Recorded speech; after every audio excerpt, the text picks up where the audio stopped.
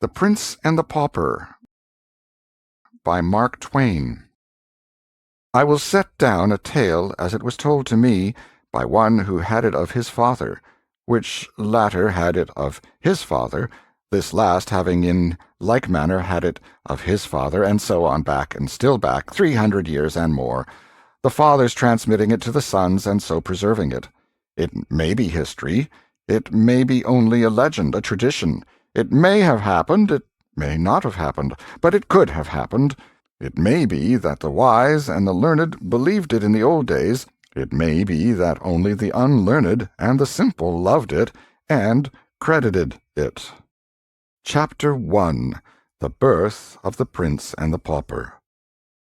In the ancient city of London, on a certain autumn day in the second quarter of the 16th century, a boy was born to a poor family of the name of Canty, who did not want him. On the same day another English child was born to a rich family of the name of Tudor, who did want him. All England wanted him, too. England had so longed for him and hoped for him and prayed God for him that now that he was really come, the people went nearly mad for joy. Mere acquaintances hugged and kissed each other and cried. Everybody took a holiday, and high and low, rich and poor, feasted and danced and sang and got very mellow, and they kept this up for days and nights together. By day London was a sight to see, with gay banners waving from every balcony and housetop, and splendid pageants marching along. By night it was again a sight to see, with its great bonfires at every corner, and its troops of revellers making merry around them. There was no talk in all England but of the new baby, Edward Tudor, Prince of Wales, who lay lapped in silks and satins, unconscious of all this fuss, and not knowing that great lords and ladies were tending him and watching over him, and not caring either. But there was no talk about the other baby, Tom Canty, lapped in his poor rags, except among the family of paupers whom he had just come to trouble with his presence. Chapter 2. Tom's Early Life. Let us skip a number of years. London was 1,500 years old, and was a great town for that day. It had 100,000 inhabitants, some think double as many. The streets were very narrow and crooked and dirty, especially in the part where Tom Canty lived, which was not far from London Bridge. The houses were of wood, with the second story projecting over the first, and the third sticking its elbows out beyond the second. The higher the houses grew, the broader they grew. They were skeletons of strong criss-cross beams, with solid material between, coated with plaster. The beams were painted red or blue or black, according to the owner's taste, and this gave the houses a very picturesque look. The windows were small, glazed with little diamond-shaped panes, and they opened outward on hinges like doors. The house which Tom's father lived in was up a foul little pocket called Offal Court, out of Pudding Lane. It was small, decayed, and rickety, but it was packed full of wretchedly poor families. Canty's tribe occupied a room on the third floor. The mother and father had a sort of bedstead in the corner, but Tom, his grandmother, and his two sisters, Bet and Nan, were not restricted. They had all the floor to themselves, and might sleep where they chose. There were the remains of a blanket or two, and some bundles of ancient and dirty straw, but these could not rightly be called beds, for they were not organized. They were kicked into a general pile mornings, and selections made from the mass at night for service. Bet and Nan were 15 years old, twins. They were good-hearted girls, unclean, clothed in rags, and profoundly ignorant. Their mother was like them, but the father and the grandmother were a couple of fiends. They got drunk whenever they could. Then they fought each other or anybody else who came in the way. They cursed and swore always, drunk or sober. John Canty was a thief, and his mother a beggar. They made beggars of the children, but failed to make thieves of them. Among, but not of, the dreadful rabble that inhabited the house was a good old priest whom the king had turned out of house and home with a pension of a few farthings, and he used to get the children aside and teach them right ways secretly. Father Andrew also taught Tom a little Latin, and how to read and write, and would have done the same with the girls, but they were afraid of the jeers of their friends, who could not have endured such a queer accomplishment in them. All Offal Court was just such another hive as Canty's house. Drunkenness, riot, and brawling were the order there every night, and nearly all night long. Broken heads were as common as hunger in that place. Yet little Tom was not unhappy. He had a hard time of it, but did not know it. It was the sort of time that all the Offal Court boys had, therefore he supposed it was the correct and comfortable thing. When he came home empty-handed at night, he knew his father would curse him and thrash him first, and that when he was done the awful grandmother would do it all over again and improve on it, and that, away in the night, his starving mother would slip to him stealthily with any miserable scrap or crust she had been able to save for him by going hungry herself. Notwithstanding, she was often caught in that sort of treason, and soundly beaten for it by her husband. No, Tom's life went along well enough, especially in summer. He only begged just enough to save himself, for the laws against mendicancy were stringent, and the penalties heavy. So he put in a good deal of his time listening to good Father Andrew's charming old tales and legends about giants and fairies, dwarfs and genii, and enchanted castles and gorgeous kings and princes.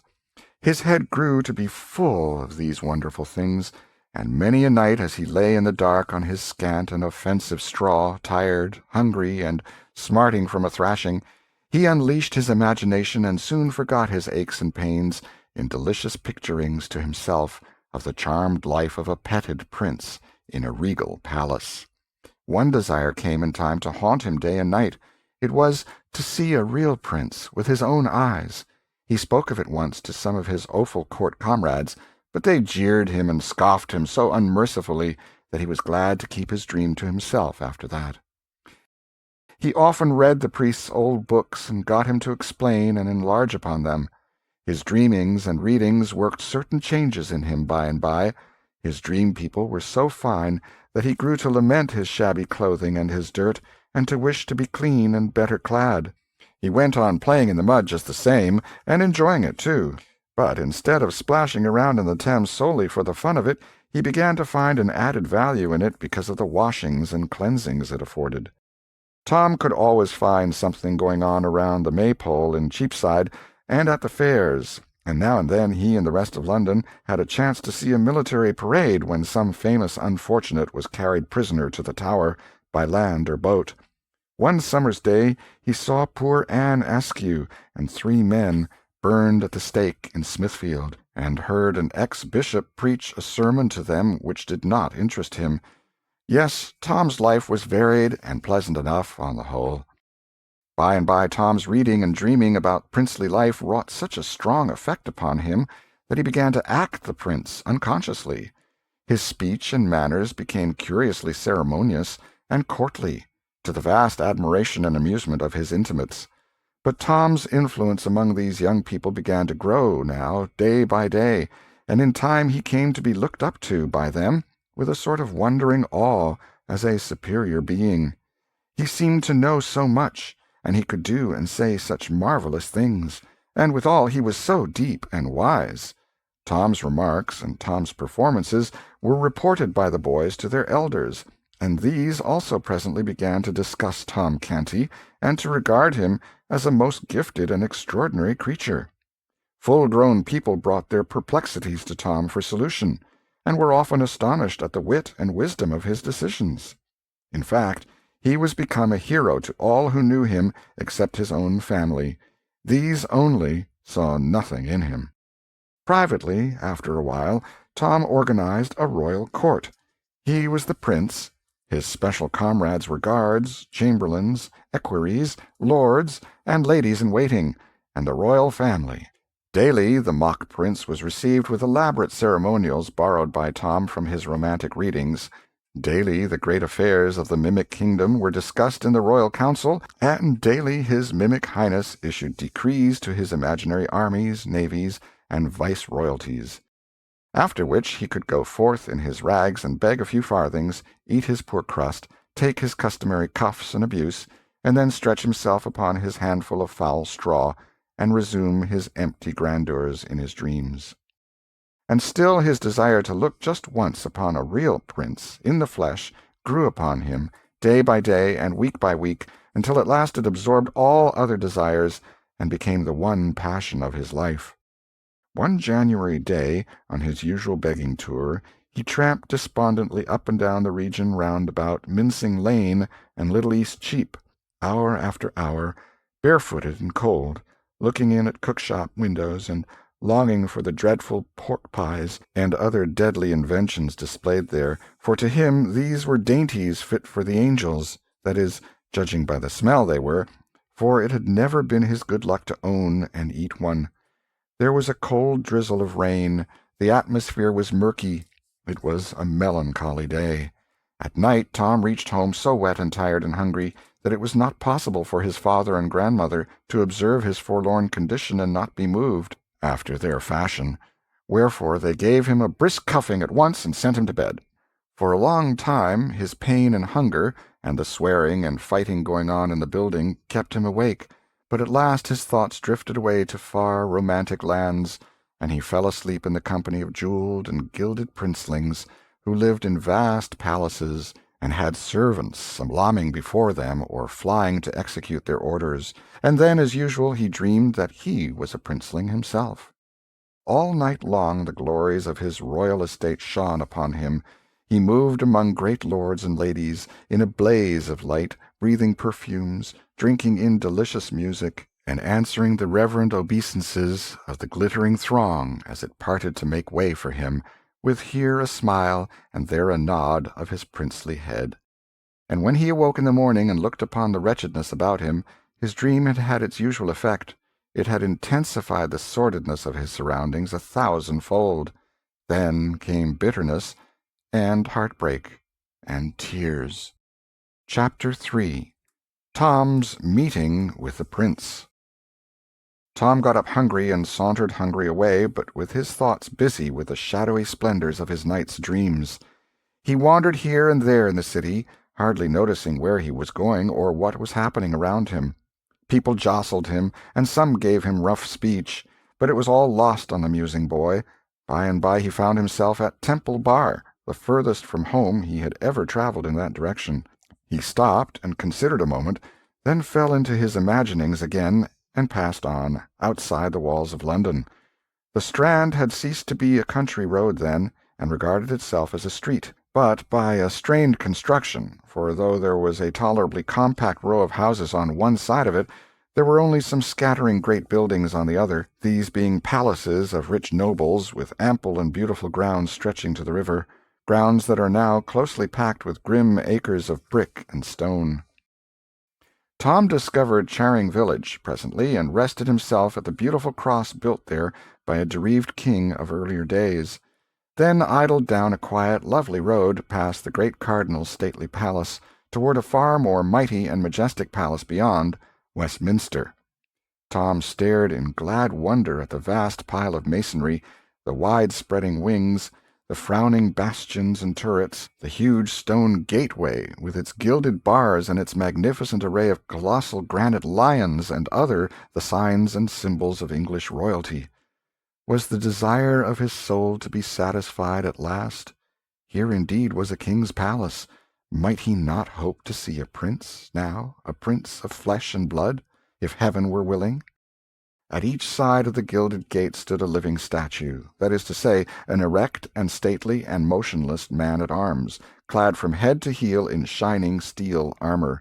At a respectful distance were many country folk, and people from the city waiting for any chance glimpse of royalty that might offer. Splendid carriages with splendid people in them, and splendid servants outside, were arriving and departing by several other noble gateways that pierced the royal enclosure.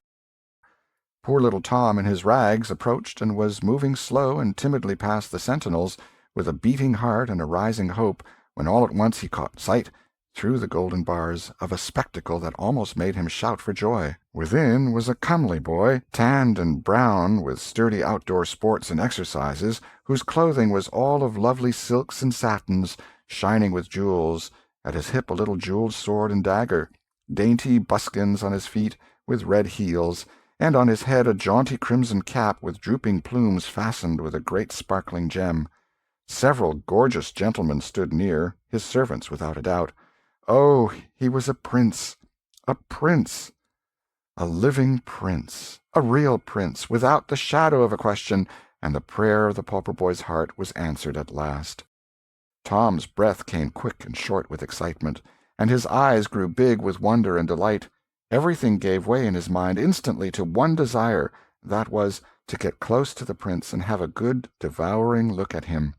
Before he knew what he was about, he had his face against the gate bars. The next instant one of the soldiers snatched him rudely away and sent him spinning among the gaping crowd of country gawks and London idlers. The soldier said, "Mind thy manners, thou young beggar!" The crowd jeered and laughed, but the young prince sprang to the gate with his face flushed and his eyes flashing with indignation, and cried out, "How darest thou use a poor lad like that? How darest thou use the king my father's meanest subjects so? Open the gates and let him in." You should have seen that fickle crowd snatch off their hats then. You should have heard them cheer and shout, "Long live the Prince of Wales!" The soldiers presented arms with their halberds, opened the gates, and presented again as the little Prince of Poverty passed in his fluttering rags, to join hands with the Prince of Limitless Plenty. Edward Tudor said, "Thou lookest tired and hungry. Thou'st been treated ill. Come with me." Half a dozen attendants sprang forward to, I don't know what, interfere, no doubt, but they were waved aside with a right royal gesture, and they stopped stock still where they were, like so many statues.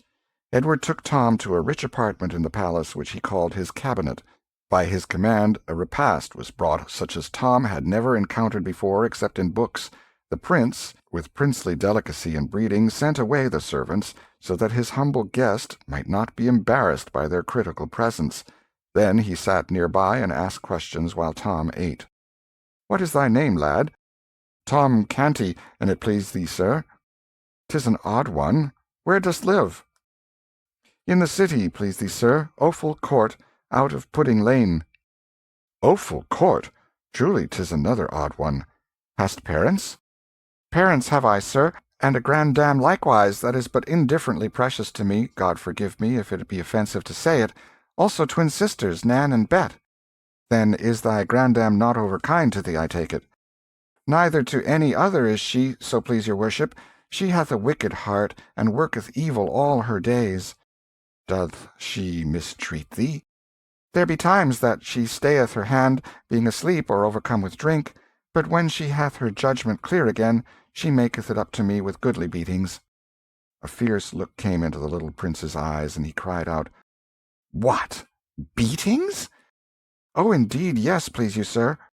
"Beatings! And thou so frail and little!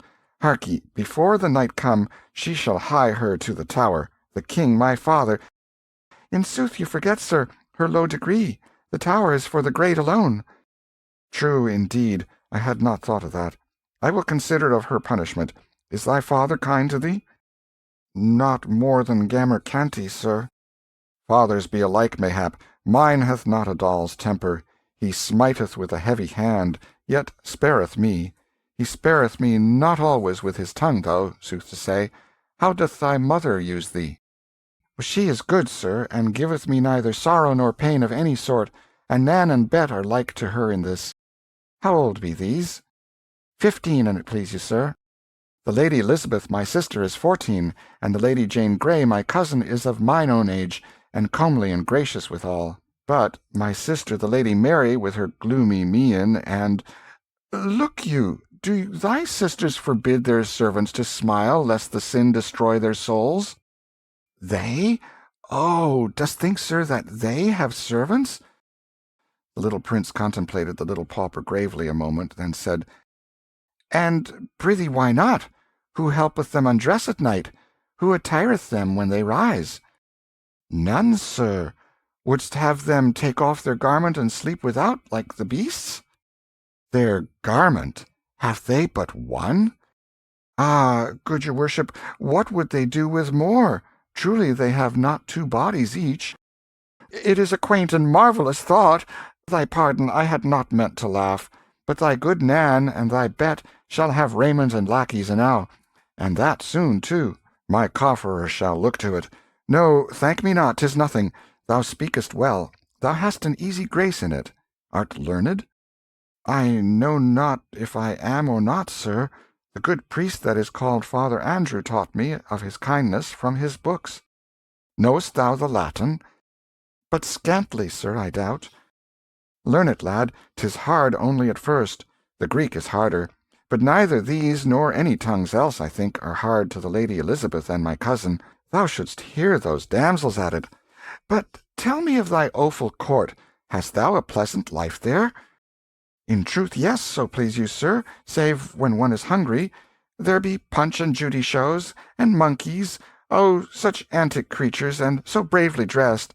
And there be plays, wherein they that play do shout and fight till all are slain, and 'tis so fine to see, and costeth but a farthing, albeit 'tis main hard to get the farthing, please your worship." "Tell me more." "We lads of Offal Court do strive against each other with the cudgel, like to the fashion of the princes, sometimes." The prince's eyes flashed. Said he, "Marry, that would not I mislike. Tell me more." "We strive in races, sir, to see who of us shall be fleetest." "That would I like also. Speak on." "In summer, sir, we wade and swim in the canals and in the river, and each doth duck his neighbour, and spatter him with water, and dive and shout and tumble, and 'twould be worth my father's kingdom but to enjoy it once. Prithee go on." "We dance and sing about the Maypole in Cheapside, we play in the sand, each covering his neighbour up, and times we make mud pastry. Oh, the lovely mud! It hath not its like for delightfulness in all the world. We do fairly wallow in the mud, sir, saving your worship's presence." "Oh, prithee say no more. 'Tis glorious. If that I could but clothe me in raiment like to thine, and strip my feet and revel in the mud once, just once, with none to rebuke me or forbid, meseemeth I could forego the crown." "And if that I could clothe me once, sweet sir, as thou art clad, just once—" "Ho, ho! Wouldst like it? Then so shall it be. Doff thy rags and don these splendours, lad. It is a brief happiness, but will be not less keen for that. We will have it while we may, and change again before any come to molest." A few minutes later the little Prince of Wales was garlanded with Tom's fluttering odds and ends, and the little Prince of Pauperdom was tricked out in the gaudy plumage of royalty. The two went and stood side by side before a great mirror, and lo, a miracle! There did not seem to have been any change made. They stared at each other, then at the glass, then at each other again. At last the puzzled princeling said, "What dost thou make of this?"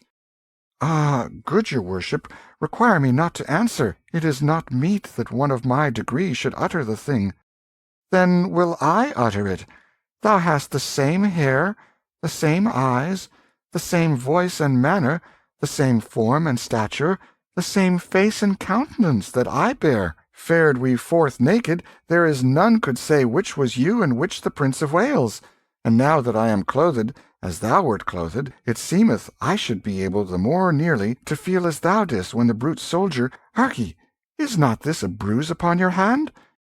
"Yes, but it is a slight thing, and your worship knoweth that the poor man-at-arms—" "Peace! It was a shameful thing and a cruel," cried the little prince, stamping his bare foot.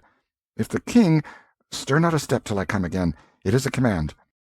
In a moment he had snatched up and put away an article of national importance that lay upon a table, and was out at the door and flying through the palace grounds in his bannered rags, with a hot face and glowing eyes. As soon as he reached the great gate he seized the bars and tried to shake them, shouting, "Open! Unbar the gates!" The soldier that had maltreated Tom obeyed promptly, and as the prince burst through the portal, half smothered with royal wrath, the soldier fetched him a sounding box on the ear that sent him whirling to the roadway, and said, "Take that, thou beggar's spawn, for what thou gotst me from his highness." The crowd roared with laughter. The prince picked himself out of the mud, and made fiercely at the sentry, shouting, "I am the Prince of Wales! My person is sacred, and thou shalt hang for laying thy hand upon me." The soldier brought his halbert to present arms, and said mockingly, "I salute your gracious highness," then angrily, "Be off, thou crazy rubbish!" Here the jeering crowd closed around the poor little prince, and hustled him far down the road, hooting him and shouting, "Way for his royal highness! Way for the Prince of Wales!" Chapter 4 The prince's troubles begin. After hours of persistent pursuit and persecution, the little prince was at last deserted by the rabble and left to himself. As long as he had been able to rage against the mob and threaten it royally, and royally utter commands that were good stuff to laugh at, he was very entertaining. But when weariness finally forced him to be silent, he was no longer of use to his tormentors, and they sought amusement elsewhere. He looked about him now, but could not recognize the locality. He was within the city of London, that was all he knew. He moved on aimlessly, and in a little while the houses thinned, and the passers-by were infrequent. He bathed his bleeding feet in the brook which flowed then where Farrington Street now is, rested a few moments, then passed on, and presently came upon a great space with only a few scattered houses in it, and a prodigious church. He recognized this church. Scaffoldings were about everywhere, and swarms of workmen, for it was undergoing elaborate repairs. The prince took heart at once. He felt that his troubles were at an end now. He said to himself, "It is the ancient Grey Friars' Church, which the king my father hath taken from the monks, and given for a home forever, for poor and forsaken children, and new-named it Christ Church. Right gladly will they serve the son of him who has done so generously by them, and the more that that son is himself as poor and as forlorn as any that be sheltered here this day, or ever shall be." He was soon in the midst of a crowd of boys who were running, jumping, playing at ball and leapfrog, and otherwise disporting themselves, and right noisily too. They were all dressed alike, and in the fashion which in that day prevailed among serving-men and prentices. That is to say, each had on the crown of his head a flat black cap about the size of a saucer, which was not useful as a covering, it being of such scanty dimensions, neither was it ornamental. From beneath it the hair fell, unparted, to the middle of the forehead, and was cropped straight around, a clerical band at the neck, a blue gown that fitted closely and hung as low as the knees or lower, blue sleeves, a broad red belt, bright yellow stockings, gartered above the knees, low shoes with large metal buckles. It was a sufficiently ugly costume.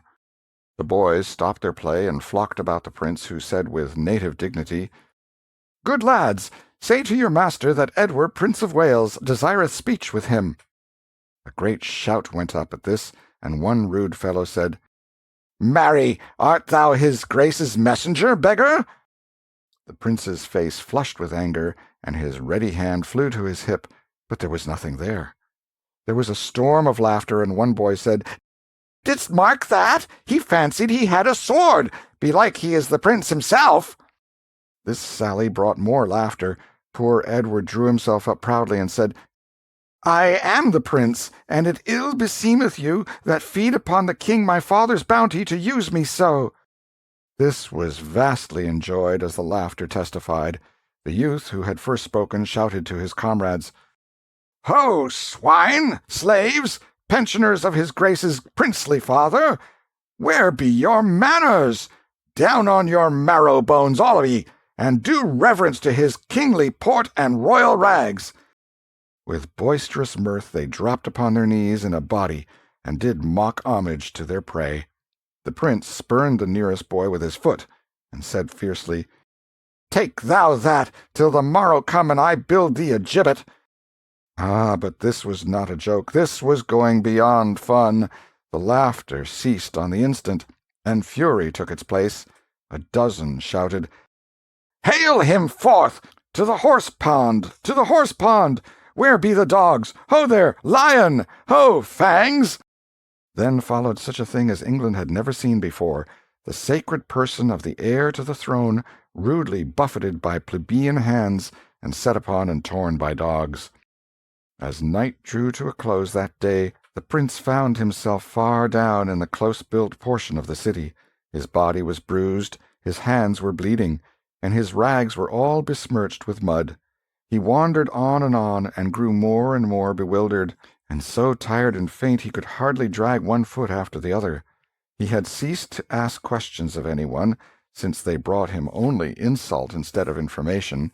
He kept muttering to himself, "Offal Court, that is the name. If I can but find it, before my strength is wholly spent and I drop, then I am saved, for his people will take me to the palace and prove that I am none of theirs, but the true prince, and I shall have mine own again." And now and then his mind reverted to his treatment by those rude Christ's Hospital boys, and he said, "When I am king, they shall not have bread and shelter only, but also teachings out of books, for a full belly is little worth where the mind is starved, and the heart. I will keep this diligently in my remembrance, that this day's lesson be not lost upon me, and my people suffer thereby. For learning softeneth the heart, and breedeth gentleness and charity." The lights began to twinkle, it came on to rain, the wind rose, and a raw and gusty night set in. The houseless prince, the homeless heir to the throne of England, still moved on, drifting deeper into the maze of squalid alleys, where the swarming hives of poverty and misery were massed together. Suddenly a great drunken ruffian collared him and said, "Out to this time of night again? And hast thou brought a farthing home, I warrant me? If it be so, and I do not break all the bones in thy lean body, then am I not John Canty, but some other." The prince twisted himself loose, unconsciously brushed his profaned shoulder, and eagerly said, "Oh, art his father, truly? Sweet heaven, grant it be so, then wilt thou fetch him away and restore me." "His father? I know not what thou mean'st. I but know I am thy father, as thou shalt soon have cause to—" "Oh, jest not, palter not, delay not. I am worn, I am wounded, I can bear no more. Take me to the king my father, and he will make thee rich beyond thy wildest dreams. Believe me, man, believe me. I speak no lie, but only the truth. Put forth thy hand and save me. I am indeed the Prince of Wales." The man stared down, stupefied, upon the lad, then shook his head and muttered, "Gone stark mad as any Tom o' Bedlam," then collared him once more, and said with a coarse laugh and an oath, "But mad or mad, I and thy grammar Canty will soon find where the soft places in thy bones lie, or I'm no true man." With this he dragged the frantic and struggling prince away, and disappeared up a foul court, followed by a delighted and noisy swarm of human vermin. Chapter 5. Tom as a Patrician. Tom Canty, left alone in the prince's cabinet, made good use of his opportunity. He turned himself this way and that before the great mirror, admiring his finery, then walked away, imitating the prince's high-bred carriage, and still observing results in the glass. Next he drew the beautiful sword, and bowed, kissing the blade, and laying it across his breast, as he had seen a noble knight do, by way of salute, to the lieutenant of the Tower 5 or 6 weeks before, when delivering the great lords of Norfolk and Surrey into his hands for captivity. Tom played with the jeweled dagger that hung upon his thigh. He examined the costly and exquisite ornaments of the room. He tried each of the sumptuous chairs, and thought how proud he would be if the Offal court-herd could only peep in and see him in his grandeur. He wondered if they would believe the marvelous tale he should tell when he got home, or if they would shake their heads and say his overtaxed imagination had at last upset his reason. At the end of half an hour it suddenly occurred to him that the prince was gone a long time. Then right away he began to feel lonely. Very soon he fell to listening and longing, and ceased to toy with the pretty things about him. He grew uneasy, then restless, then distressed. Suppose someone should come and catch him in the prince's clothes, and the prince not there to explain. Might they not hang him at once, and inquire into his case afterward? He had heard that the great were prompt about small matters. His fears rose higher and higher, and trembling he softly opened the door to the antechamber, resolved to fly and seek the prince, and through him protection and release. 6 gorgeous gentlemen servants and 2 young pages of high degree, clothed like butterflies, sprung to their feet and bowed low before him. He stepped quickly back and shut the door. He said, "Oh, they mock at me. They will go and tell. Oh, why came I here to cast away my life?" He walked up and down the floor, filled with nameless fears, listening, starting at every trifling sound. Presently the door swung open, and a silken page said, "The Lady Jane Grey." The door closed, and a sweet young girl, richly clad, bounded toward him. But she stopped suddenly and said in a distressed voice, "Oh, what aileth thee, my lord?"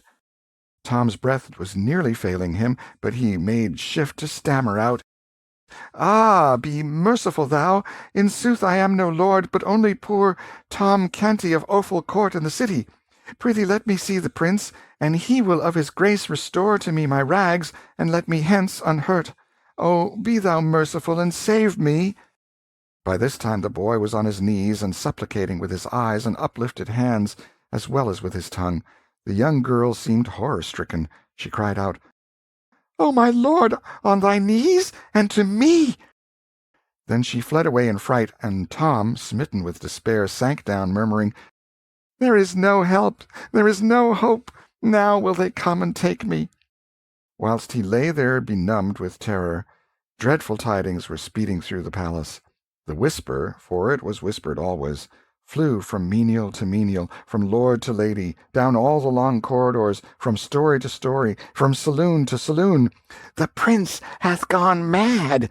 The prince hath gone mad!" Soon every saloon, every marble hall, had its groups of glittering lords and ladies, and other groups of dazzling lesser folk, talking earnestly together in whispers, and every face had in it dismay. Presently a splendid official came marching by these groups, making solemn proclamation, "In the name of the king, let none list to this false and foolish matter upon pain of death, nor discuss the same, nor carry it abroad, in the name of the king." The whispering ceased as suddenly as if the whisperers had been stricken dumb. Soon there was a general buzz along the corridors of, "The prince! See, the prince comes!" Poor Tom came slowly walking past the low-bowing groups, trying to bow in return, and meekly gazing upon his strange surroundings with bewildered and pathetic eyes. Great nobles walked upon each side of him, making him lean upon them, and so steady his steps. Behind him followed the court physicians and some servants. Presently Tom found himself in a noble apartment of the palace, and heard the door close behind him. Around him stood those who had come with him. Before him, at a little distance, reclined a very large and very fat man, with a wide, pulpy face and a stern expression. His large head was very gray, and his whiskers, which he wore only around his face, like a frame, were gray also. His clothing was of rich stuff, but old and slightly frayed in places. One of his swollen legs had a pillow under it, and was wrapped in bandages. There was silence now, and there was no head there but was bent in reverence, except this man's. This stern-countenanced invalid was the dread Henry the Eighth. He said, and his face grew gentle as he began to speak, "How now, my lord Edward, my prince? Hast been minded to cozen me, the good king thy father, who loveth thee and kindly useth thee, with a sorry jest?" Poor Tom was listening as well as his dazed faculties would let him to the beginning of this speech, but when the words "me, the good king," fell upon his ear, his face blanched, and he dropped as instantly upon his knees as if a shot had brought him there. Lifting up his hands, he exclaimed, "Thou, the king? Then am I undone indeed." This speech seemed to stun the king. His eyes wandered from face to face aimlessly, then rested bewildered upon the boy before him. Then he said in a tone of deep disappointment, "Alack, I had believed the rumor disproportioned to the truth, but I fear me 'tis not so." He breathed a heavy sigh, and said in a gentle voice, "Come to thy father, child. Thou art not well." Tom was assisted to his feet, and approached the majesty of England, humble and trembling. The king took the frightened face between his hands, and gazed earnestly and lovingly into it awhile, as if seeking some grateful sign of returning reason there, then pressed the curly head against his breast, and patted it tenderly. Presently he said, "Dost not know thy father, child? Break not mine old heart. Say thou knowest me. Thou dost know me, dost thou not? Yea, thou art my dread lord the king, whom God preserve." "True, true, that is well. Be comforted, tremble not so. There is none here would hurt thee. There is none here but loves thee. Thou art better now. Thy ill dream passeth. Is't not so? Thou wilt not miscall thyself again, as they say thou didst a little while agone." I pray thee of thy grace believe me. I did but speak the truth, most dread lord, for I am the meanest among thy subjects, being a pauper born, and 'tis by a sore mischance and accident I am here, albeit I was therein nothing blameful. I am but young to die, and thou canst save me with one little word. Oh, speak it, sir. Die? Talk not so, sweet prince. Peace, peace to thy troubled heart. Thou shalt not die. Tom dropped upon his knees with a glad cry. God requite thy mercy, O my king, and save thee long to bless thy land. Then, springing up, he turned a joyful face toward the two lords in waiting, and exclaimed, Thou heardst it! I am not to die! The king hath said it! There was no movement, save that all bowed with grave respect, but no one spoke. He hesitated, a little confused, then turned timidly toward the king, saying, I may go now? Go? Surely, if thou desireth. But why not tarry yet a little? Whither wouldst go?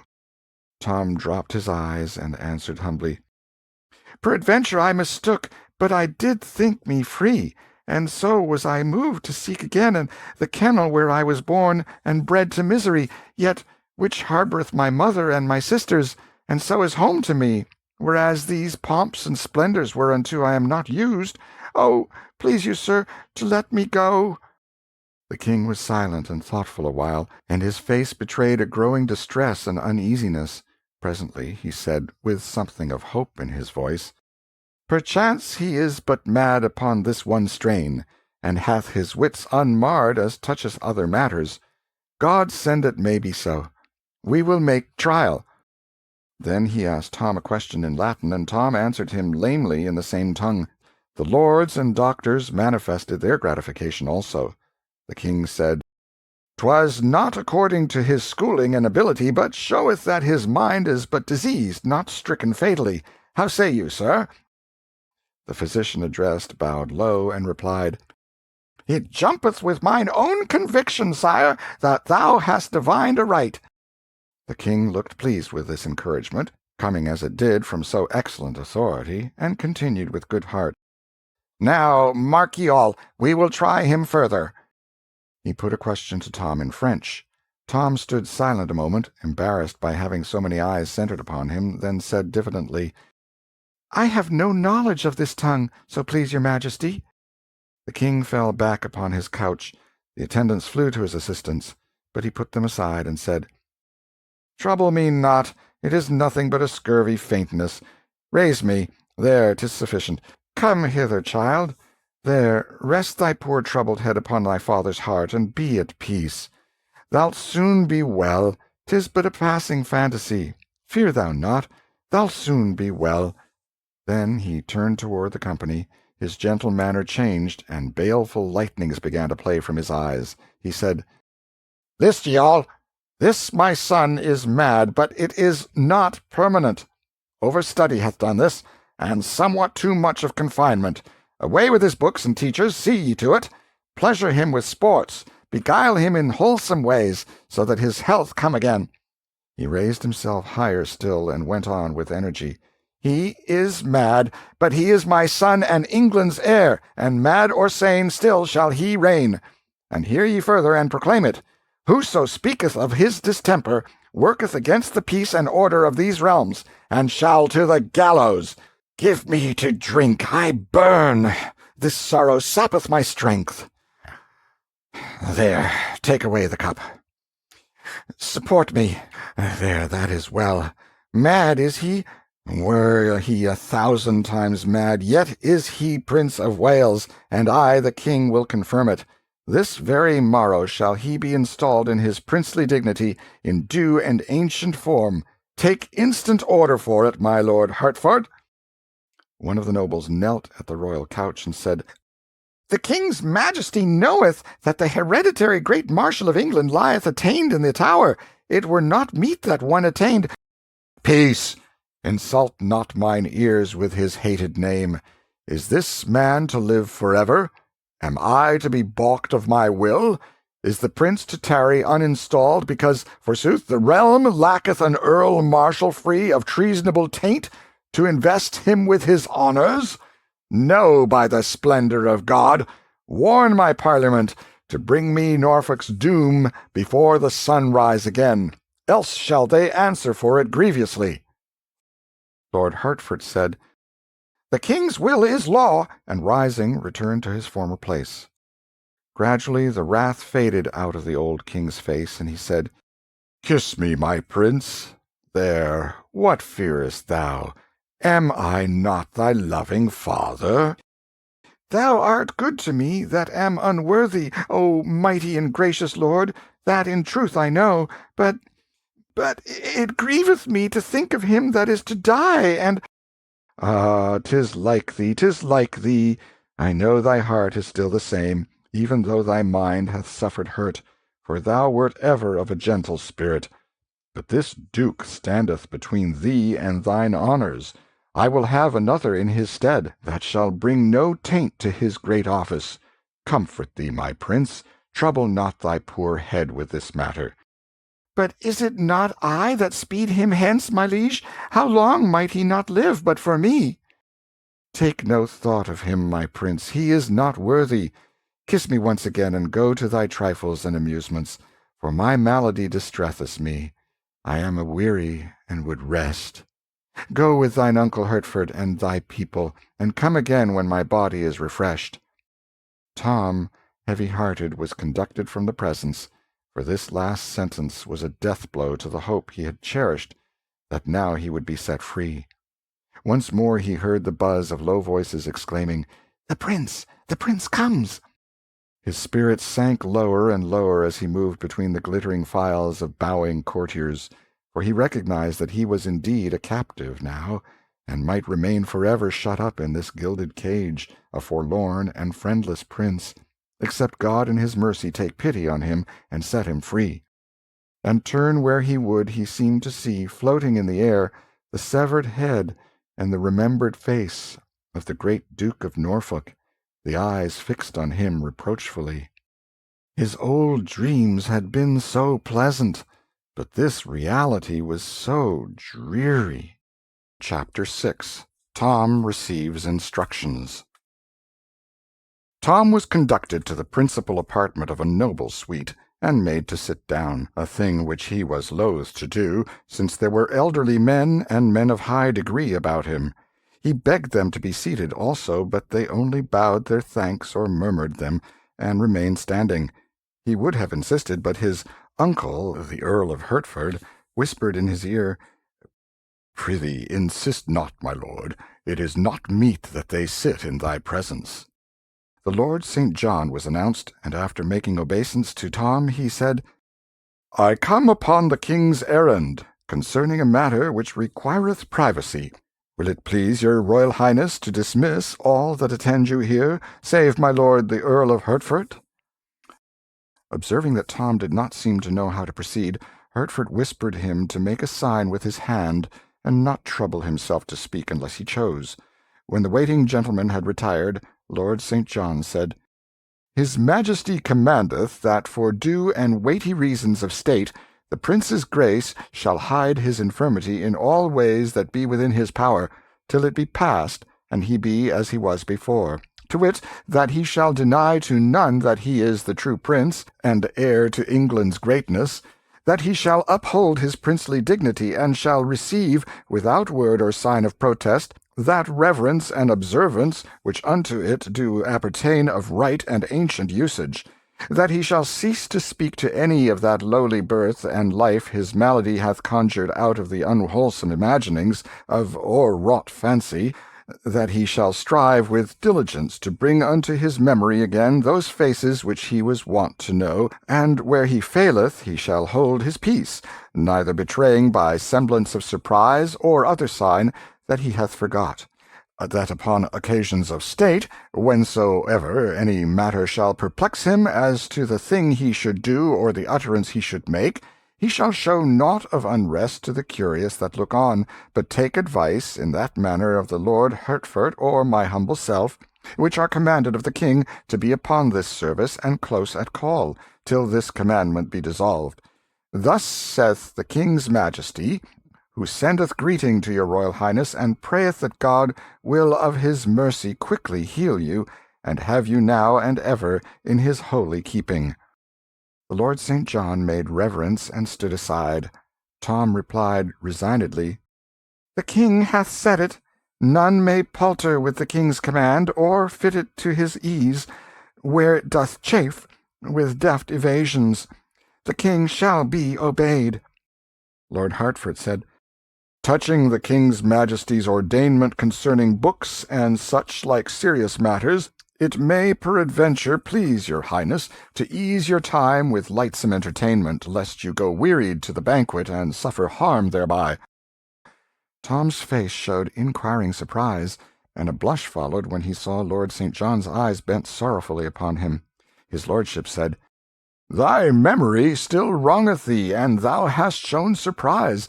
But suffer it not to trouble thee, for 'tis a matter that will not bide, but depart with thy mending malady. My Lord of Hertford speaketh of the city's banquet, which the king's majesty did promise, some 2 months flown, your highness should attend. Thou recallest it now?" "It grieves me to confess it had indeed escaped me," said Tom in a hesitating voice, and blushed again. At this moment the Lady Elizabeth and the Lady Jane Grey were announced. The two lords exchanged significant glances, and Hertford stepped quickly toward the door. As the young girls passed him, he said in a low voice, "I pray thee, ladies, seem not to observe his humours, nor show surprise when his memory doth lapse. It will grieve you to note how it doth stick at every trifle." Meantime Lord St. John was saying in Tom's ear, "Please you, sir, keep diligently in mind his majesty's desire. Remember all thou canst, seem to remember all else. Let them not perceive that thou art much changed from thy wont, for thou knowest how tenderly thy old playfellows bear thee in their hearts, and how 'twould grieve them. Art willing, sir, that I remain, and thine uncle?" Tom signified assent with a gesture and a murmured word, for he was already learning, and in his simple heart was resolved to acquit himself as best he might according to the king's command. In spite of every precaution, the conversation among the young people became a little embarrassing at times. More than once, in truth, Tom was near to breaking down and confessing himself unequal to his tremendous part, but the tact of the Princess Elizabeth saved him, or a word from one or the other of the vigilant lords, thrown in apparently by chance, had the same happy effect. Once the little Lady Jane turned to Tom and dismayed him with this question, "Hast paid thy duty to the Queen's majesty today, my lord?" Tom hesitated, looked distressed, and was about to stammer out something at hazard, when Lord St. John took the word, and answered for him with the easy grace of a courtier accustomed to encounter delicate difficulties, and to be ready for them. "He hath indeed, madam, and she did greatly hearten him, as touching his majesty's condition. Is it not so, your highness?" Tom mumbled something that stood for assent, but felt that he was getting upon dangerous ground. Somewhat later it was mentioned that Tom was to study no more at present, whereupon her little ladyship exclaimed, "'Tis a pity, 'tis a pity! Thou wert proceeding bravely. But by thy time and patience it will not be for long. Thou'lt yet be graced with learning like thy father, and make thy tongue master of as many languages as his, good my prince."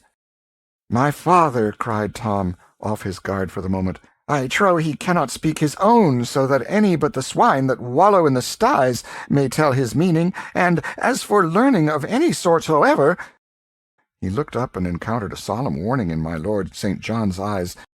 He stopped, blushed, then continued low and steady, "Ah, my malady persecuteth me again, and my mind wandereth. I meant the king's grace no irreverence." "We know it, sir," said the Princess Elizabeth, taking her brother's hand between her two palms, respectfully but caressingly.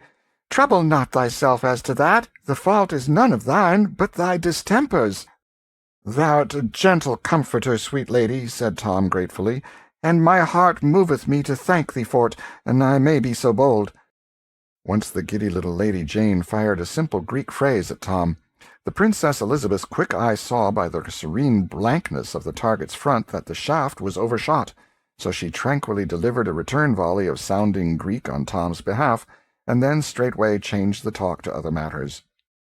Time wore on pleasantly, and likewise smoothly on the whole.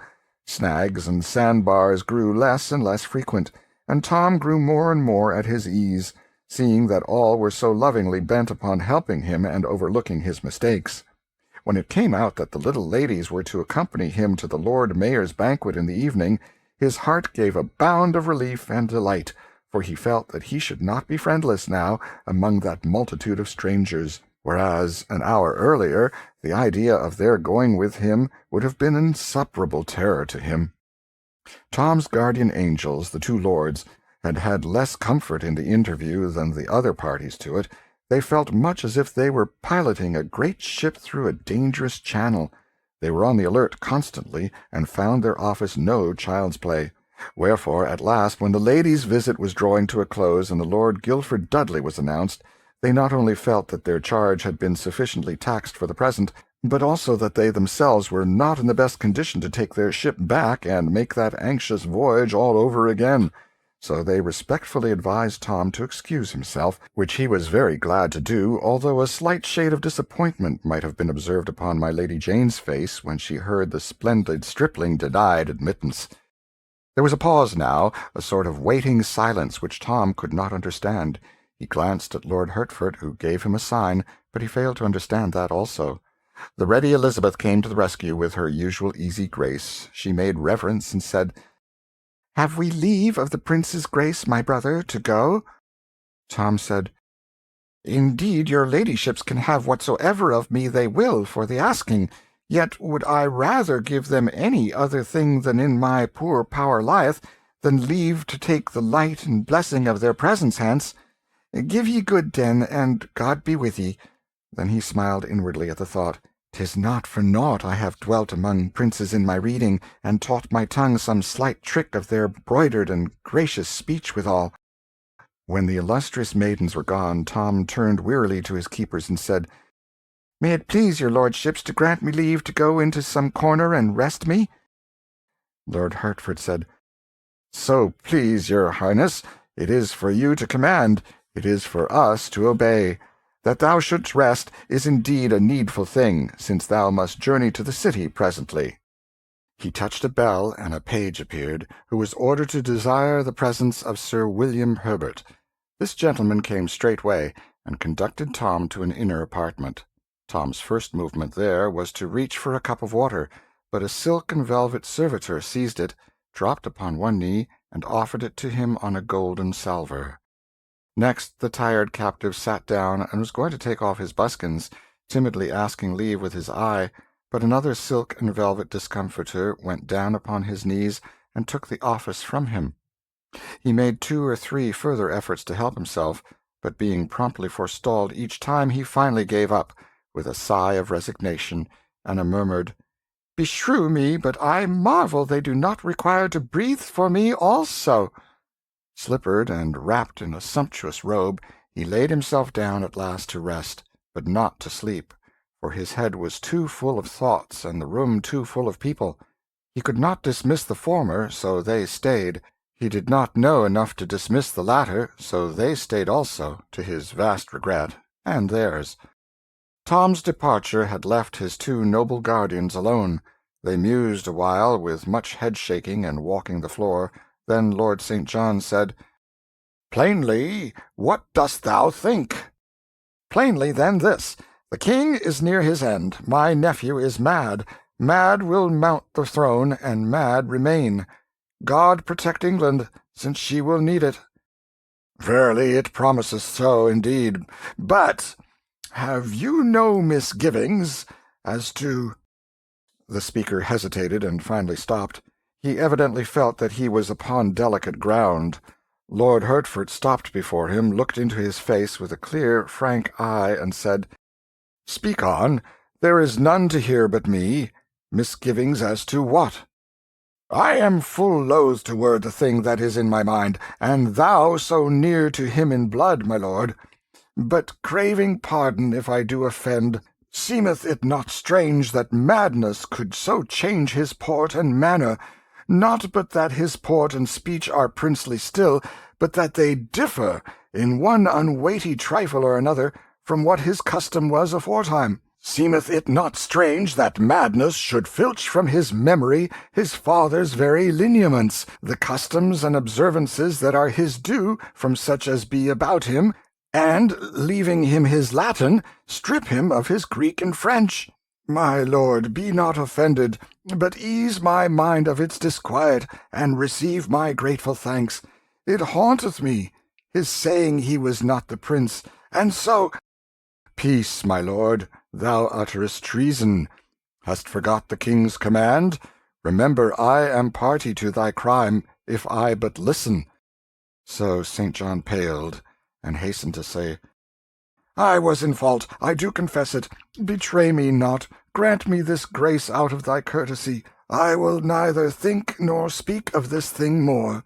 Deal not hardly with me, sir, else am I ruined. I am content, my lord. So thou offend not again, here or in the ear of others, it shall be as though thou hadst not spoken. But thou needst not have misgivings. He is my sister's son. Are not his voice, his face, his form, familiar to me from his cradle? Madness can do all the odd conflicting things thou seest in him, and more. Dost not recall how that the old Baron Marley, being mad, forgot the favour of his own countenance, that he had known for 60 years, and held it was another's?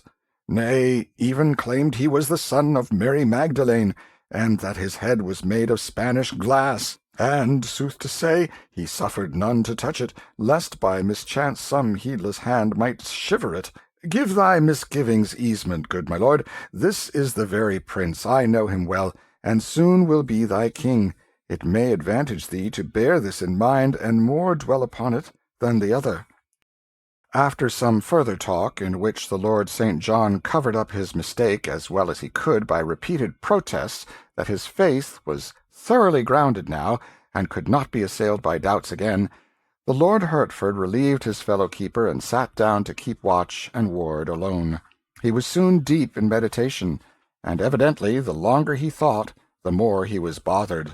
By and by he began to pace the floor and mutter, Tush, he must be the prince.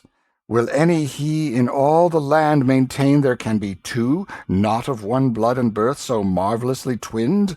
And even were it so, 'twere yet a stranger miracle that chance should cast the one into the other's place. Nay, 'tis folly, folly. Presently he said, Now, were he impostor, and called himself prince, look you, that would be natural, that would be reasonable. But lived ever an impostor yet, who, being called prince by the king, prince by the court, prince by all, denied his dignity, and pleaded against his exaltation? No, by the soul of St. Swithin, no. This is the true prince gone mad. Chapter 7. Tom's First Royal Dinner. Somewhat after 1 in the afternoon, Tom resignedly underwent the ordeal of being dressed for dinner. He found himself as finely clothed as before, but everything was different, everything changed, from his ruff to his stockings. He was presently conducted with much state to a spacious and ornate apartment, where a table was already set for one. Its furniture was all of massy gold, and beautified with designs which well nigh made it priceless, since they were the work of Benvenuto. The room was half filled with noble servitors. A chaplain said grace, and Tom was about to fall to, for hunger had long been constitutional with him, but was interrupted by my lord the Earl of Berkeley, who fastened a napkin about his neck, for the great post of diaperers to the princes of Wales was hereditary in this nobleman's family. Tom's cupbearer was present, and forestalled all his attempts to help himself to wine. The taster to his Highness the Prince of Wales was there also, prepared to taste any suspicious dish upon requirement, and run the risk of being poisoned. He was only an ornamental appendage at this time, and was seldom called upon to exercise his function, but there had been times, not many generations past, when the office of taster had its perils, and was not a grandeur to be desired. Why, they did not use a dog or a plumber seems strange, but all the ways of royalty are strange. My Lord Darcy, first groom of the chamber, was there, to do goodness knows what, But there he was. Let that suffice. The Lord Chief Butler was there, and stood behind Tom's chair, overseeing the solemnities, under command of the Lord Great Steward and the Lord Head Cook, who stood near. Tom had 384 servants beside these, but they were not all in that room, of course, nor the quarter of them, neither was Tom aware yet that they existed. All those that were present had been well drilled, within the hour, to remember that the prince was temporarily out of his head, and to be careful to show no surprise at his vagaries. These vagaries were soon on exhibition before them, but they only moved their compassion and their sorrow, not their mirth.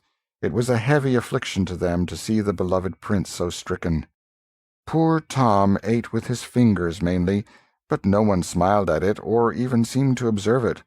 He inspected his napkin curiously and with deep interest, for it was of a very dainty and beautiful fabric, then said, with simplicity, "Prithee take it away, lest in mine unheedfulness it be soiled."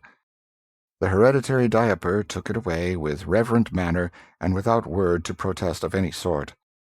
Tom examined the turnips and the lettuce with interest, and asked what they were, and if they were to be eaten, for it was only recently that men had begun to raise these things in England, in place of importing them as luxuries from Holland. His question was answered with grave respect, and no surprise manifested. When he had finished his dessert, he filled his pockets with nuts, but nobody appeared to be aware of it or disturbed by it. But the next moment he was himself disturbed by it, and showed discomposure, for this was the only service he had been permitted to do with his own hands during the meal, and he did not doubt that he had done a most improper and unprincely thing. At that moment the muscles of his nose began to twitch, and the end of that organ to lift and wrinkle. This continued, and Tom began to evince a growing distress. He looked appealingly first at one and then another of the lords about him, and tears came into his eyes. They sprang forward with dismay in their faces, and begged to know his trouble. Tom said with genuine anguish, "I crave your indulgence. My nose itcheth cruelly. What is the custom and usage in this emergence? Prithee speed, for 'tis but a little time that I can bear it." None smiled, but all were sore perplexed, and looked one to the other in deep tribulation for counsel. But behold, here was a dead wall, and nothing in English history to tell how to get over it. The master of ceremonies was not present. There was no one who felt safe to venture upon this uncharted sea, or risk the attempt to solve this solemn problem. Alas, there was no hereditary scratcher. Meantime the tears had overflowed their banks and begun to trickle down Tom's cheeks. His twitching nose was pleading more urgently than ever for relief. At last nature broke down the barriers of etiquette. Tom lifted up an inward prayer for pardon if he was doing wrong, and brought relief to the burdened hearts of his court by scratching his nose himself. His meal being ended, a lord came and held before him a broad, shallow, golden dish with fragrant rose-water in it, to cleanse his mouth and fingers with, and my lord the hereditary diaper stood by with a napkin for his use. Tom gazed at the dish a puzzled moment or two, then raised it to his lips and gravely took a draught. Then he returned it to the waiting lord, and said, "Nay, it likes me not, my lord. It hath a pretty flavour, but it wanteth strength." This new eccentricity of the prince's ruined mind made all the hearts about him ache, but the sad sight moved none to merriment. Tom's next unconscious blunder was to get up and leave the table just when the chaplain had taken his stand behind his chair, and with uplifted hands and closed uplifted eyes was in the act of beginning the blessing. Still nobody seemed to perceive that the prince had done a thing unusual. By his own request, our small friend was now conducted to his private cabinet, and left there alone to his own devices. Hanging upon hooks in the oaken wainscoting were the several pieces of a suit of shining steel armor, covered all over with beautiful designs, exquisitely inlaid in gold. This martial panoply belonged to the true prince, a recent present from Madame Parr, the queen. Tom put on the greaves, the gauntlets, the plumed helmet, and such other pieces as he could don without assistance, and for a while was minded to call for help and complete the matter, but bethought him of the nuts he had brought away from dinner, and the joy it would be to eat them with no crowd to eye him, and no grand hereditaries to pester him with undesired services. So he restored the pretty things to their several places, and soon was cracking nuts and feeling almost naturally happy, for the first time since God for his sins had made him a prince. When the nuts were all gone, he stumbled upon some inviting books in a closet, among them one about the etiquette of the English court. This was a prize. He lay down upon a sumptuous divan, and proceeded to instruct himself with honest zeal. Let us leave him there for the present. Chapter 8. The Question of the Seal. About 5 o'clock, Henry VIII awoke out of an unrefreshing nap, and muttered to himself, "Troublous dreams, troublous dreams! Mine end is now at hand, so say these warnings, and my failing pulses do confirm it." Presently a wicked light flamed up in his eye, and he muttered, "Yet will not I die till he go before." His attendants perceiving that he was awake, one of them asked his pleasure concerning the Lord Chancellor, who was waiting without. Admit him, exclaimed the king eagerly. The Lord Chancellor entered and knelt by the king's couch, saying, "I have given order, and according to the king's command, the peers of the realm in their robes do now stand at the bar of the house, where, having confirmed the Duke of Norfolk's doom, they humbly wait his majesty's further pleasure in the matter." The king's face lit up with a fierce joy. Said he, "Lift me up! In mine own person will I go before my Parliament, and with mine own hand will I seal the warrant that rids me of—" His voice failed, an ashen pallor swept the flush from his cheeks, and the attendants eased him back upon his pillows and hurriedly assisted him with restoratives. Presently he said sorrowfully, "Alack, how have I longed for this sweet hour, and lo, too late it cometh, and I am robbed of this so coveted chance. But speed ye, let others do this happy office, if 'tis denied to me. I put my great seal in commission. Choose thou the lords that shall compose it, and get ye to your work. Speed ye, man. Before the sun shall rise and set again, bring me his head that I may see it." "According to the king's command, so shall it be. Will't please your majesty to order that the seal be now restored to me, so that I may forth upon the business?" "The seal? Who keepeth the seal but thou?" "Please your majesty, you did take it from me 2 days since, saying it should no more do its office till your own royal hand should use it upon the Duke of Norfolk's warrant." "Why, so in sooth I did. I do remember it. What did I with it? I am very feeble. So oft these days doth my memory play the traitor with me. 'Tis strange, strange." The king dropped into inarticulate mumblings, shaking his grey head weakly from time to time, and gropingly trying to recollect what he had done with the seal. At last my Lord Hertford ventured to kneel and offer information. "Sire, if that I may be so bold, here be several that do remember with me how that you gave the great seal into the hands of his highness the Prince of Wales, to keep against the day that—" "True, most true," interrupted the king. "Fetch it. Go, time flieth." Lord Hertford flew to Tom, but returned to the king before very long, troubled and empty-handed. He delivered himself to this effect. "It grieveth me, my lord king, to bear so heavy and unwelcome tidings, but it is the will of God that the prince's affliction abideth still, and he cannot recall to mind that he received the seal. So came I quickly to report, thinking it were waste of precious time, and little worth withal that any should attempt to search the long array of chambers and saloons that belong unto his royal high—" A groan from the king interrupted my lord at this point. After a little while his majesty said, with a deep sadness in his tone, "Trouble him no more, poor child. The hand of God lieth heavy upon him, and my heart goeth out in loving compassion for him, and sorrow that I may not bear his burden on mine own old trouble-weighted shoulders, and so bring him peace." He closed his eyes, fell to mumbling, and presently was silent. After a time he opened his eyes again, and gazed vacantly around until his glance rested upon the kneeling Lord Chancellor. Instantly his face flushed with wrath. "What, thou here yet? By the glory of God, and thou gettest not about that traitor's business, thy mitre shall have holiday the morrow, for lack of a head to grace withal." The trembling Chancellor answered, "Good your Majesty, I cry you mercy. I but waited for the seal."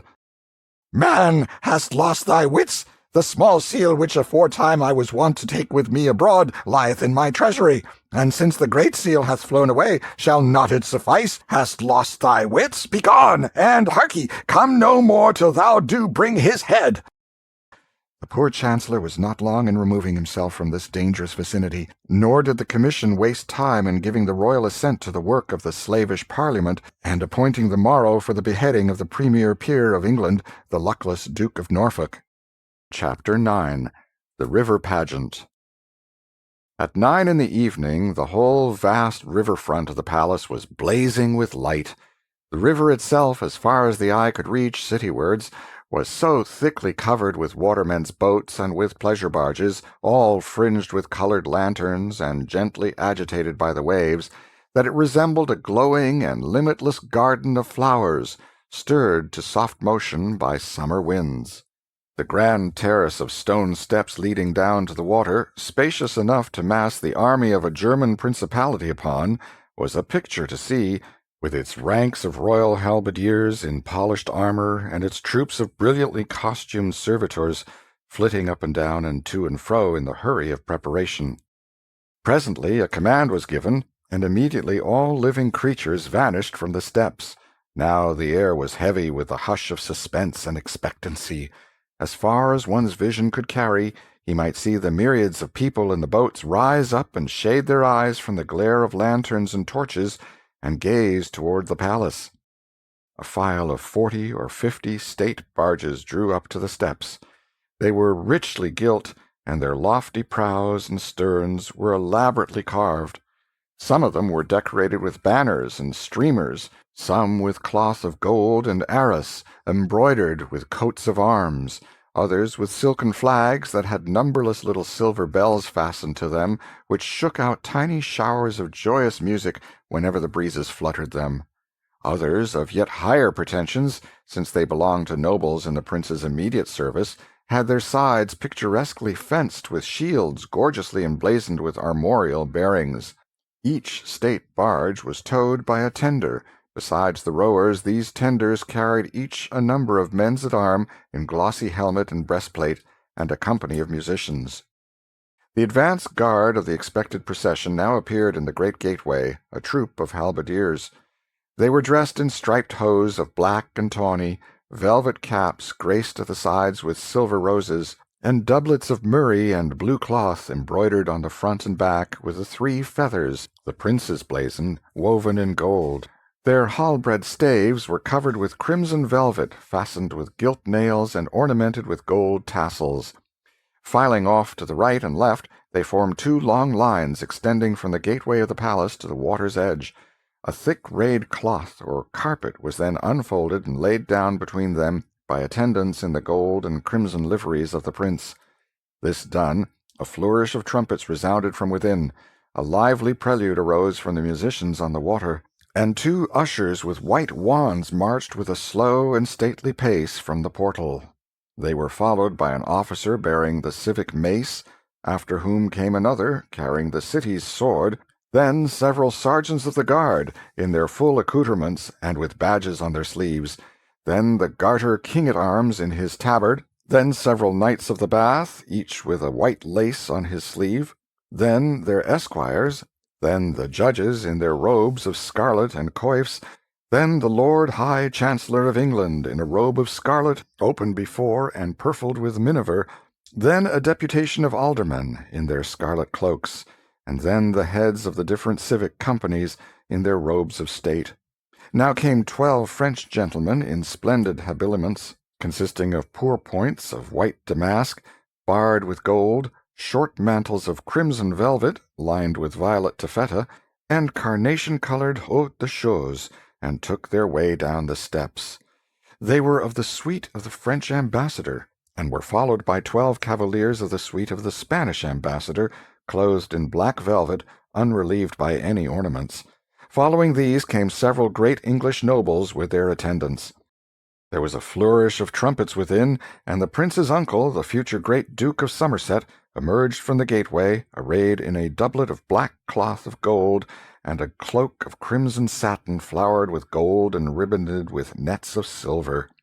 He turned, doffed his plumed cap, bent his body in a low reverence, and began to step backward, bowing at each step. A prolonged trumpet blast followed, and a proclamation, "Way for the high and mighty, the Lord Edward, Prince of Wales!"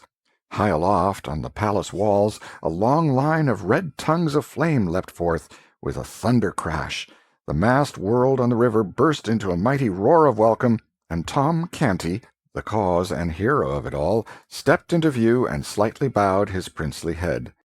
He was magnificently habited in a doublet of white satin, with a front piece of purple cloth of tissue, powdered with diamonds and edged with ermine. Over this he wore a mantle of white cloth of gold, pounced with triple feather crest, lined with blue satin, set with pearls and precious stones, and fastened with a clasp of brilliants. About his neck hung the Order of the Garter and several princely foreign orders, and wherever the light fell upon him, jewels responded with a blinding flash. Oh, Tom Canty, born in a hovel, bred in the gutters of London, familiar with rags and dirt and misery, what a spectacle is this! Chapter 10. The Prince in the Toils. We left John Canty dragging the rightful prince into Offal Court, with a noisy and delighted mob at his heels. There was but one person in it who offered a pleading word for the captive, and he was not heeded. He was hardly even heard, so great was the turmoil. The prince continued to struggle for freedom and to rage against the treatment he was suffering, until John Canty lost what little patience was left him, and raised his oaken cudgel in a sudden fury over the prince's head. The single pleader for the lad sprang to stop the man's arm, and the blow descended upon his own wrist. Canty roared out, "Thou'lt meddle, wilt thou? Then have thy reward." His cudgel crashed down upon the meddler's head. There was a groan, a dim form sank to the ground among the feet of the crowd, and the next moment it lay there in the dark, alone. The mob pressed on, their enjoyment nothing disturbed by this episode. Presently the prince found himself in John Canty's abode, with the door closed against the outsiders. By the vague light of a tallow candle which was thrust into a bottle, he made out the main features of the loathsome den, and also the occupants of it. 2 frowsy girls and a middle-aged woman cowered against the wall in one corner, with the aspect of animals habituated to harsh usage and expecting and dreading it now. From another corner stole a withered hag with streaming grey hair and malignant eyes. John Canty said to this one, "Tarry, there's fine mummeries here. Mar them not till thou'st enjoy them.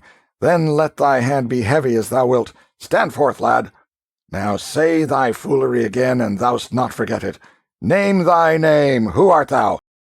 The insulted blood mounted to the little prince's cheek once more, and he lifted a steady and indignant gaze to the man's face and said, "'Tis but ill-breeding in such as thou to command me to speak. I tell thee now, as I told thee before, I am Edward, Prince of Wales, and none other." The stunning surprise of this reply nailed the hag's feet to the floor where she stood, and almost took her breath. She stared at the prince in stupid amazement, which so amused her ruffianly son that he burst into a roar of laughter. But the effect on Tom Canty's mother and sisters was different. Their dread of bodily injury gave way at once to distress of a different sort. They ran forward with woe and dismay in their faces, exclaiming, "Oh, poor Tom, poor lad!" The mother fell on her knees before the prince, put her hands upon his shoulders, and gazed yearningly into his face through her rising tears. And then she said, "Oh, my poor boy, thy foolish reading hath wrought its woeful work at last, and ta'en thy wit away. And why dost thou cleave to it, when I so warned thee against it? Thou'st broke thy mother's heart." The prince looked into her face and said gently, "Thy son is well, and hath not lost his wits, good dame. Comfort thee. Let me to the palace where he is, and straightway will the king my father restore him to thee." "The king thy father? O my child, unsay these words that be freighted with death for thee, and ruin for all that be near to thee. Shake off this gruesome dream. Call back thy poor wandering memory. Look upon me. Am I not thy mother, that bore thee and loveth thee?" The prince shook his head and reluctantly said, "God knoweth I am loath to grieve thy heart, but truly have I never looked upon thy face before." The woman sank back to a sitting posture on the floor, and covering her eyes with her hands, gave way to heart-broken sobs and wailings. "Let the show go on!" shouted Canty. "What, Nan? What, Bet? Mannerless wenches! Will ye stand in the prince's presence? Upon your knees, ye Pauper scum, and do him reverence!" He followed this with another horse laugh. The girls began to plead timidly for their brother, and Nan said, "An thou wilt but let him to bed, father, rest and sleep will heal his madness. Prithee do." "Do, father," said Bet. "He is more worn than is his wont. To-morrow will he be himself again, and will beg with diligence, and come not empty home again." This remark sobered the father's joviality, and brought his mind to business. He turned angrily upon the prince, and said, "The morrow must we pay 2 pennies to him that owns this hole. 2 pennies, mark ye! All this money for a half-year's rent, else out of this we go. Show what thou'st gathered, with thy lazy begging." The prince said, "Offend me not with thy sordid matters. I tell thee again, I am the king's son." A sounding blow upon the prince's shoulder from Canty's broad palm sent him staggering into Goodwife Canty's arms, who clasped him to her breast and sheltered him from a pelting rain of cuffs and slaps by interposing her own person. The frightened girls retreated to their corner, but the grandmother stepped eagerly forward to assist her son. The prince sprang away from Mrs. Canty, exclaiming, "Thou shalt not suffer for me, madam. Let these swine do their will upon me alone." This speech infuriated the swine to such a degree that they set about their work without waste of time. Between them they belabored the boy right soundly, and then gave the girls and their mother a beating for showing sympathy for the victim. "Now," said Canty, "to bed, all of you. The entertainment has tired me." The light was put out, and the family retired. As soon as the snorings of the head of the house and his mother showed that they were asleep, the young girls crept to where the prince lay and covered him tenderly from the cold with straw and rags, and their mother crept to him also, and stroked his hair and cried over him, whispering broken words of comfort and compassion in his ear the while. She had saved a morsel for him to eat also, but the boy's pains had swept away all appetite, at least for black and tasteless crusts. He was touched by her brave and costly defence of him, and by her commiseration, and he thanked her in very noble and princely words, and begged her to go to her sleep and try to forget her sorrows. And he added that the king, his father, would not let her loyal kindness and devotion go unrewarded. This return to his madness broke her heart anew, and she strained him to her breast again and again, and then went back, drowned in tears, to her bed. As she lay thinking and mourning, the suggestion began to creep into her mind that there was an undefinable something about this boy that was lacking in Tom Canty, mad or sane. She could not describe it, she could not tell just what it was, and yet her sharp mother instinct seemed to detect it and perceive it. What if the boy were really not her son after all? Oh, absurd! She almost smiled at the idea, spite of her griefs and troubles. No matter, she found that it was an idea that would not down, but persisted in haunting her. It pursued her, it harassed her, it clung to her, and refused to be put away or ignored. At last she perceived that there was not going to be any peace for her until she should devise a test that should prove, clearly and without question, whether this lad was her son or not, and so banish these wearing and worrying doubts. Ah, yes, this was plainly the right way out of the difficulty. Therefore she set her wits to work at once to contrive that test. But it was an easier thing to propose than to accomplish.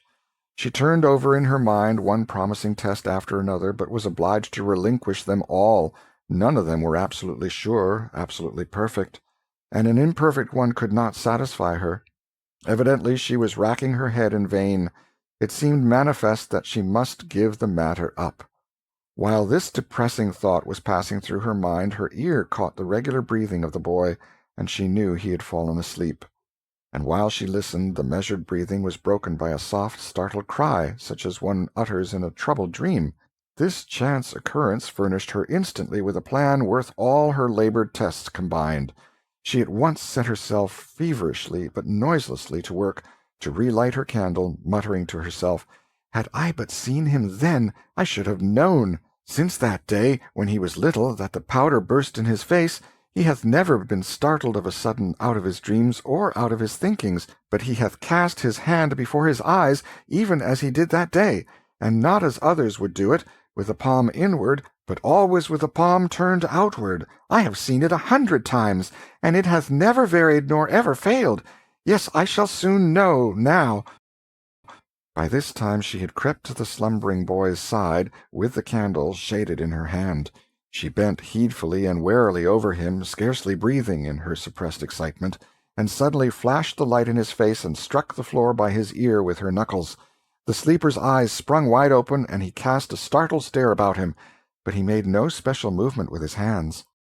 The poor woman was smitten almost helpless with surprise and grief, but she contrived to hide her emotions, and to soothe the boy to sleep again. Then she crept apart and communed miserably with herself upon the disastrous result of her experiment. She tried to believe that her Tom's madness had banished this habitual gesture of his, but she could not do it. "No," she said, "his hands are not mad. They could not unlearn so old a habit in so brief a time. Oh, this is a heavy day for me." Still, hope was as stubborn now as doubt had been before. She could not bring herself to accept the verdict of the test. She must try the thing again. The failure must have been only an accident. So she startled the boy out of his sleep a second and a third time at intervals, with the same result which had marked the first test.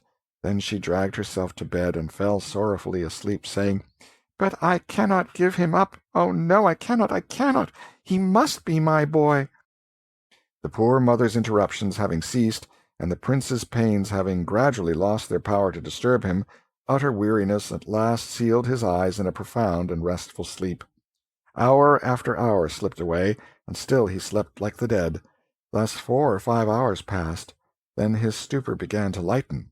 Presently, while half asleep and half awake, he murmured, "Sir William?" After a moment, "Oh, Sir William Herbert, hie thee hither, and list to the strangest dream that ever— Sir William, dost hear? Man, I did think me changed to a pauper, and— Oh, there, guards! Sir William! What? Is there no groom of the chamber in waiting? Alack, it shall go hard with— "What aileth thee?" asked a whisper near him. "Who art thou calling?" "Sir William Herbert, who art thou?" "I? Who should I be but thy sister Nan? Oh, Tom, I had forgot. Thou'rt mad yet. Poor lad, thou'rt mad yet. Would I had never woke to know it again. But prithee master thy tongue, lest we all be beaten till we die." The startled prince sprang partly up, but a sharp reminder from his stiffened bruises brought him to himself, and he sunk back among his foul straw with a groan and the ejaculation, "Alas, it was no dream, then!" In a moment all the heavy sorrow and misery which sleep had banished were upon him again, and he realized that he was no longer a petted prince in a palace, with the adoring eyes of a nation upon him, but a pauper, an outcast, clothed in rags, prisoner in a den fit only for beasts, and consorting with beggars and thieves.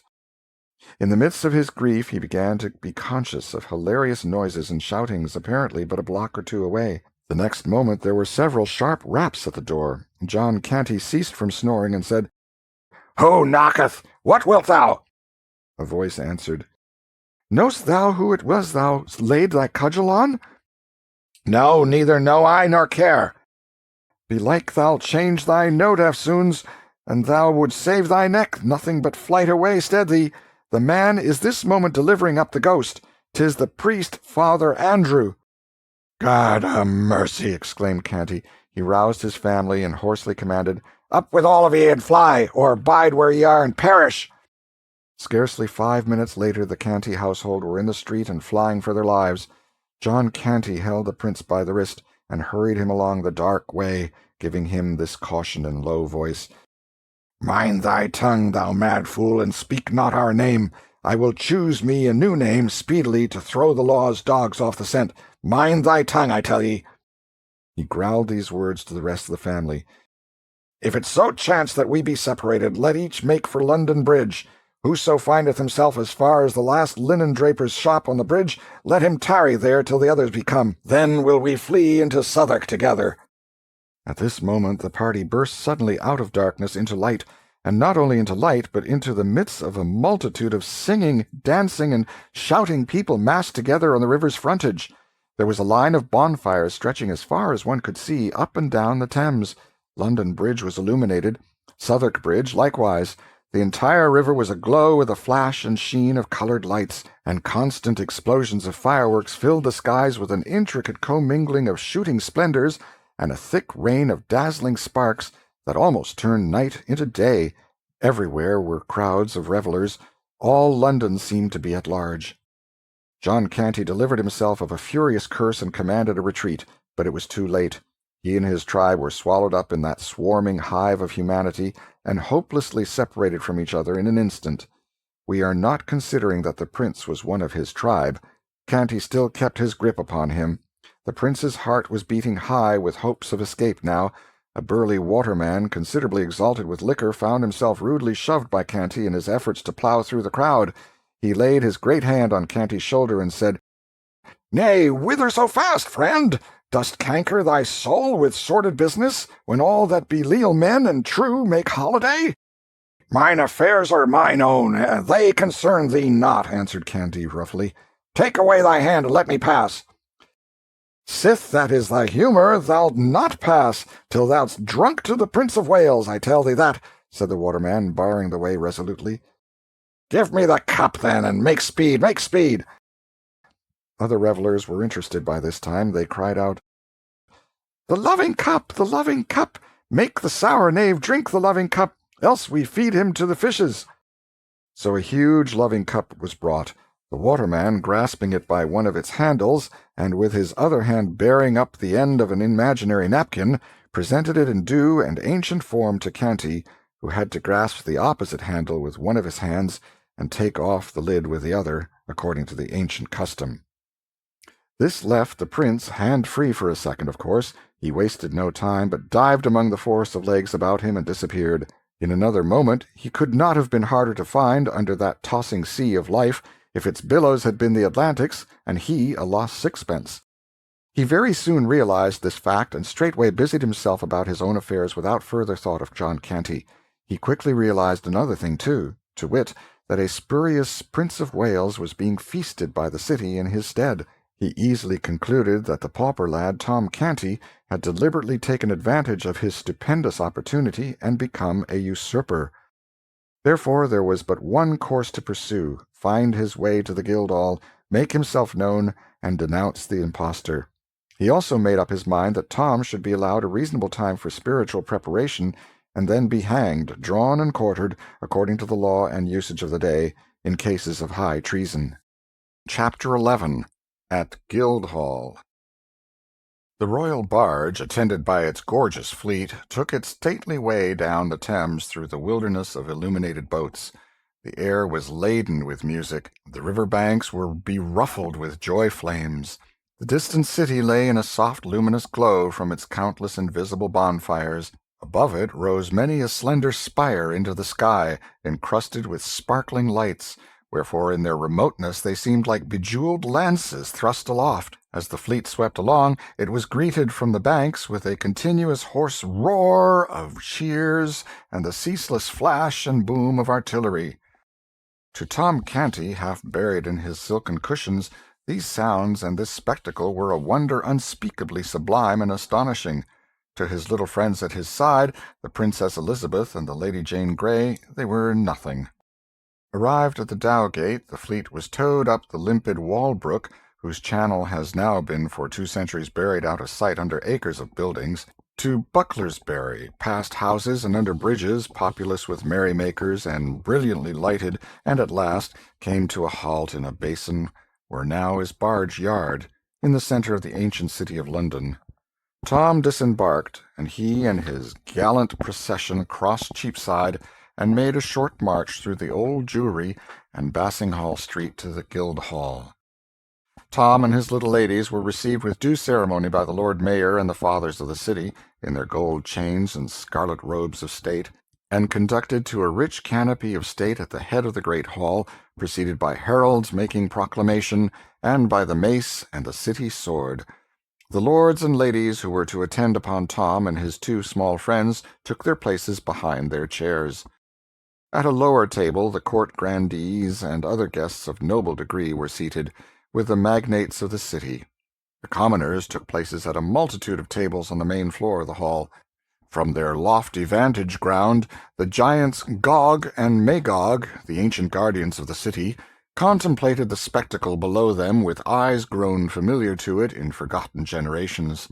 There was a bugle blast and a proclamation, and a fat butler appeared in a high perch in the leftward wall, followed by his servitors, bearing with impressive solemnity a royal baron of beef, smoking hot and ready for the knife. After grace, Tom, being instructed, rose, and the whole house with him, and drank from a portly golden loving cup with the Princess Elizabeth.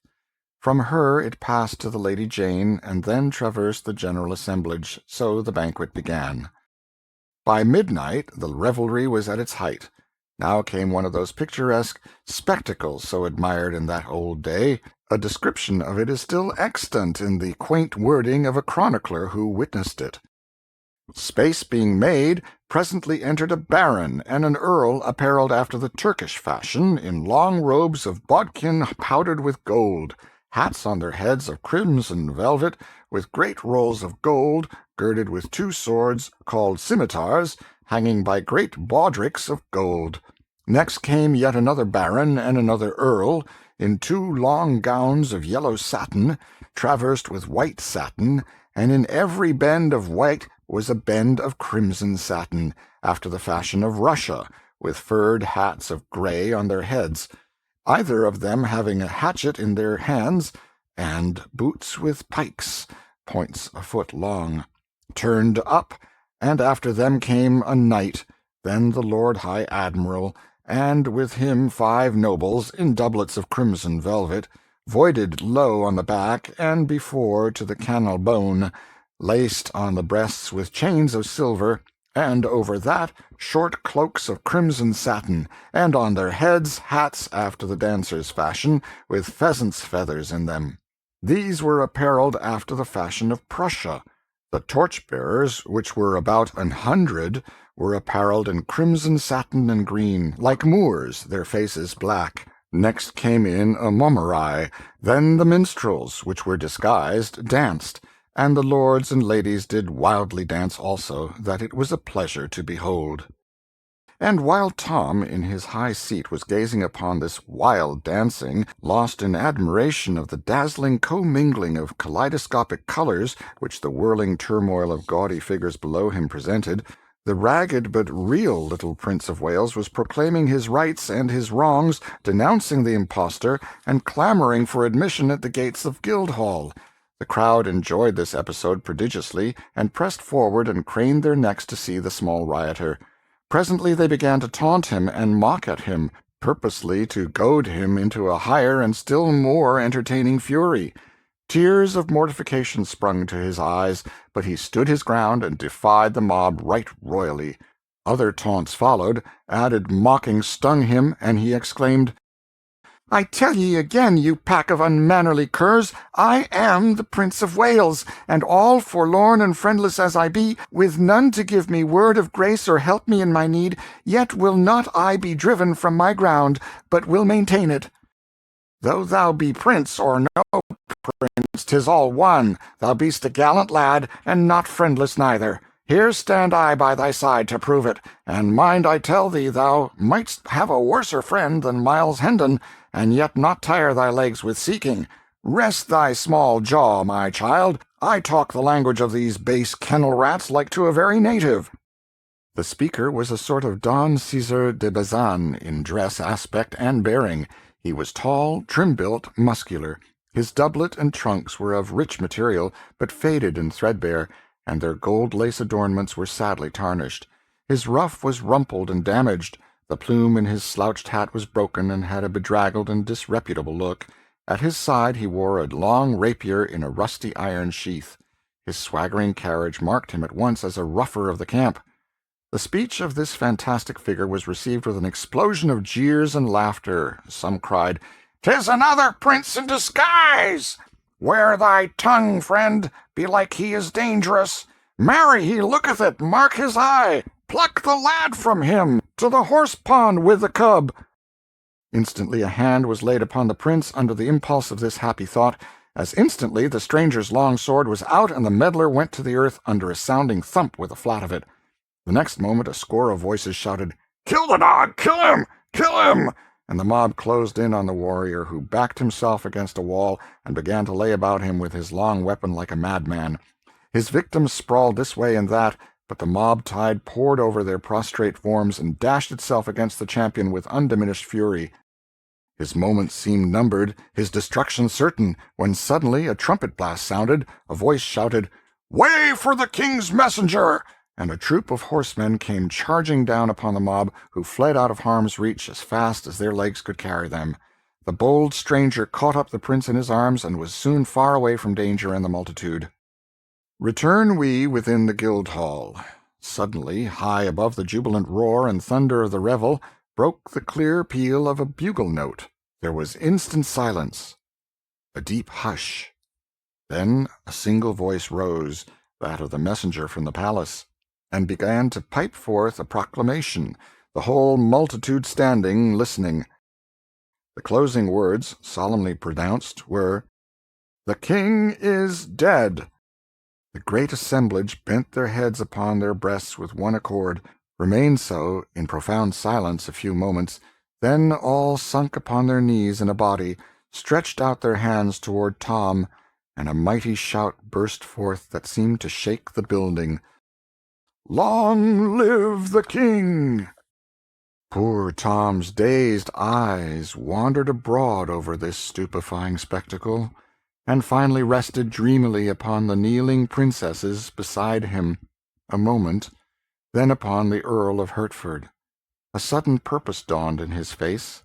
He said in a low tone at Lord Hertford's ear, "Answer me truly, on thy faith and honour.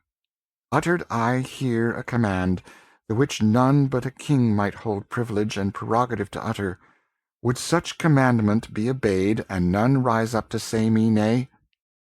"None, my liege, in all these realms. In thy person bides the majesty of England. Thou art the king. Thy word is law." Tom responded in a strong, earnest voice, with great animation. "Then shall the king's law be law of mercy from this day, and never more be law of blood. Up from thy knees and away to the Tower, and say the king decrees the Duke of Norfolk shall not die." The words were caught up and carried eagerly from lip to lip far and wide over the hall, and as Hertford hurried from the presence, another prodigious shout burst forth. "The reign of blood is ended! Long live Edward, King of England!" Chapter 12. The Prince and His Deliverer. As soon as Mile Hendon and the little prince were clear of the mob, they struck down through back lanes and alleys toward the river. Their way was unobstructed until they approached London Bridge. Then they ploughed into the multitude again, Hendon keeping a fast grip upon the king's wrist. The tremendous news was already abroad, and the boy learned it from 1,000 voices at once. The king is dead. The tidings struck a chill to the heart of the poor little waif, and sent a shudder through his frame. He realized the greatness of his loss, and was filled with a bitter grief.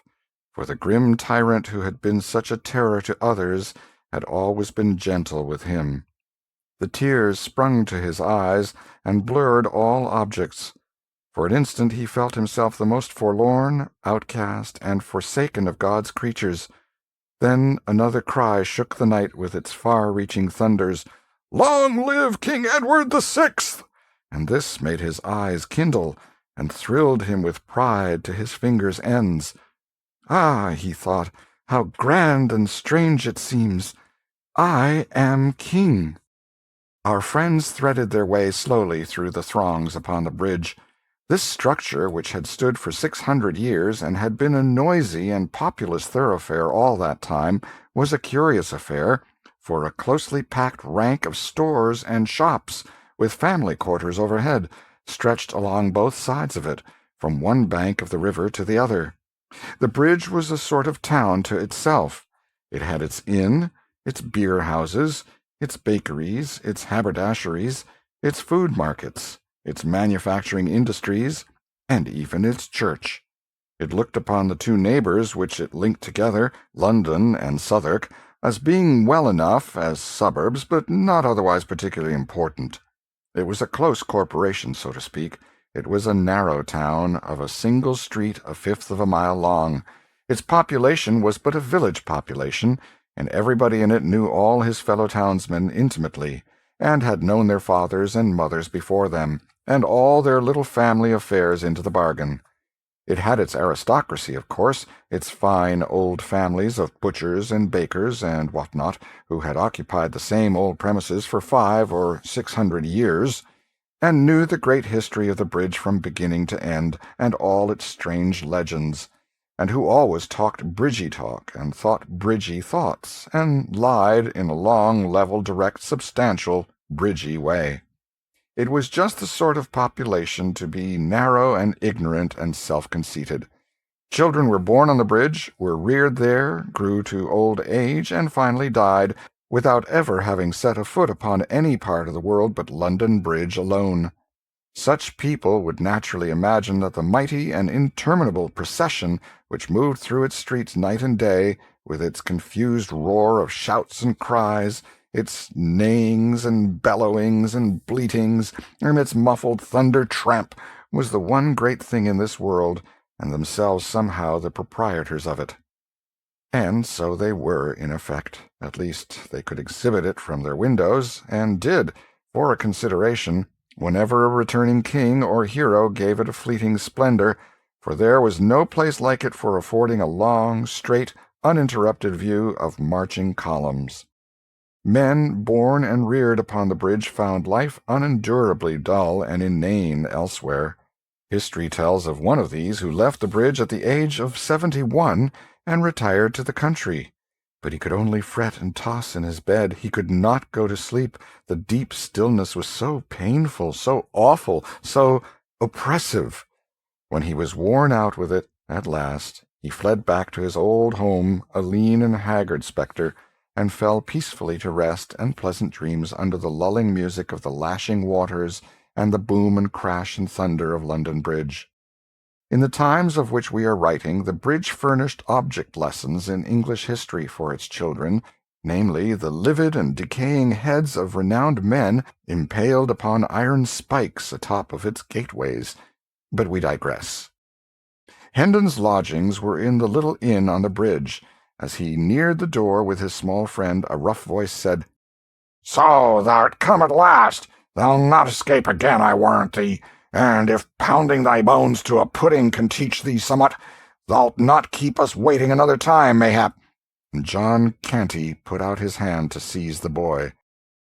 Miles Hendon stepped in the way and said, "Not too fast, friend. Thou art needlessly rough, methinks. What is the lad to thee?" "If it be any business of thine to make and meddle in others' affairs, he is my son." "'Tis a lie!" cried the little king hotly. "Boldly said, and I believe thee, whether thy small headpiece be sound or cracked, my boy. But whether this scurvy ruffian be thy father or no, 'tis all one. He shall not have thee to beat thee and abuse, according to his threat, so thou prefer to abide with me." I do. I know him not. I loathe him, and will die before I will go with him." "Then 'tis settled, and there is naught more to say." "We will see as to that," exclaimed John Canty, striding past Hendon to get at the boy. "By force shall he—" "If thou do but touch him, thou animated offal, I will spit thee like a goose," said Hendon, barring the way and laying his hand upon his sword hilt. Canty drew back. "Now, mark ye," continued Hendon, "I took this lad under my protection when a mob of such as thou would have mishandled him, mayhap killed him. Dost imagine I will desert him now to a worser fate? For whether thou art his father or no, and sooth to say I think it is a lie, a decent swift death were better for such a lad than life in such brute hands as thine. So go thy ways, and set quick about it, for I like not much bandying of words, being not over-patient in my nature." John Canty moved off, muttering threats and curses, and was swallowed from sight in the crowd. Hendon ascended 3 flights of stairs to his room, with his charge, after ordering a meal to be sent thither. It was a poor apartment, with a shabby bed and some odds and ends of old furniture in it, and was vaguely lighted by a couple of sickly candles. The little king dragged himself to the bed and lay down upon it, almost exhausted with hunger and fatigue. He had been on his feet a good part of a day and a night, for it was now 2 or 3 o'clock in the morning, and had eaten nothing meantime. He murmured drowsily, "Prithee, call me when the table is spread," and sunk into a deep sleep immediately. A smile twinkled in Hendon's eyes, and he said to himself, "By the mass, the little beggar takes to one's quarters and usurps one's bed with as natural and easy a grace as if he owned them, with never a 'by your leave,' or 'so please it you,' or anything of the sort. In his diseased ravings he called himself the Prince of Wales, and bravely doth he keep up the character. Poor little friendless rat, doubtless his mind has been disordered with ill usage. Well, I will be his friend. I have saved him, and it draweth me strongly to him. Already I love the bold-tongued little rascal. How soldier-like he faced the smutty rabble, and flung back his high defiance! And what a comely, sweet, and gentle face he hath, now that sleep hath conjured away his troubles and its griefs. I will teach him, I will cure his malady, yea, I will be his elder brother, and care for him and watch over him, and whoso would shame him or do him hurt may order his shroud, for though I be burnt for it, he shall need it." He bent over the boy and contemplated him with kind and pitying interest, tapping the young cheek tenderly and smoothing back the tangled curls with his great brown hand. A slight shiver passed over the boy's form. Hendon muttered, "See, now, how like a man it was to let him lie here uncovered and fill his body with deadly rheums. Now what shall I do? 'Twill wake him to take him up and put him within the bed, and he sorely needeth sleep." He looked about for extra covering, but finding none, doffed his doublet and wrapped the lad in it, saying, "I am used to nipping air and scant apparel. 'Tis little I shall mind the cold," then walked up and down the room to keep his blood in motion, soliloquizing as before. "His injured mind persuades him he is Prince of Wales. 'Twill be odd to have a Prince of Wales still with us, now that he that was the prince is prince no more but king. For this poor mind is set upon the one fantasy, and will not reason out that now it should cast by the prince and call itself the king. If my father liveth still after these 7 years that I have heard naught from him in my foreign dungeon, he will welcome the poor lad and give him generous shelter for my sake. So will my good elder brother Arthur. My other brother Hugh, but I will crack his crown and he interfere, the fox-hearted, ill-conditioned animal. Yes, thither will we fare, and straightway too." A servant entered with a smoking meal, disposed it upon a small deal table, placed the chairs, and took his departure, leaving such cheap lodgers as these to wait upon themselves. The door slammed after him, and the noise woke the boy, who sprung to a sitting posture and shot a glad glance about him. Then a grieved look came into his face, and he murmured to himself with a deep sigh, "Alack, it was but a dream, woe is me!" Next he noticed Miles Hendon's doublet, glanced from that to Hendon, comprehended the sacrifice that had been made for him, and said gently, "Thou art good to me, yes, thou art very good to me. Take it and put it on, I shall not need it more." Then he got up and walked to the washstand in the corner, and stood there waiting. Hendon said in a cheery voice, "We'll have a right hearty sup and bite now, for everything is savory and smoking hot, and that and thy nap together will make thee a little man again, never fear." The boy made no answer, but bent a steady look that was filled with grave surprise, and also somewhat touched with impatience, upon the tall knight of the sword. Hendon was puzzled, and said, "What's amiss?" "Good sir, I would wash me." "Oh, is that all? Ask no permission of Miles Hendon for aught thou cravest. Make thyself perfectly free here, and welcome, with all that are his belongings." Still the boy stood, and moved not. More, he tapped the floor once or twice with his small impatient foot. Hendon was wholly perplexed. Said he, "Bless us, what is it?" "Prithee, pour the water, and Make not so many words." Hendon, suppressing a hoarse laugh, and saying to himself, "By all the saints, but this is admirable," stepped briskly forward, and did the small insolent's bidding, then stood by in a sort of stupefaction until the command, "Come, the towel," woke him sharply up. He took up a towel from under the boy's nose and handed it to him without comment. He now proceeded to comfort his own face with a wash, and while he was at it, his adopted child seated himself at the table and prepared to fall to. Hendon dispatched his ablutions with alacrity, then drew back the other chair and was about to place himself at table when the boy said indignantly, "Forbear! Would sit in the presence of the king?" This blow staggered Hendon to his foundations. He muttered to himself, "Lo, the poor thing's madness is up with the time. It hath changed with the great change that is come to the realm, and now in fancy is he king. Good lack, I must humour the conceit too. There is no other way. Faith, he would order me to the Tower else." And pleased with this jest, he removed the chair from the table, took his stand behind the king, and proceeded to wait upon him in the courtliest way he was capable of. While the king ate, the rigour of his royal dignity relaxed a little, and with his growing contentment came a desire to talk. He said, "I think thou callest thyself Miles Hendon, if I heard thee aright?" "Yes, sire," Miles replied, then observed to himself, "If I must humour the poor lad's madness, I must sire him, I must majesty him, I must not go by halves, I must stick at nothing that belongeth to the part I play, else shall I play it ill, and work evil to this charitable and kindly cause." The king warmed his heart with a second glass of wine, and said, "I would know thee. Tell me thy story. Thou hast a gallant way with thee, and a noble. Art nobly born?" "We are of the tail of the nobility, good your majesty.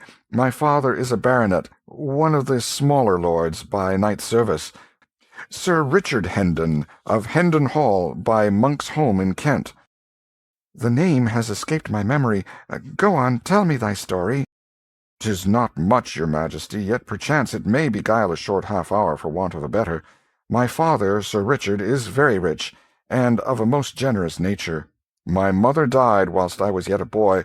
I have two brothers, Arthur, my elder, with a soul like to his father's, and Hugh, younger than I, a mean spirit, covetous, treacherous, vicious, underhanded, a reptile.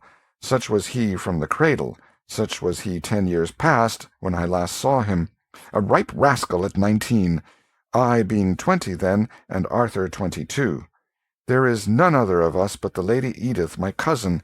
She was 16 then, beautiful, gentle, good, the daughter of an earl, the last of her race, heiress of a great fortune and a lapsed title. My father was her guardian. I loved her, and she loved me. But she was betrothed to Arthur from the cradle, and Sir Richard would not suffer the contract to be broken. Arthur loved another maid, and bade us be of good cheer and hold fast to the hope that delay and luck together would some day give success to our several causes. Hugh loved the Lady Edith's fortune, though in truth he said it was herself he loved. But then 'twas his way, alway, to say the one thing and mean the other. But he lost his arts upon the girl. He could deceive my father, but none else. My father loved him best of us all, and trusted and believed him, for he was the youngest child, and others hated him, these qualities being in all ages sufficient to win a parent's dearest love. And he had a smooth, persuasive tongue, with an admirable gift of lying. And these be qualities which do mightily assist a blind affection to cousin itself. It was wild, in truth I might go yet farther, and say very wild, though 'twas a wildness of an innocent sort, since it hurt none but me, brought shame to none, nor loss, nor had it in any taint of crime or baseness, or what might not beseem mine honourable degree. Yet did my brother Hugh turn these faults to good account, he seeing that our brother Arthur's health was but indifferent, and hoping the worst might work him profit were I swept out of the path. So, but 'twere a long tale, good my liege, and little worth the telling. Briefly, then, this brother did deftly magnify my faults, and make them crimes, ending his base work with finding a silken ladder in mine apartments, conveyed thither by his own means, and did convince my father by this, and suborned evidence of servants and others lying knaves, that I was minded to carry off my Edith and marry with her, in rank defiance of his will. 3 years of banishment from home and England might make a soldier and a man of me, my father said, and teach me some degree of wisdom. I fought out my long probation in the Continental Wars, tasting sumptuously of hard knocks, privation, and adventure, but in my last battle I was taken captive, and during the 7 years that have waxed and waned since then, a foreign dungeon hath harboured me. Through wit and courage I won to the free air at last, and fled thither straight, and am but just arrived, right poor in purse and raiment, and poorer still in knowledge of what these dull 7 years have wrought at Hendon Hall, its people and belongings. So please you, sir, my meagre tale is told." "Thou hast been shamefully abused," said the little king, with a flashing eye. "But I will right thee, by the cross will I. The king hath said it." Then, fired by the story of Miles's wrongs, he loosed his tongue and poured the history of his own recent misfortunes into the ears of his astonished listener. When he had finished, Miles said to himself, "Lo, what an imagination he hath! Verily, this is no common mind, else, crazed or sane, it could not weave so straight and gaudy a tale as this out of the airy nothings wherewith it hath wrought this curious romaunt. Poor ruined little head, it shall not lack friend or shelter whilst I bide with the living. He shall never leave my side. He shall be my pet, my little comrade. He shall be cured, aye, made whole and sound. Then will he make himself a name, and proud shall I be to say, Yes, he is mine. I took him, a homeless little ragamuffin, but I saw what was in him, and I said his name would be heard some day. Behold him, observe him. Was I right?" The king spoke in a thoughtful, measured voice. "Thou didst save me injury and shame, perchance my life, and so my crown. Such service demandeth rich reward. Name thy desire, and so it be within the compass of my royal power, it is thine." This fantastic suggestion startled Hendon out of his reverie. He was about to thank the king and put the matter aside with saying he had only done his duty and desired no reward, but a wiser thought came into his head, and he asked leave to be silent a few moments and consider the gracious offer, an idea which the king gravely approved, remarking that it was best to be not too hasty with a thing of such great import. Miles reflected during some moments, then said to himself, "Yes, this is the thing to do. By any other means it were impossible to get at. And, certes, this hour's experience has taught me 'twould be most wearing and inconvenient to continue it as it is. Yes, I will propose it. 'Twas a happy accident that I did not throw the chance away." Then he dropped upon one knee and said, "My poor service went not beyond the limit of a subject's simple duty, and therefore hath no merit. But since your majesty is pleased to hold it worthy some reward, I take heart of grace to make petition to this effect.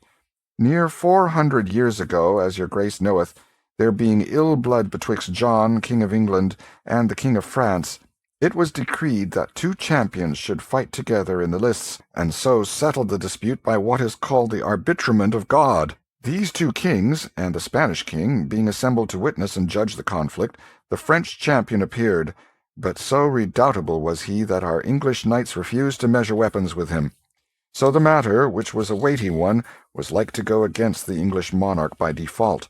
Now in the Tower lay the Lord de Courcy, the mightiest arm in England, stripped of his honours and possessions, and wasting with long captivity. Appeal was made to him. He gave assent, and came forth arrayed for battle. But no sooner did the Frenchman glimpse his huge frame and hear his famous name, but he fled away, and the French king's cause was lost. King John restored de Courcy's titles and possessions, and said, "Name thy wish, and thou shalt have it, though it cost me half my kingdom." Whereat de Courcy, kneeling, as I do now, made answer, "This then I ask, my liege, that I and my successors may have and hold the privilege of remaining covered in the presence of the kings of England henceforth while the throne shall last. The boon was granted, as your majesty knoweth, and there hath been no time these 400 years that that line has failed of an heir, and so even unto this day the head of that ancient house still weareth his hat or helm before the king's majesty, without let or hindrance, and this none other may do. Invoking this precedent in aid of my prayer, I beseech the king to grant to me but this one grace and privilege, to my more than sufficient reward, and none other, to wit, that I and my heirs forever may sit in the presence of the majesty of England. Rise, Sir Miles Hendon, knight, said the king gravely, giving the accolade with Hendon's sword. Rise, and seat thyself. Thy petition is granted.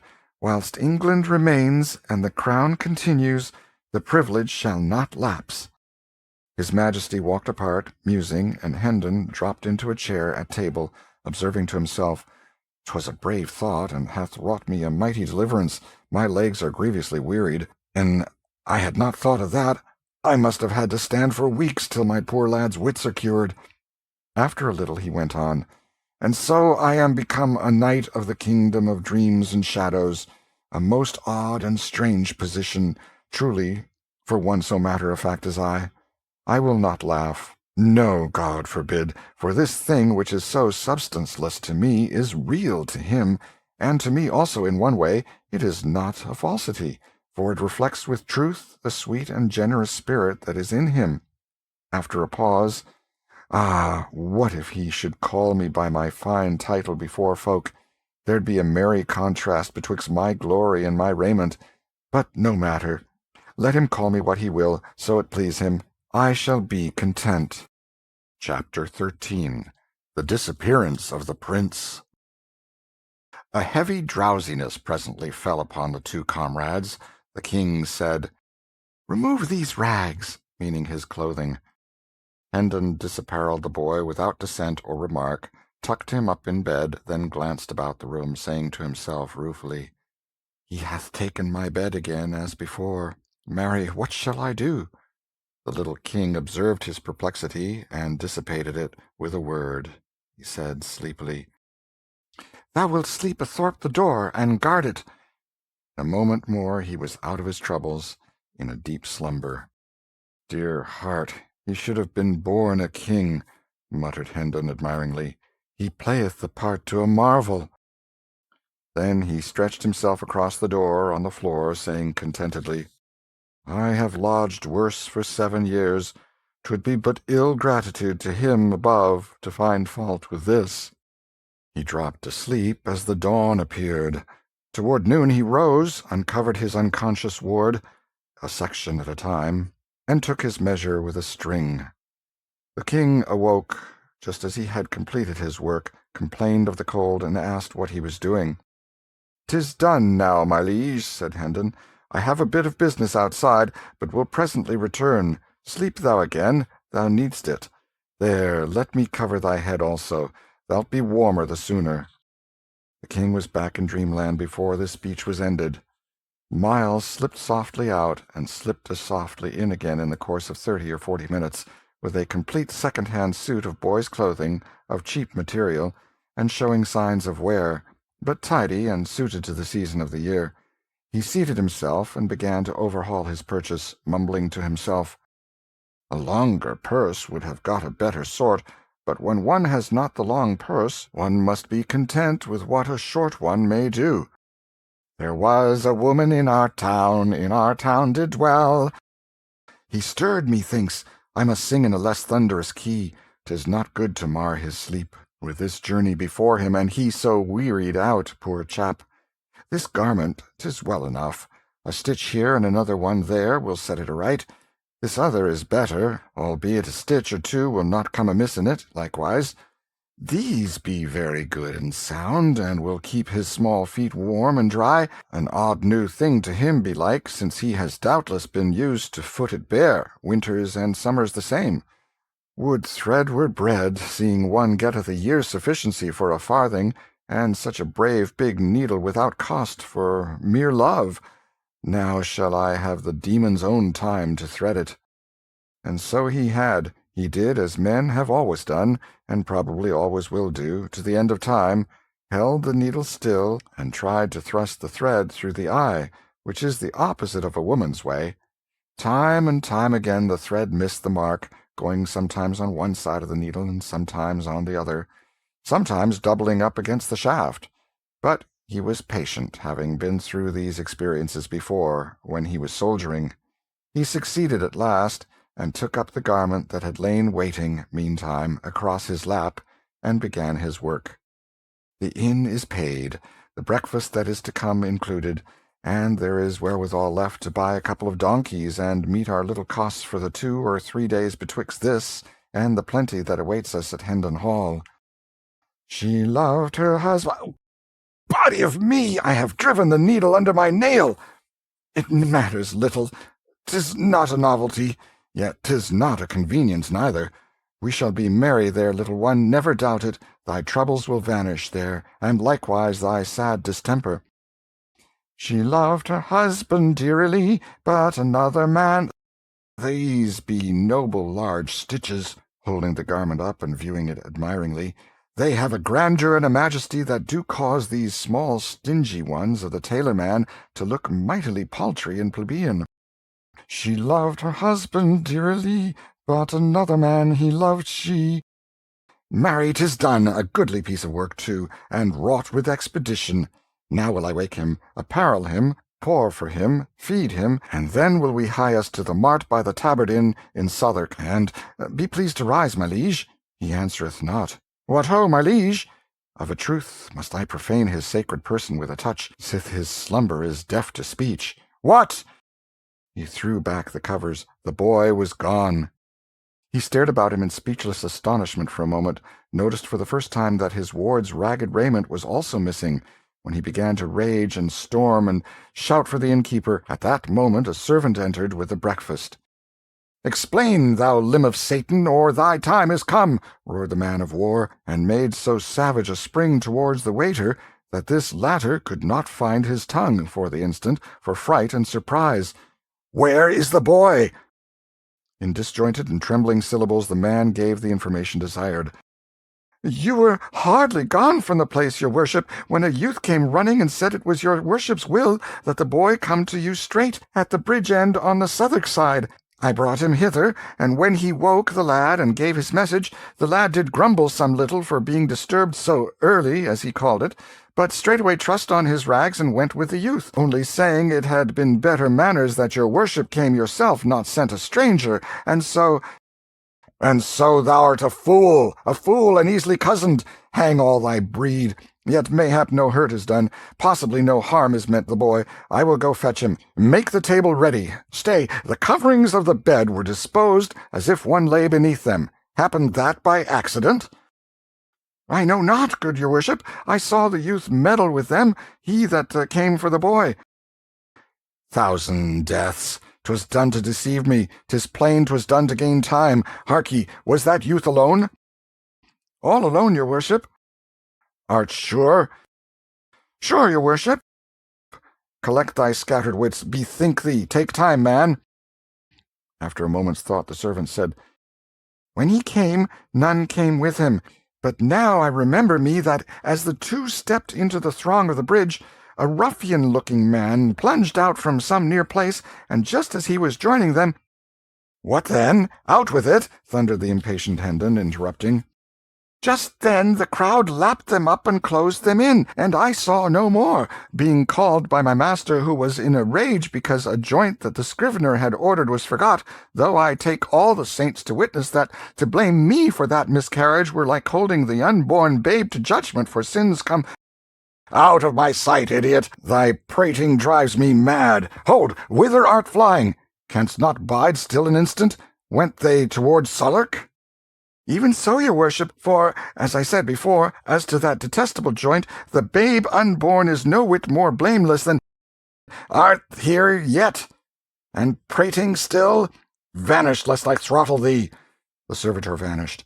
Hendon followed after him, passed him, and plunged down the stairs 2 steps at a stride, muttering, "'Tis that scurvy villain that claimed he was his son. I have lost thee, my poor little mad master. It is a bitter thought, and I had come to love thee so. No, by book and bell, not lost, for I will ransack the land till I find thee again. Poor child, yonder is his breakfast, and mine, but I have no hunger now, so let the rats have it. Speed, speed, that is the word." As he wormed his swift way through the noisy multitudes upon the bridge, he several times said to himself, clinging to the thought as if it were a particularly pleasing one. "He grumbled, but he went. He went, yes, because he thought Miles Hendon asked it, sweet lad. He would ne'er have done it for another. I know it well." Chapter 14. Le roi est mort, vive le roi. Toward daylight of the same morning, Tom Canty stirred out of a heavy sleep and opened his eyes in the dark. He lay silent a few moments, trying to analyze his confused thoughts and impressions, and get some sort of meaning out of them. Then suddenly he burst out in a rapturous but guarded voice, "I see it all! I see it all! Now, God be thanked, I am indeed awake at last. Come, joy! Vanish, sorrow! Ho, Nan! Bet! Kick off your straw, and hie thee hither to my side, till I do pour into your unbelieving ears the wildest madcap dream that ever the spirits of night did conjure up to astonish the soul of man withal. Ho, Nan, I say! Bet!" A dim form appeared at his side, and a voice said, "Wilt deign to deliver thy commands?" "Commands? Oh, woe is me, I know thy voice. Speak thou. Who am I?" "Thou? In sooth, yesternight wert thou the Prince of Wales. Today art thou my most gracious liege Edward, King of England." Tom buried his head among his pillows, murmuring plaintively, "Alack, it was no dream. Go to thy rest, sweet sir. Leave me to my sorrows." Tom slept again, and after a time he had this pleasant dream. He thought it was summer, and he was playing all alone in the fair meadow called Goodman's Fields, when a dwarf only a foot high, with long red whiskers and a humped back, appeared to him suddenly and said, "Dig by that stump." He did so, and found 12 bright new pennies, wonderful riches. Yet this was not the best of it, for the dwarf said, "I know thee. Thou art a good lad, and a deserving. Thy distress shall end, for the day of thy reward is come. Dig here every 7th day, and thou shalt find always the same treasure, 12 bright new pennies. Tell none. Keep the secret." Then the dwarf vanished, and Tom flew to Offal Court with his prize, saying to himself, "Every night will I give my father a penny. He will think I begged it. It will glad his heart, and I shall no more be beaten. 1 penny every week the good priest that teacheth me shall have. Mother, Nan, and Bet the other 4. We be done with hunger and rags now, done with fears and frets and savage usage." In his dream he reached his sordid home all out of breath, but with eyes dancing with grateful enthusiasm, cast 4 of his pennies into his mother's lap, and cried out, "They are for thee, all of them, every one, for thee and Nan and Bet, and honestly come by, not begged nor stolen." The happy and astonished mother strained him to her breast and exclaimed, "It waxeth late. May it please your majesty to rise?" Ah, that was not the answer he was expecting. The dream had snapped asunder. He was awake. He opened his eyes. The richly clad First Lord of the bedchamber was kneeling by his couch. The gladness of the lying dream faded away. The poor boy recognized that he was still a captive and a king. The room was filled with courtiers clothed in purple mantles, the morning color, and with noble servants of the monarch. Tom sat up in bed and gazed out from the heavy silken curtains upon this fine company. The weighty business of dressing began, and one courtier after another knelt and paid his court and offered to the little king his condolences upon his heavy loss, whilst the dressing proceeded. In the beginning a shirt was taken up by the chief equerry in waiting, who passed it to the First Lord of the Buckhounds, who passed it to the second gentleman of the bedchamber, who passed it to the head ranger of Windsor Forest, who passed it to the third groom of the Stole, who passed it to the Chancellor Royal of the Duchy of Lancaster, who passed it to the Master of the Wardrobe, who passed it to Norroy King-at-Arms, who passed it to the Constable of the Tower, who passed it to the Chief Steward of the Household, who passed it to the Hereditary Grand Diaperer, who passed it to the Lord High Admiral of England, who passed it to the Archbishop of Canterbury, who passed it to the First Lord of the Bedchamber, who took what was left of it and put it on Tom. Poor little wondering chap, it reminded him of passing buckets at a fire. Each garment in its turn had to go through this slow and solemn process. Consequently, Tom grew very weary of the ceremony, so weary that he felt an almost gushing gratefulness when he at last saw his long silken hose begin the journey down the line, and knew that the end of the matter was drawing near. But he exulted too soon.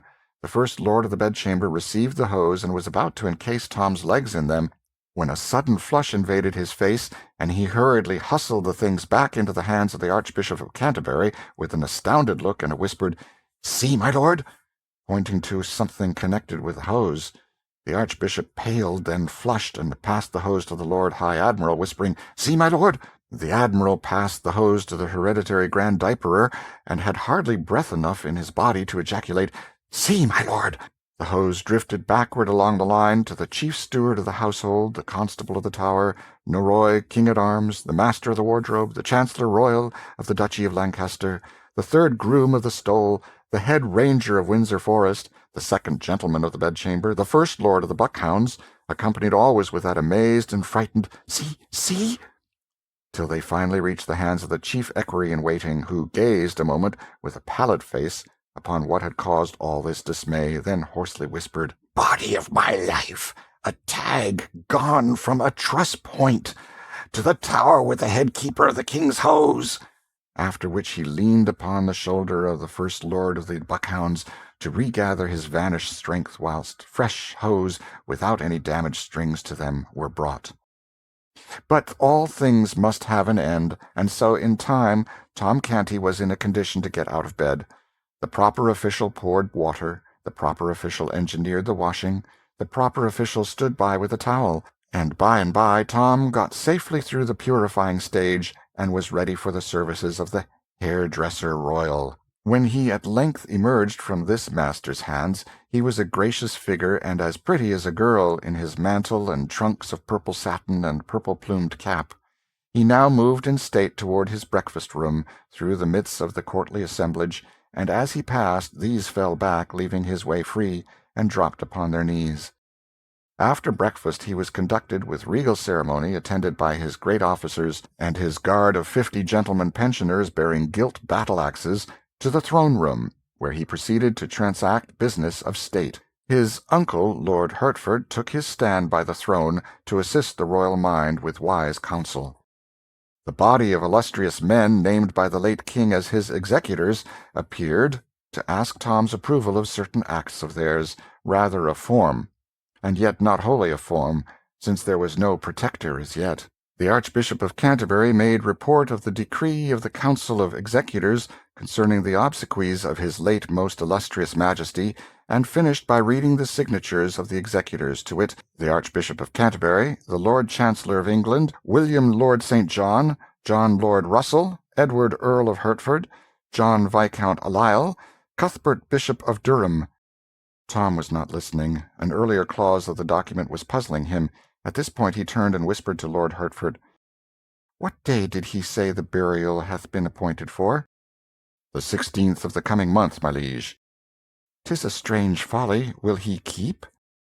Poor chap, he was still new to the customs of royalty. He was used to seeing the forlorn dead of Offal Court hustled out of the way with a very different sort of expedition.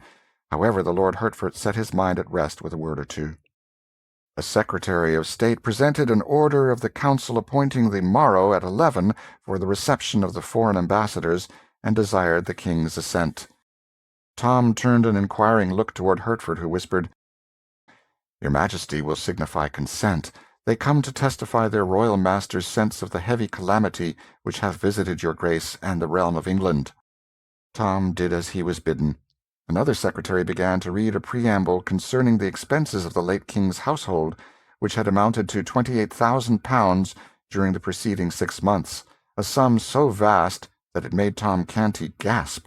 He gasped again when the fact appeared that £20,000 of this money were still owing and unpaid, and once more when it appeared that the King's coffers were about empty, and his 1,200 servants much embarrassed for lack of the wages due them. Tom spoke out with lively apprehension. "We be going to the dogs, 'tis plain. 'Tis meet and necessary that we take a smaller house and set the servants at large. sith they be of no value but to make delay, and trouble one with offices that harass the spirit and shame the soul, they misbecoming any but a doll, that hath nor brains nor hands to help itself withal. I remember me of a small house that standeth over against the fish market, by Billingsgate." A sharp pressure upon Tom's arm stopped his foolish tongue, and sent a blush to his face, but no countenance there betrayed any sign that this strange speech had been remarked or given concern. A secretary made report that, forasmuch as the late king had provided in his will for conferring the ducal degree upon the Earl of Hertford, and raising his brother Sir Thomas Seymour to the peerage, and likewise Hertford's son to an earldom, together with similar aggrandizements to other great servants of the crown, the council had resolved to hold a sitting on the 16th of February for the delivering and confirming of these honours, and that meantime the late king not having granted in writing estates suitable to the support of these dignities, the council, knowing his private wishes in that regard, had thought proper to grant to Seymour £500 lands, and to Hertford's son £800 lands, and £300 of the next bishop's lands which should fall vacant, his present majesty being willing. Tom was about to blurt out something about the propriety of paying the late king's debts first, before squandering all this money, but a timely touch upon his arm from the thoughtful Hertford saved him this indiscretion, wherefore he gave the royal assent without spoken comment, but with much inward discomfort. While he sat reflecting a moment over the ease with which he was doing strange and glittering miracles, a happy thought shot into his mind. Why not make his mother Duchess of Offal Court, and give her an estate? But a sorrowful thought swept it instantly away. He was only a king in name. These grave veterans and great nobles were his masters. To them his mother was only the creature of a diseased mind. They would simply listen to his project with unbelieving ears, then send for the doctor. The dull work went tediously on. Petitions were read, and proclamations, patents, and all manner of wordy, repetitious, and wearisome papers relating to the public business, and at last Tom sighed pathetically and murmured to himself, "In what have I offended, that the good Lord should take me away from the fields and the free air and the sunshine, to shut me up here and make me a king and afflict me so?" Then his poor muddled head nodded a while, and presently drooped to his shoulder, and the business of the empire came to a standstill for want of that august factor, the ratifying power. Silence ensued around the slumbering child, and the sages of the realm ceased from their deliberations. During the forenoon Tom had an enjoyable hour, by permission of his keepers, Hertford and St. John, with the Lady Elizabeth and the little Lady Jane Grey, though the spirits of the princesses were rather subdued by the mighty stroke that had fallen upon the royal house, and at the end of the visit his elder sister, afterwards the Bloody Mary of history, chilled him with a solemn interview which had but one merit in his eyes, its brevity. He had a few moments to himself, and then a slim lad of about 12 years of age was admitted to his presence, whose clothing, except his snowy ruff and the laces about his wrists, was of black, doublet, hose, and all. He bore no badge of mourning, but a knot of purple ribbon on his shoulder. He advanced hesitatingly, with head bowed and bare, and dropped upon one knee in front of Tom. Tom sat still and contemplated him soberly a moment, and then he said, "Rise, lad, who art thou? What wouldst have?"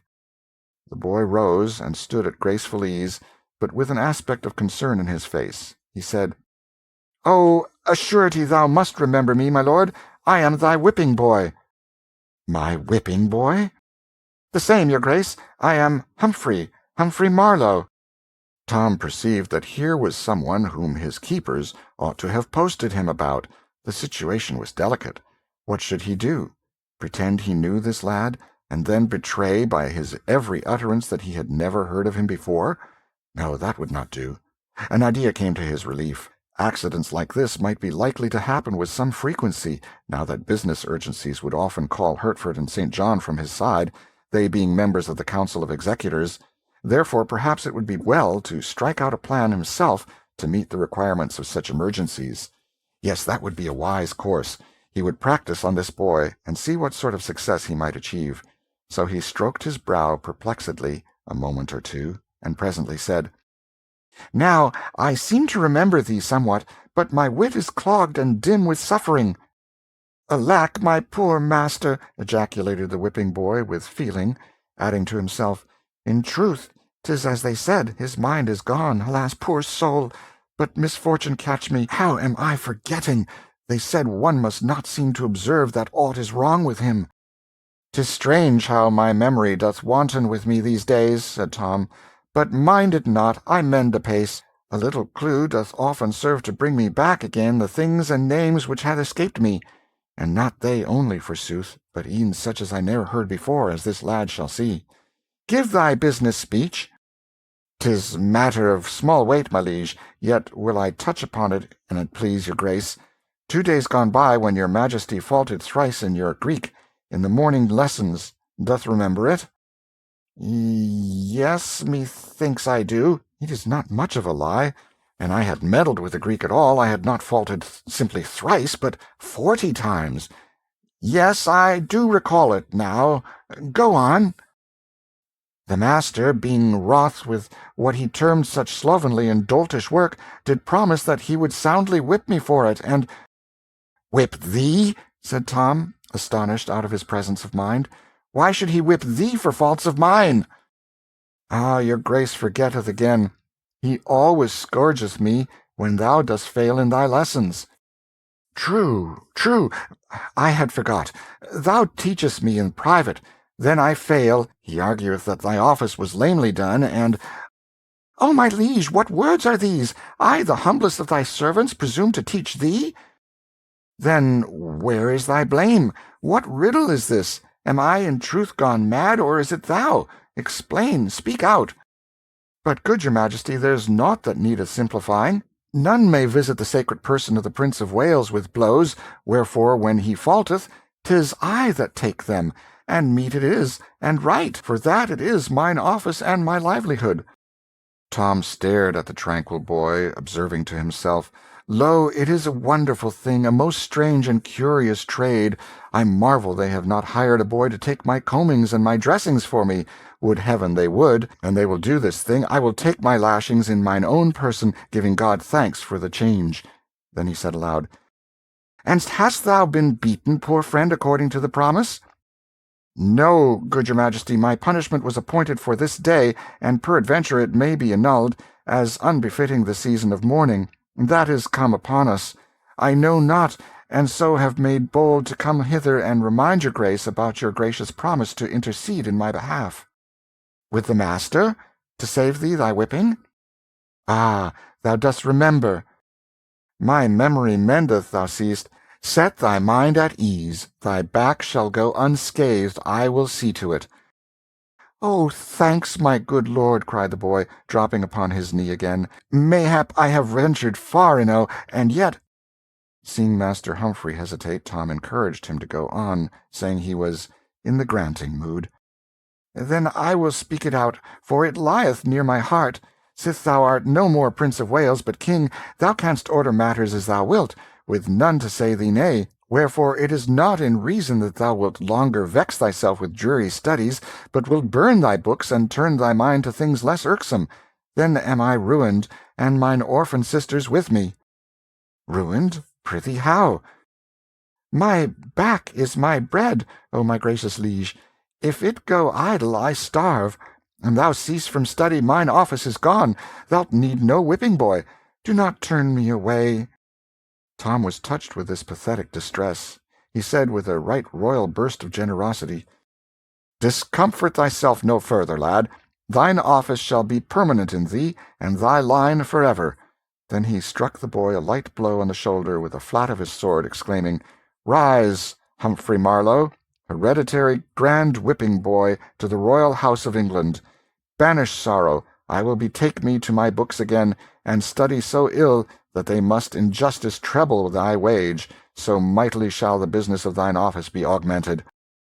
The grateful Humphrey responded fervently, "Thanks, O most noble master. This princely lavishness doth far surpass my most distempered dreams of fortune. Now shall I be happy all my days, and all the house of Marlowe after me." Tom had wit enough to perceive that here was a lad who could be useful to him. He encouraged Humphrey to talk, and he was nothing loath. He was delighted to believe that he was helping in Tom's cure, for always, as soon as he had finished calling back to Tom's diseased mind the various particulars of his experiences and adventures in the royal schoolroom and elsewhere about the palace, he noticed that Tom was then able to recall the circumstances quite clearly. At the end of an hour, Tom found himself well freighted with very valuable information concerning personages and matters pertaining to the court. So he resolved to draw instruction from this source daily, and to this end he would give order to admit Humphrey to the royal closet whenever he might come, provided the Majesty of England was not engaged with other people. Humphrey had hardly been dismissed when my Lord Hertford arrived with more trouble for Tom. He said that the lords of the council, fearing that some overwrought report of the king's damaged health might have leaked out and got abroad, they deemed it wise and best that his Majesty should begin to dine in public after a day or two. His wholesome complexion and vigorous step, assisted by a carefully guarded repose of manner and ease and grace of demeanor, would more surely quiet the general pulse, in case any evil rumors had gone out, than any other scheme that could be devised. Then the Earl proceeded very delicately to instruct Tom as to the observances proper to the stately occasion, under the rather thin disguise of reminding him concerning things already known to him. But to his vast gratification it turned out that Tom needed very little help in this line. He had been making use of Humphrey in that direction, for Humphrey had mentioned that within a few days he was to begin to dine in public, having gathered it from the swift-winged gossip of the court. Tom kept these facts to himself, however. Seeing the royal memory so improved, the Earl ventured to apply a few tests to it, in an apparently casual way, to find out how far its amendment had progressed. The results were happy here and there in spots where Humphrey's tracks remained, and on the whole my lord was greatly pleased and encouraged.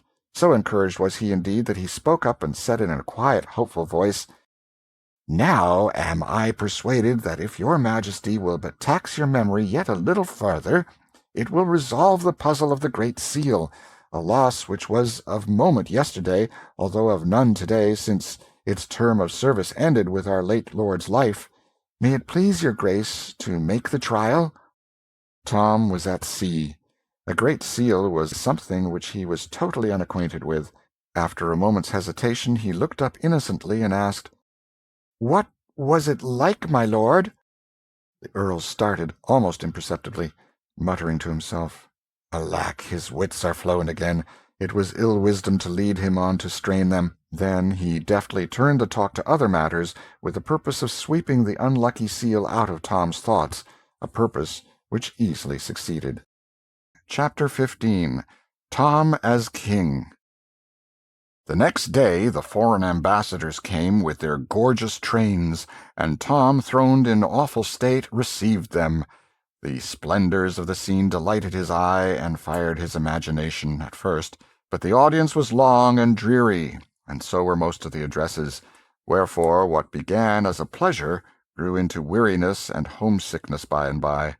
Tom said the words which Hertford put into his mouth from time to time, and tried hard to acquit himself satisfactorily, but he was too new to such things, and too ill at ease to accomplish more than a tolerable success. He looked sufficiently like a king, but he was ill able to feel like one. He was cordially glad when the ceremony was ended. The larger part of his day was wasted, as he termed it in his own mind, in labors pertaining to his royal office.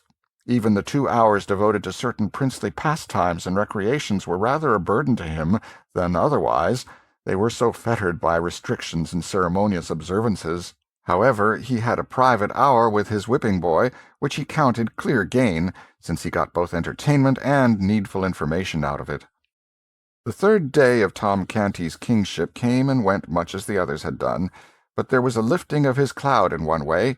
He felt less uncomfortable than at first. He was getting a little used to his circumstances and surroundings.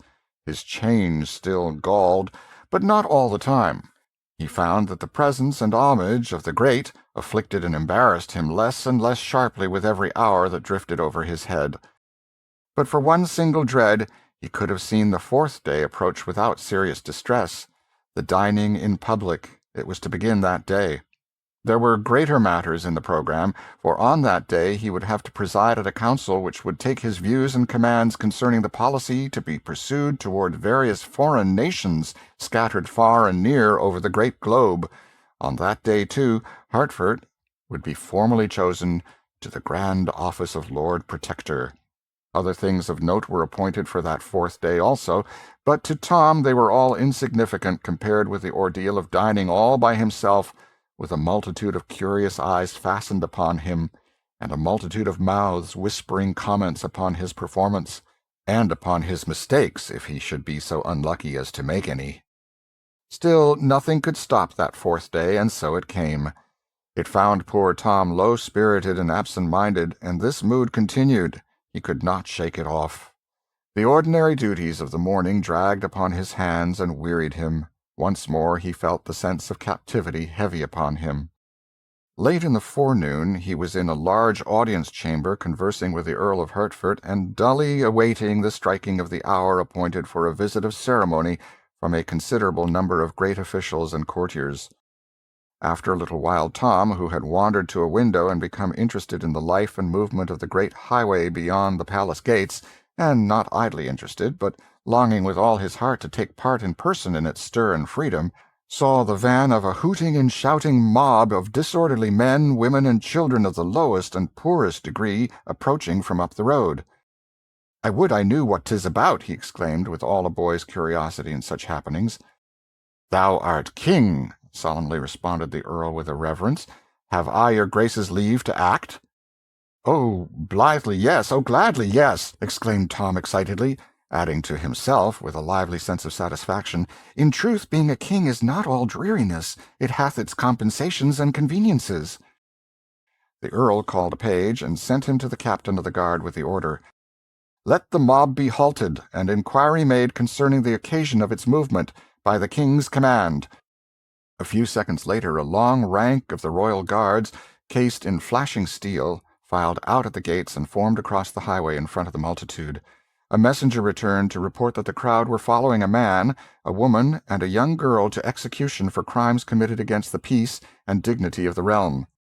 Death, and a violent death, for these poor unfortunates. The thought wrung Tom's heartstrings. The spirit of compassion took control of him, to the exclusion of all other considerations. He never thought of the offended laws, or of the grief or loss which these three criminals had inflicted upon their victims. He could think of nothing but the scaffold and the grisly fate hanging over the heads of the condemned. His concern even made him forget for the moment that he was but the false shadow of a king, not the substance, and before he knew it he had blurted out the command, "Bring them here!" Then he flushed scarlet, and a sort of apology sprung to his lips. But observing that his order had wrought no sort of surprise in the Earl or the waiting page, he suppressed the words he was about to utter. The page, in the most matter-of-course way, made a profound obeisance, and retired backwards out of the room to deliver the command. Tom experienced a glow of pride and a renewed sense of the compensating advantages of the kingly office. He said to himself, "Truly it is like what I was used to feel when I read the old priest's tales, and did imagine mine own self a prince, giving law and command to all, saying, do this, do that, whilst none durst offer let or hindrance to my will." Now the doors swung open, one high-sounding title after another was announced, the personages owning them followed, and the place was quickly half-filled with noble folk and finery. But Tom was hardly conscious of the presence of these people, so wrought up was he, and so intensely absorbed in that other and more interesting matter. He seated himself absently in his chair of state, and turned his eyes upon the door with manifestations of impatient expectancy, seeing which the company forbore to trouble him, and fell to chatting a mixture of public business and court gossip one with another. In a little while the measured tread of military men was heard approaching, and the culprits entered the presence in charge of an under-sheriff and escorted by a detail of the king's guard. The civil officer knelt before Tom, then stood aside. The three doomed persons knelt also, and remained so. The guard took position behind Tom's chair. Tom scanned the prisoners curiously. Something about the dress or appearance of the man had stirred a vague memory in him. "Methinks I have seen this man ere now, but the when or the where fail me," such was Tom's thought, Just then the man glanced meekly up, and quickly dropped his face again, not being able to endure the awful port of sovereignty. But the one full glimpse of the face which Tom got was sufficient. He said to himself, "Now is the matter clear. This is the stranger that plucked Gill's wit out of the Thames, and saved his life, that windy, bitter first day of the new year. A brave, good deed. Pity he hath been doing baser ones, and got himself in this sad case. I have not forgot the day, neither the hour, by reason that an hour after, upon the stroke of 11, I did get a hiding by the hand of Gammer Ganty, which was of so goodly and admired severity that all that went before or followed after it were but fondlings and caress by comparison." Tom now ordered that the woman and the girl be removed from the presence for a little time, then addressed himself to the under-sheriff, saying, "Good sir, what is this man's offence?" The officer knelt and answered, "So please your majesty, he hath taken the life of a subject by poison." Tom's compassion for the prisoner and admiration of him as the daring rescuer of a drowning boy experienced a most damaging shock. "The thing was proven upon him?" he asked. "Most clearly, sire." Tom sighed and said, "Take him away. He hath earned his death. 'Tis a pity, for he was a brave heart. Nana, I mean, he hath the look of it." The prisoner clasped his hands together with sudden energy and wrung them despairingly, at the same time appealing imploringly to the king in broken and terrified phrases. "O my lord the king, and thou canst pity the lost, have pity upon me. I am innocent, neither hath that wherewith I am charged been more than but lamely proved. Yet I speak not of that. The judgment is gone forth against me, and may not suffer alteration. Yet in mine extremity I beg a boon, for my doom is more than I can bear. A grace, my lord the king, in thy royal compassion grant my prayer. Give commandment that I be hanged." Tom was amazed. This was not the outcome he had looked for. "Odds my life, a strange boon! Was it not the fate intended thee?" "Oh, good my liege, not so. It is ordered that I be boiled alive." The hideous surprise of these words almost made Tom spring from his chair. As soon as he could recover his wits, he cried out, "Have thy wish, poor soul! An thou had poisoned 100 men, thou shouldst not suffer so miserable a death." The prisoner bowed his face to the ground and burst into passionate expressions of gratitude, ending with, "If ever thou shouldst know misfortune, which God forfend, may thy goodness to me this day be remembered and requited." Tom turned to the Earl of Hertford and said, "My lord, is it believable that there was warrant for this man's ferocious doom?" "It is the law, your grace, for poisoners. In Germany, coiners be boiled to death in oil, not cast in of a sudden, but by a rope let down into the oil by degrees, and slowly, first the feet, then the legs, then—" "Oh, prithee, no more, my lord, I cannot bear it," cried Tom, covering his eyes with his hands to shut out the picture. "I beseech your good lordship that order be taken to change this law. Oh, let no more poor creatures be visited with its tortures." The Earl's face showed profound gratification, for he was a man of merciful and generous impulses, a thing not very common with his class in that fierce age. He said, "These, your grace's noble words, have sealed its doom. History will remember it to the honor of your royal house."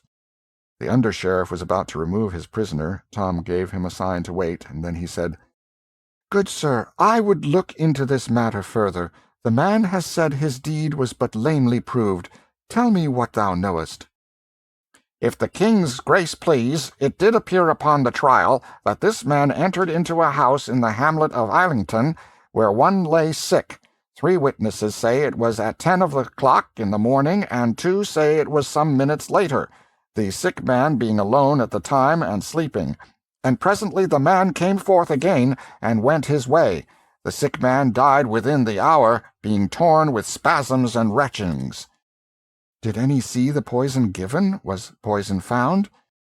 "Marry, no, my liege." "Then how doth one know there was poison given at all?" "Please your majesty, the doctors testified that none die with such symptoms but by poison."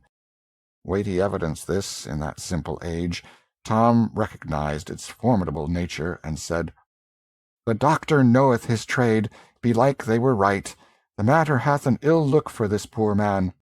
"Yet was not this all, your majesty. There is more and worse. Many testified that a witch, since gone from the village, none know whither, did foretell and speak it privately in their ears, that the sick man would die by poison, and more, that a stranger would give it, a stranger with brown hair and clothed in a worn and common garb. And surely this prisoner doth answer woundily to the bill, please your majesty, to give this circumstance that solemn weight which is its due, seeing it was foretold." This was an argument of tremendous force in that superstitious day. Tom felt that the thing was settled. If evidence was worth anything, this poor fellow's guilt was proved. Still he offered the prisoner a chance, saying, "If thou canst say aught in thyself, speak."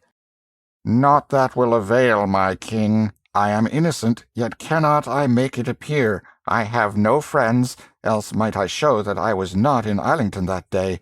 So also might I show that at that hour they name I was above a league away, seeing I was at Wapping Old Stairs. Yea, more, my king, for I could show that whilst they say I was taking life, I was saving it, a drowning boy. Peace! Sheriff, name the day the deed was done." "At 10 in the morning, or some minutes later, the first day of the new year, most illustrious." "Let the prisoner go free. It's the king's will." Another blush followed this unregal outburst, and he covered his indecorum as well as he could by adding, "It enrageth me that a man should be hanged upon such idle, hair-brained evidence." A low buzz of admiration swept through the assemblage. It was not admiration of the decree that had been delivered by Tom, for the propriety or expediency of pardoning a convicted poisoner was a thing which few there would have felt justified in either admitting or admiring. No, the admiration was for the intelligence and spirit which Tom had displayed.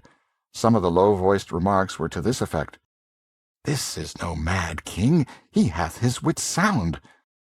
"How sanely he puts his questions! How like his former natural self was this abrupt, imperious disposal of the matter!" "God be thanked, his infirmity is spent. This is no weakling, but a king. He hath borne himself like to his own father." The air being filled with applause, Tom's ear necessarily caught a little of it. The effect which this had upon him was to put him greatly at his ease, and also to charge his system with very gratifying sensations. However, his juvenile curiosity soon rose superior to these pleasant thoughts and feelings. He was eager to know what sort of deadly mischief the woman and the little girl could have been about. So by his command the two terrified and sobbing creatures were brought before him. "What is it that these have done?" he inquired of the sheriff. "Please your majesty, a black crime is charged upon them, and clearly proven, wherefore the judges have decreed, according to the law, that they be hanged. They sold themselves to the devil, such is their crime." Tom shuddered. He had been taught to abhor people who did this wicked thing. Still, he was not going to deny himself the pleasure of feeding his curiosity for all that, so he asked, "Where was this done, and when?" "On a midnight in December, in a ruined church, your majesty." Tom shuddered again. "Who was there present?" "Only these two, your grace, and that other." "Have these confessed?" "Nay, not so, sire. They do deny it." "Then, prithee, how was it known?" "Certain witnesses did see them wending thither, good your majesty. This bred the suspicion, and dire effects have since confirmed and justified it. In particular, it is in evidence that through the wicked power so obtained, they did invoke and bring about a storm that wasted all the region round about. Above 40 witnesses have proved the storm, and sooth one might have had 1,000, for all had reason to remember it, sith all had suffered by it." "Certes, this is serious matter." Tom turned this dark piece of scoundrelism over in his mind a while, and then asked, "Suffered the woman also by the storm?" Several old heads among the assemblage nodded their recognition of the wisdom of this question.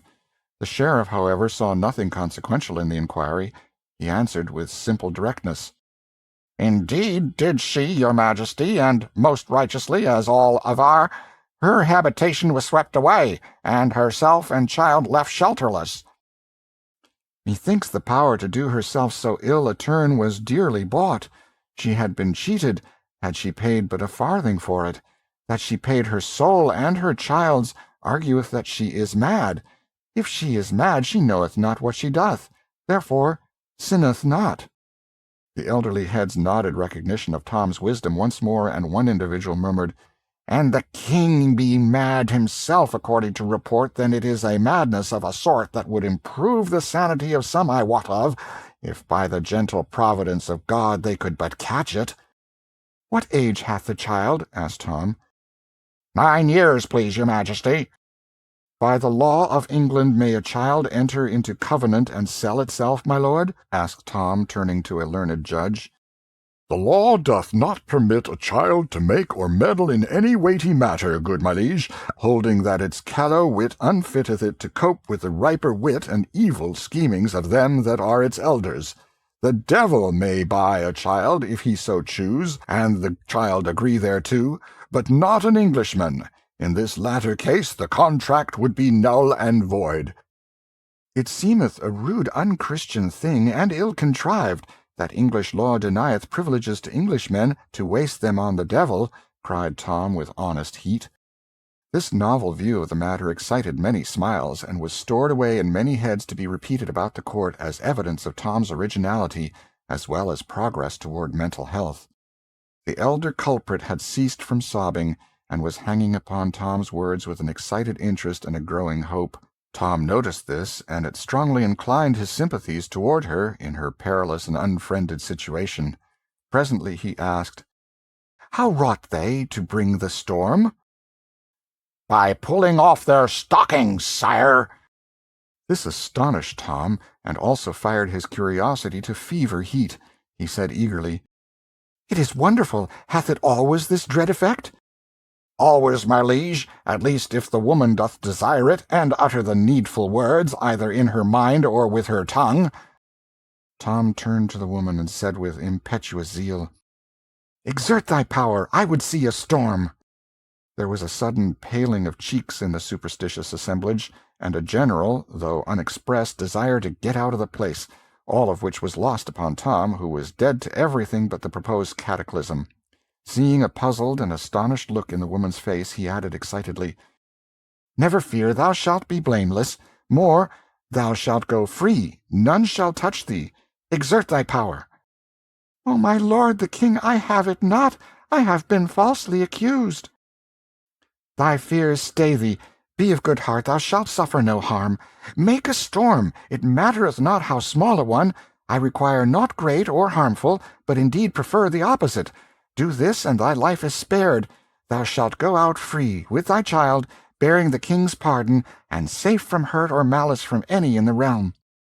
The woman prostrated herself, and protested with tears that she had no power to do the miracle, else she would gladly win her child's life alone, and be content to lose her own, if by obedience to the king's command so precious a grace might be acquired. Tom urged. The woman still adhered to her declarations.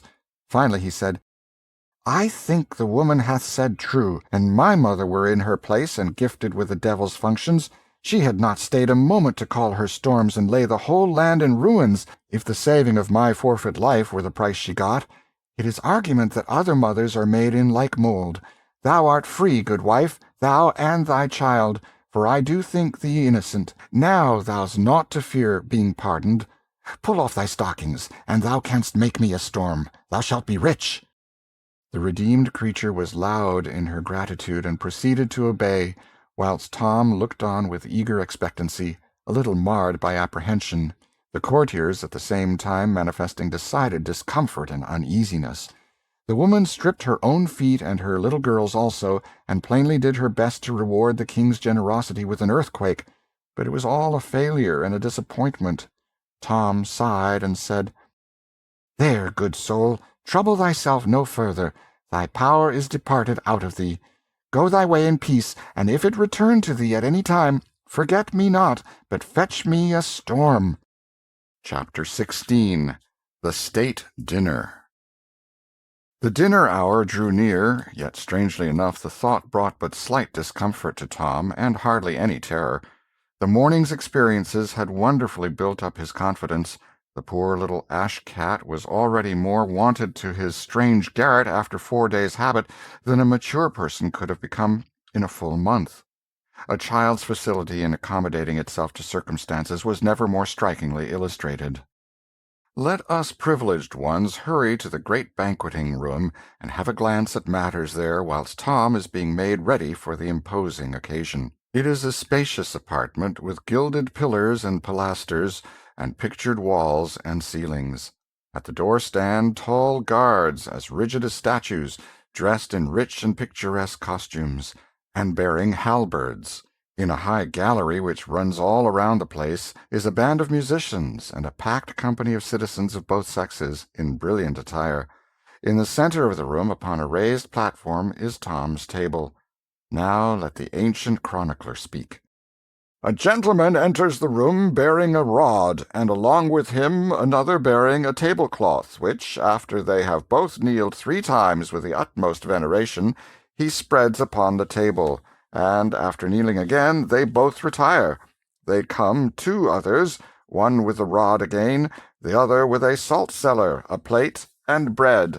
When they have kneeled, as the others had done, and placed what was brought upon the table, they too retire with the same ceremonies performed by the first. At last come 2 nobles, richly clothed, one bearing a tasting knife, who, after prostrating themselves 3 times in the most graceful manner, approach and rub the table with bread and salt with as much awe as if the king had been present. So end the solemn preliminaries. Now, far down the echoing corridors, we hear a bugle blast and the indistinct cry, "Place for the king! Way for the king's most excellent majesty!" These sounds are momently repeated, they grow nearer and nearer, and pleasantly, almost in our faces, the martial note peals, and the cry rings out, "Way for the king!" At this instant the shining pageant appears, and files in at the door with a measured march. Let the chronicler speak again. "First come gentlemen, barons, earls, knights of the garter, all richly dressed and bareheaded. Next comes the chancellor, between 2, one of which carries the royal scepter, the other the sword of state in a red scabbard, studded with golden fleur-de-lis, the point upwards.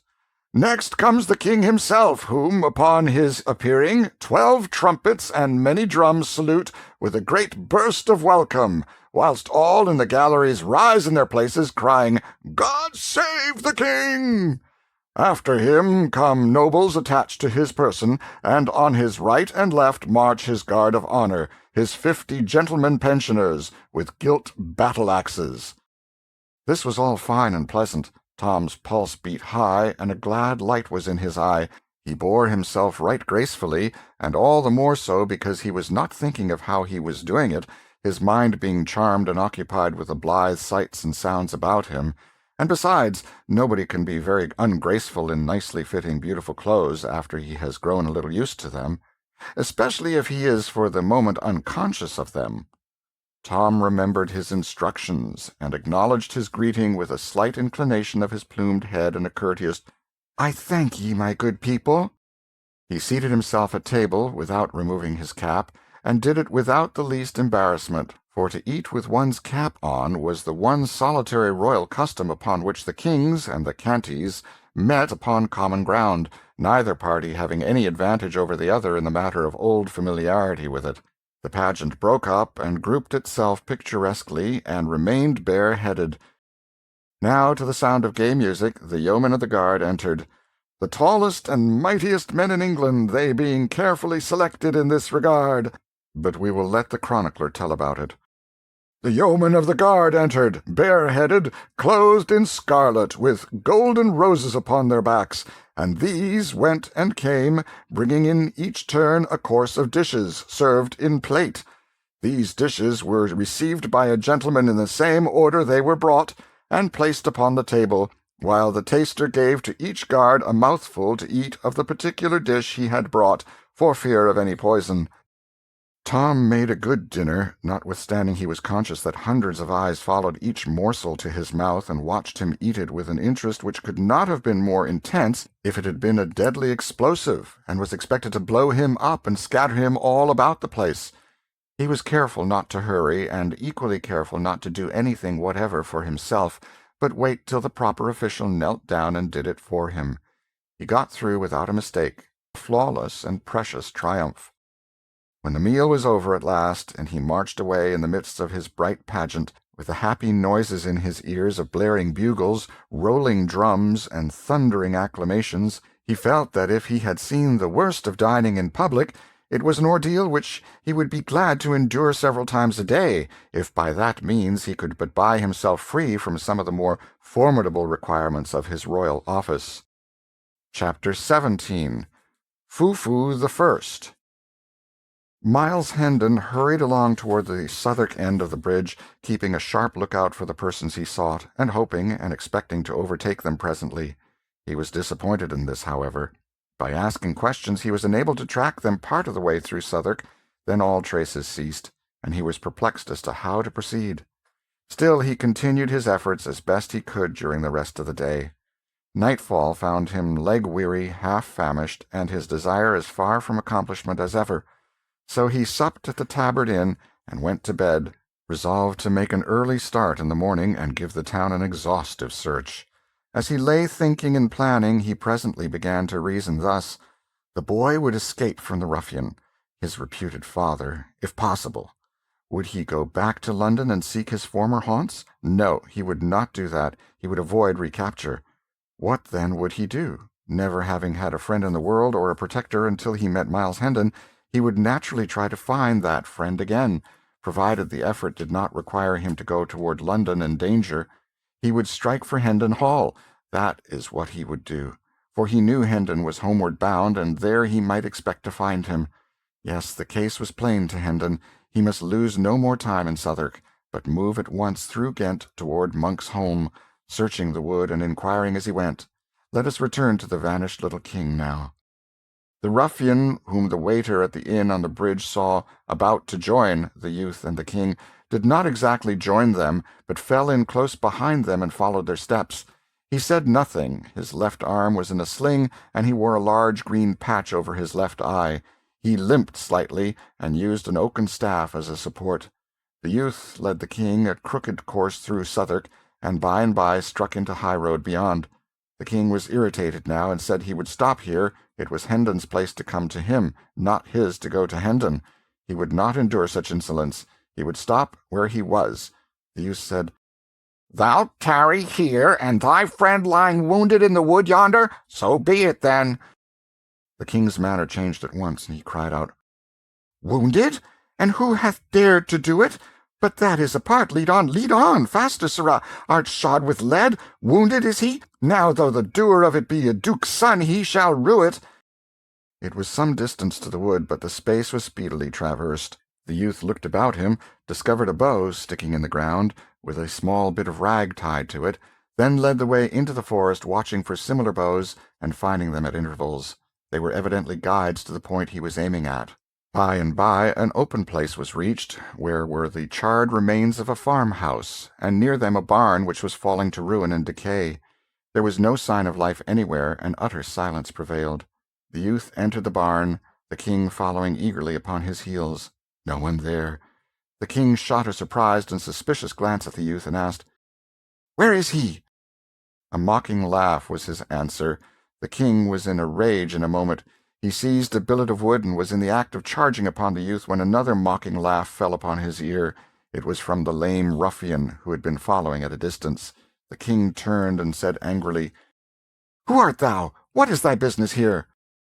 "Leave thy foolery," said the man, "and quiet thyself. My disguise is none so good that thou canst pretend thou knowest not thy father through it." "Thou art not my father. I know thee not. I am the king. If thou hast hid my servant, find him for me, or thou shalt sup sorrow for what thou hast done." John Canty replied, in a stern and measured voice, "It is plain thou art mad, and I am loath to punish thee. But if thou provoke me, I must. Thy prating doth no harm here where there are no ears that need to mind thy follies, yet is it well to practice thy tongue to wary speech, that it may do no hurt when our quarters change. I have done a murder, and may not tarry at home, neither shalt thou, seeing I need thy service. My name is changed for wise reasons. It is Hobbs, John Hobbs. Thine is Jack. Charge thy memory accordingly. Now then, speak. Where is thy mother? Where are thy sisters? They came not to the place appointed. Knowst thou whither they went? The king answered sullenly, Trouble me not with these riddles. My mother is dead. My sisters are in the palace. The youth near by burst into a derisive laugh, and the king would have assaulted him, but Canty, or Hobbs, as he now called himself, prevented him and said, Peace, Hugo, vex him not. His mind is astray, and thy ways fret him. Sit thee down, Jack, and quiet thyself. Thou shalt have a morsel to eat anon. Hobbs and Hugo fell to talking together in low voices, and the king removed himself as far as he could from their disagreeable company. He withdrew into the twilight of the farther end of the barn. When he found the earthen floor bedded a foot deep with straw, he lay down here, drew straw over himself in lieu of blankets, and was soon absorbed in thinkings. He had many griefs, but the minor ones were swept almost into forgetfulness by the supreme one, the loss of his father. To the rest of the world the name of Henry VIII brought a shiver, and suggested an ogre whose nostrils breathed destruction, and whose hand dealt scourgings and death. But to this boy the name brought only sensations of pleasure. The figure it invoked wore a countenance that was all gentleness and affection. He called to mind a long succession of loving passages between his father and himself, and dwelt fondly upon them, his unstinted tears attesting how deep and real was the grief that possessed his heart. As the afternoon wasted away, the lad, wearied with his troubles, sank gradually into a tranquil and healing slumber.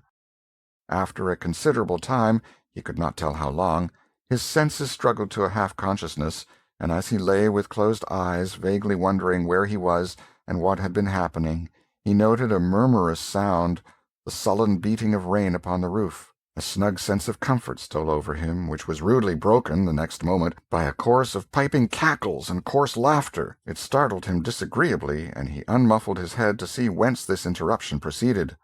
A grim and unsightly picture met his eye. A bright fire was burning in the middle of the floor at the other end of the barn, and around it, and lit weirdly up by the red glare, lolled and sprawled the motliest company of tattered gutter scum and ruffians of both sexes he had ever read or dreamed of. There were huge, stalwart men, brown with exposure, long-haired and clothed in fantastic rags. There were middle-sized youths of truculent countenance and similarly clad. There were blind mendicants with patched or bandaged eyes, crippled ones with wooden legs and crutches. There was a villain-looking peddler with his pack, a knife-grinder, a tinker, and a barber-surgeon with the implements of their trades. Some of the females were hardly grown girls, some were at prime, some were old and wrinkled hags, and all were loud, brazen, foul-mouthed, and all soiled and slatternly. There were 3 sore-faced babies. There were a couple of starveling curs with strings about their necks, whose office was to lead the blind. The night was come, the gang had just finished feasting, an orgy was beginning, the can of liquor was passing from mouth to mouth. A general cry broke forth, "A song! A song from the Bat and Dick Dot-and-Go one!" One of the blind men got up and made ready by casting aside the patches that sheltered his excellent eyes, and the pathetic placard which recited the cause of his calamity. Dot-and-Go one disencumbered himself of his timber leg, and took his place upon sound and healthy limbs, beside his fellow rascal. Then they roared out a rollicking ditty, and were reinforced by the whole crew at the end of each stanza in a rousing chorus. By the time the last stanza was reached, the half-drunken enthusiasm had risen to such a pitch that everybody joined in and sang it clear through from the beginning, producing a volume of villainous sound that made the rafters quake. These were the inspiring words: "Bein' darkmans then, bows, mort, and ken, the bein' coves beings awast, on chaties to trine by Rome coves dine, for his long lib at last. Binged out bein' morts and tour, bing out of the Rome vile bine, and tour the cove that cloyed your duds upon the chaties to trine. From the English Rogue, London, 1665. Conversation followed, not in the thieves' dialect of the song, for that was only used in talk when unfriendly ears might be listening. In the course of it appeared that John Hobbs was not altogether a new recruit, but had trained in the gang at some former time. His later history was called for, and when he said he had accidentally killed a man, considerable satisfaction was expressed. When he added that the man was a priest, he was roundly applauded, and had to take a drink with everybody. Old acquaintances welcomed him joyously, and new ones were proud to shake him by the hand. He was asked why he had tarried away so many months. He answered, "London is better than the country, and safer these late years. The laws be so bitter and so diligently enforced, and I had not had that accident, I had stayed there. I had resolved to stay and never more venture countrywards, but the accident has ended that." He inquired how many persons the gang numbered now. The ruffler, or chief, answered, 25 sturdy budges, bulks, files, clapperdogsons, and maunders, counting the dells and doxies and other morts. Most are here, the rest are wandering eastward along the Winterley. We follow at dawn. I do not see the wen among the honest folk about me. Where may he be? Poor lad, his diet is brimstone now, and over hot for a delicate taste. He was killed in a brawl somewhere about midsummer. I sorrow to hear that. The wen was a capable man and brave. That was he truly. Black Bess, his dell, is of us yet, but absent on the eastward tramp. A fine lass, of nice ways and orderly conduct, none ever seeing her drunk above 4 days in the 7. She was ever strict, I remember it well, a goodly wench and worthy all commendation. Her mother was more free and less particular, a troublesome and ugly-tempered beldame, but furnished with a wit above the common. We lost her through it. Her gift of palmistry and other sorts of fortune-telling begot for her at last a witch's name and fame.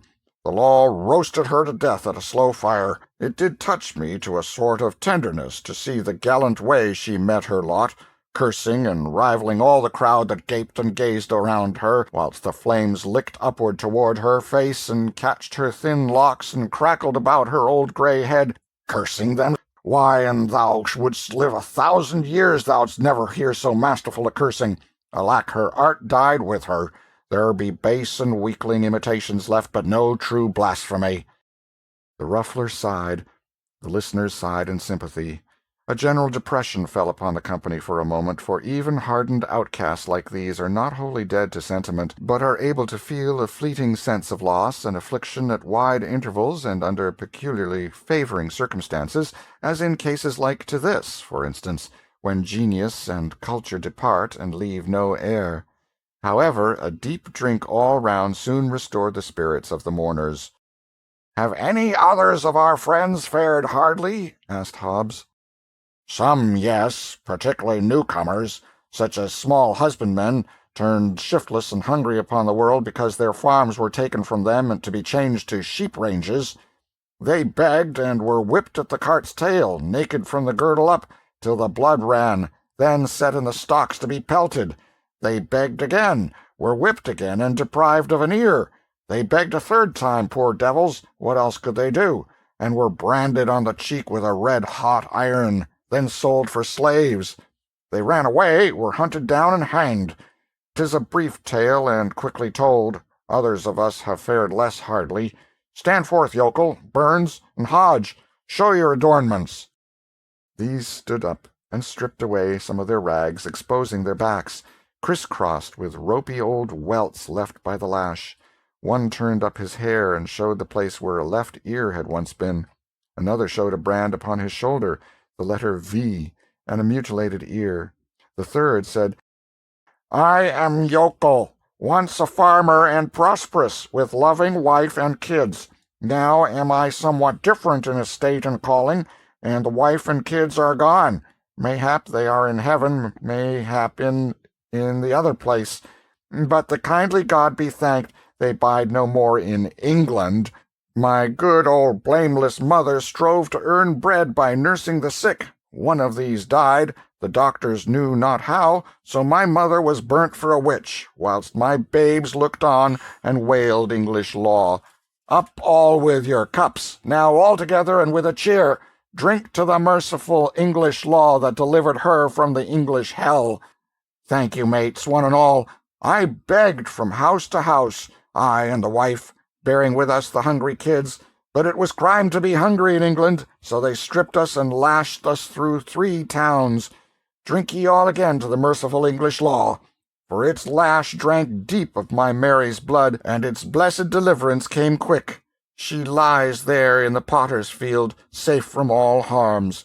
And the kids, well, whilst the law lashed me from town to town, they starved. Drink, lads, only a drop to the poor kids that never did any creature harm. I begged again, begged for a crust, and got the stocks and lost an ear. See, here bides the stump. I begged again, and here's the stump of the other to keep me minded of it. And still I begged again, and was sold for a slave. Here on my cheek under this stain, if I washed it off, ye might see the red S, the branding iron left there. A slave. Do ye understand that word? An English slave. That is he that stands before ye. I have run from my master, and when I am found, the heavy curse of heaven fall on the law and the land that hath commanded it, I shall hang. A ringing voice came through the murky air. Thou shalt not, and this day the end of that law is come. All turned and saw the fantastic figure of the little king approaching hurriedly. As it emerged into the light and was clearly revealed, a general explosion of inquiries broke out. Who is it? What is it? Who art thou, mannikin? The boy stood unconfused in the midst of all those surprised and questioning eyes, and answered with princely dignity, I am Edward, King of England. A wild burst of laughter followed, partly of derision and partly of delight in the excellence of the joke. The king was stung. He said sharply, Ye mannerless vagrants, is this your recognition of the royal boon I have promised? He said more, with angry voice and excited gesture, but it was lost in a whirlwind of laughter and mocking exclamations. John Hobbs made several attempts to make himself heard above the din, and at last succeeded, saying, Mates, he is my son, a dreamer, a fool, and stark mad. Mind him not, he thinketh he is the king. I am the king, said Edward, turning toward him. As thou shalt know to thy cost in good time, thou hast confessed a murder. Thou shalt swing for it. Thou'lt betray me, thou, and I get my hands upon thee? Tut, tut, said the burly ruffler, interposing in time to save the king, and emphasizing this service by knocking Hobbs down with his fist. Hast respect for neither kings nor rufflers? And thou insult my presence, so again I'll hang thee up myself. Then he said to his majesty, Thou must make no threats against thy mates, lad, and thou must guard thy tongue from saying evil of them elsewhere. Be king, if it please thy mad humour, but be not harmful in it. Sink the title thou hast uttered. 'Tis treason. We be bad men in some few trifling ways, but none among us is so base as to be traitor to his king. We be loving and loyal hearts in that regard. Note if I speak truth. Now, all together, long live Edward, King of England! Long live Edward, King of England! The response came with such a thunder-gust from the motley crew that the crazy building vibrated to the sound. The little king's face lighted with pleasure for an instant, and he slightly inclined his head and said with grave simplicity, I thank you, my good people. This unexpected result threw the company into convulsions of merriment. When something like quiet was presently come again, the ruffler said, firmly, but with an accent of good nature, Drop it, boy. 'Tis not wise nor well. Humour thy fancy if thou must, but choose some other title. A tinker shrieked out a suggestion.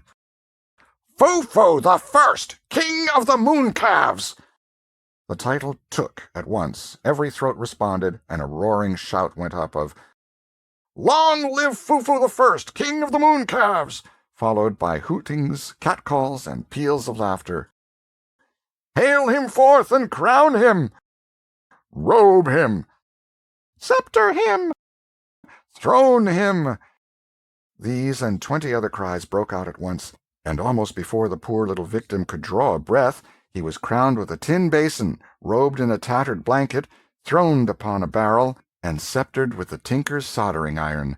Then all flung themselves upon their knees about him and sent up a chorus of ironical wailings and mocking supplications, whilst they swabbed their eyes with their soiled and ragged sleeves and aprons. "Be gracious to us, O sweet king! Trample not upon thy beseeching worms, O noble majesty! Pity thy slaves, and comfort them with a royal kick! Cheer us and warm us with thy gracious rays, O flaming sun of sovereignty! Sanctify the ground with the touch of thy foot, that we may eat the dirt and be ennobled! Deign to spit upon us, O sire, that our children's children may tell of thy princely condescension, and be proud and happy forever!" But the humorous tinker made the hit of the evening, and carried off the honors. Kneeling, he pretended to kiss the king's foot, and was indignantly spurned, whereupon he went about begging for a rag to paste over the place upon his face which had been touched by the foot, saying it must be preserved from contact with the vulgar air, and that he should make his fortune by going on the highway and exposing it to view at the rate of 100 shillings a sight. He made himself so killingly funny that he was the envy and admiration of the whole mangy rabble.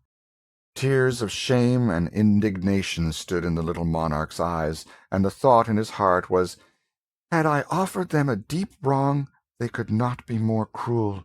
Yet have I proffered naught but to do them kindness, and it is thus they use me for it." Chapter 18. The Prince with the Tramps. The troop of vagabonds turned out at early dawn and set forward on their march. There was a lowering sky overhead, sloppy ground underfoot, and a winter chill in the air. All gaiety was gone from the company. Some were sullen and silent, some were irritable and petulant. None were gentle-humored. All were thirsty. The ruffler put Jack in Hugo's charge, with some brief instructions, and commanded John Canty to keep away from him and let him alone. He also warned Hugo not to be too rough with the lad. After a while the weather grew milder, and the clouds lifted somewhat. The troops ceased to shiver, and their spirits began to improve.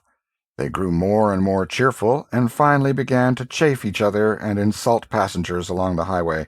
This showed that they were awakening to an appreciation of life and its joys once more. The dread in which their sort was held was apparent in the fact that everybody gave them the road, and took their ribald insolences meekly, without venturing to talk back. They snatched linens from the hedges occasionally, in full view of the owners, who made no protest, but only seemed grateful that they did not take the hedges too. By and by they invaded a small farmhouse and made themselves at home, while the trembling farmer and his people swept the larder clean to furnish a breakfast for them.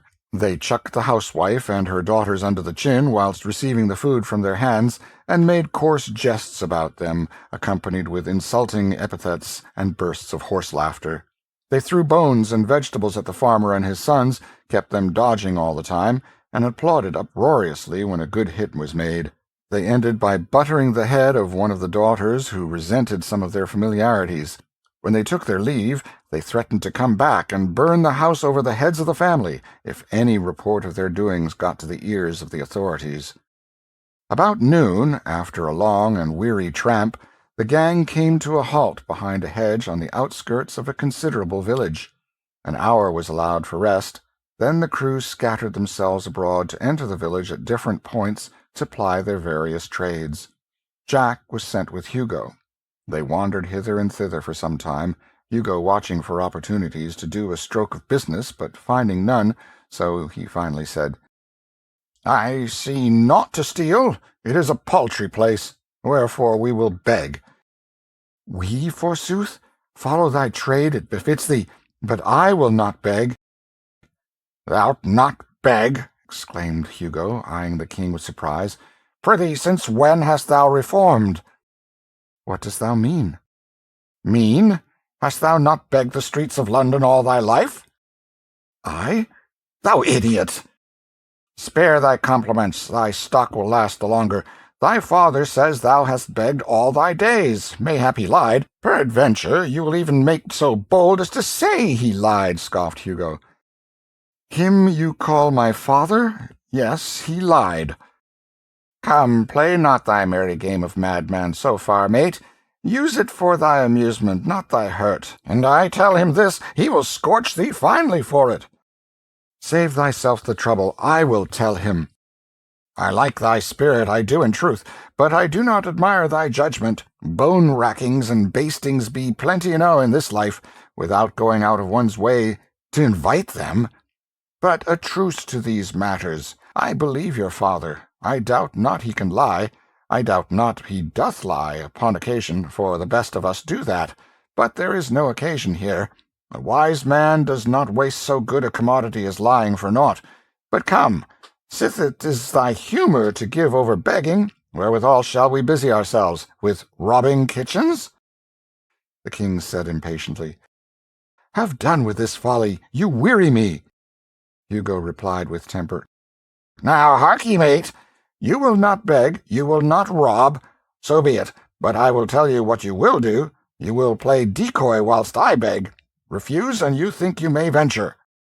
The king was about to reply contemptuously when Hugo said, interrupting, Peace! Here comes one with a kindly face. Now will I fall down in a fit.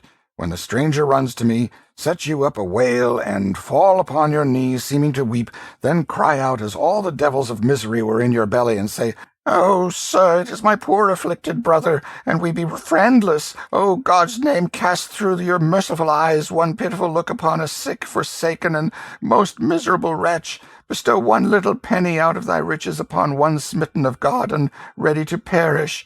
And mind you, keep you on wailing, and abate not till we bilk him of his penny, else shall you rue it.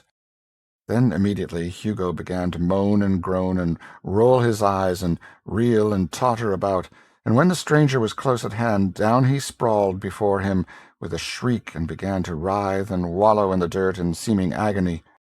Oh, dear, cried the benevolent stranger. Oh, poor soul, how he doth suffer! There, let me help thee up. Oh, noble sir, forbear, and God love you for a princely gentleman, but it giveth me cruel pain to touch me when I am taken so. My brother there will tell you, your worship, how I am racked with anguish when these fits be upon me. A penny, dear sir, a penny, to buy a little food, then leave me to my sorrows. A penny? Thou shalt have 3, thou hapless creature. And he fumbled in his pocket with nervous haste and got them out. There, poor lad, take them, and most welcome. Now come hither, my boy, and help me carry thy stricken brother to yon house, where— I am not his brother, said the king, interrupting. What? Not his brother? Oh, hear him, groaned Hugo, then privately ground his teeth. He denies his own brother, and he with one foot in the grave. Boy, thou art indeed hard of heart. If this is thy brother, for shame, and he scarce able to move a hand or a foot. If he is not thy brother, who is he then?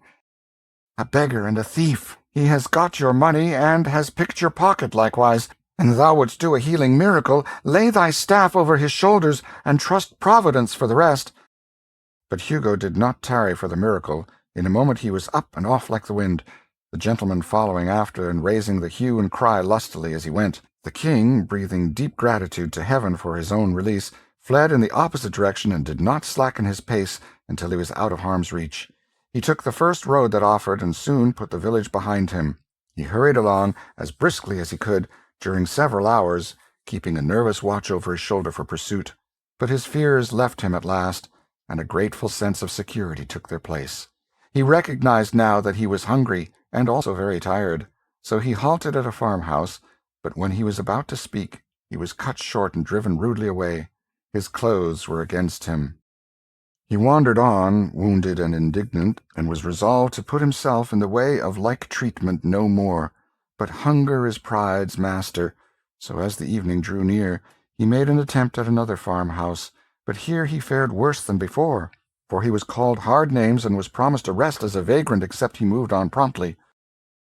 The night came on, chilly and overcast, and still the footsore monarch labored slowly on. He was obliged to keep moving, for every time he sat down to rest he was soon penetrated to the bone with the cold. All his sensations and experiences as he moved through the solemn gloom and the empty vastness of the night were new and strange to him. At intervals he heard voices approach, pass by, and fade into silence, and as he saw nothing more of the bodies they belonged to than a sort of formless drifting blur, there was something spectral and uncanny about it all that made him shudder. Occasionally he caught the twinkle of a light, always far away, apparently, almost in another world. If he heard the tinkle of a sheep's bell, it was vague, distant, indistinct. The muffled lowing of the herds floated to him on the night wind in vanishing cadences, a mournful sound. Now and then came the complaining howl of a dog over viewless expanses of field and forest. All sounds were remote. They made the little king feel that all life and activity were far removed from him, and that he stood solitary, companionless, in the center of a measureless solitude. He stumbled along through the gruesome fascination of this new experience, startled occasionally by the soft rustling of the dry leaves overhead. So like human whispers they seemed to sound, and by he came suddenly upon the freckled light of a tin lantern near at hand. He stepped back into the shadows and waited. The lantern stood by the open door of a barn. The king waited some time. There was no sound, and nobody stirring. He got so cold standing still, and the hospitable farm looked so enticing, that at last he resolved to risk everything and enter. He started swiftly and stealthily, and just as he was crossing the threshold he heard voices behind him. He darted behind a cask within the barn, and stooped down. 2 farm laborers came in, bringing the lantern with them, and fell to work, talking meanwhile. Whilst they moved about with the light, the king made good use of his eyes, and took the bearings of what seemed to be a good-sized stall at the further end of the place, proposing to grope his way to it when he should be left to himself. He also noted the position of a pile of horse-blankets midway of the route, with the intent to levy upon them for the service of the Crown of England for one night. By and by the men finished and went away, fastening the door behind them and taking the lantern with them. The shivering king made for the blankets with as good speed as the darkness would allow, gathered them up, and then groped his way safely to the stall. Of 2 of the blankets he made a bed, then covered himself with the remaining 2. He was a glad monarch now, though the blankets were old and thin, and not quite warm enough, and besides gave out a pungent horsey odor that was almost suffocatingly powerful. Although the king was hungry and chilly, he was also so tired and so drowsy that these latter influences soon began to get the advantage of the former, and he presently dozed off into a state of semi-consciousness. Then, just as he was on the point of losing himself wholly, he distinctly felt something touch him. He was broad awake in a moment, and gasping for breath. The cold horror of that mysterious touch in the dark almost made his heart stand still. He lay motionless and listened, scarcely breathing. But nothing stirred, and there was no sound. He continued to listen and wait during what seemed a long time, but still nothing stirred, and there was no sound. So he began to drop into a drowse once more at last, and all at once he felt that mysterious touch again. It was a grisly thing, this light touch from this noiseless and invisible presence. It made the boy sick with ghostly fears. What should he do? That was the question, but he did not know how to answer it. Should he leave these reasonably comfortable quarters and fly from this inscrutable horror? But fly whither? He could not get out of the barn, and the idea of scurrying blindly hither and thither in the dark within the captivity of the 4 walls, with this phantom gliding after him, and visiting him with that soft, hideous touch upon his cheek or shoulder at every turn, was intolerable. But to stay where he was and endure this living death all night, was that better? No. What then was there left to do? There was but one course, and he knew it well. He must put out his hand and find that thing. It was easy to think this, but it was hard to brace himself up to try it. 3 times he stretched his hand a little way out into the dark, gingerly, and snatched it suddenly back with a gasp, not because it had encountered anything, but because he had felt so sure it was just going to. But the 4th time he groped a little further, and his hand lightly swept against something soft and warm. This petrified him nearly with fright. His mind was in such a state that he could imagine the thing to be nothing else than a corpse, newly dead and still warm. He thought he would rather die than touch it again, but he thought this false thought because he did not know the immortal strength of human curiosity. In no long time his hand was tremblingly groping again, against his judgment and without his consent, but groping persistently on just the same. It encountered a bunch of long hair. He shuddered, but followed up the hair and found what seemed to be a warm rope, followed up the rope and found an innocent calf. For the rope was not a rope at all, but the calf's tail. The king was cordially ashamed of himself for having gotten all that fright and misery out of so paltry a matter as a slumbering calf, but he need not have felt so about it, for it was not the calf that frightened him, but a dreadful non-existent something which the calf stood for, and any other boy in those old superstitious times would have acted and suffered just as he had done. The king was not only delighted to find that the creature was only a calf, but delighted to have the calf's company, for he had been feeling so lonesome and friendless that the company and comradeship of even this humble animal was welcome, and he had been so buffeted, so rudely entreated by his own kind, that it was a real comfort to him to feel that he was at last in the society of a fellow creature that had at least a soft heart and a gentle spirit, whatever loftier attributes might be lacking. So he resolved to waive rank and make friends with the calf. While stroking its sleek, warm back, for it lay near him and within easy reach, it occurred to him that this calf might be utilized in more ways than one, whereupon he rearranged his bed, spreading it down close to the calf. Then he cuddled himself up to the calf's back, drew the covers up and over himself and his friend, and in a minute or two was as warm and comfortable as he had ever been in the downy couches of the regal palace of Westminster. Pleasant thoughts came at once. Life took on a cheerfuller seeming. He was free of the bonds of servitude and crime, free of the companionship of base and brutal outlaws. He was warm, he was sheltered, in a word, he was happy. The night wind was rising. It swept by in fitful gusts that made the old barn quake and rattle. Then its forces died down at intervals, and went moaning and wailing around corners and projections. But it was all music to the king now that he was snug and comfortable. Let it blow and rage, let it batter and bang, let it moan and wail, he minded it not, he only enjoyed it. He merely snuggled closer to his friend in a luxury of warm contentment, and drifted blissfully out of consciousness into a deep and dreamless sleep that was full of serenity and peace. The distant dogs howled, the melancholy kine complained, and the winds went on raging, whilst furious sheets of rain drove along the roof. But the majesty of England slept on, undisturbed, and the calf did the same, it being a simple creature, and not easily troubled by storms, or embarrassed by sleeping with the king. Chapter 19. The Prince with the Peasants. When the king awoke in the early morning, he found that a wet but thoughtful rat had crept into the place during the night, and made a cozy bed for itself in his bosom. Being disturbed now, it scampered away. The boy smiled and said, "Poor fool, why so fearful? I am as forlorn as thou. 'Twould be shame in me to hurt the helpless, who am myself so helpless. Moreover, I owe you thanks for a good omen. When a king has fallen so low that the very rats do make a bed of him, it surely meaneth that his fortunes be upon the turn, since it is plain he can no lower go." He got up and stepped out of the stall, and just then he heard the sound of children's voices. The barn door opened, and a couple of little girls came in.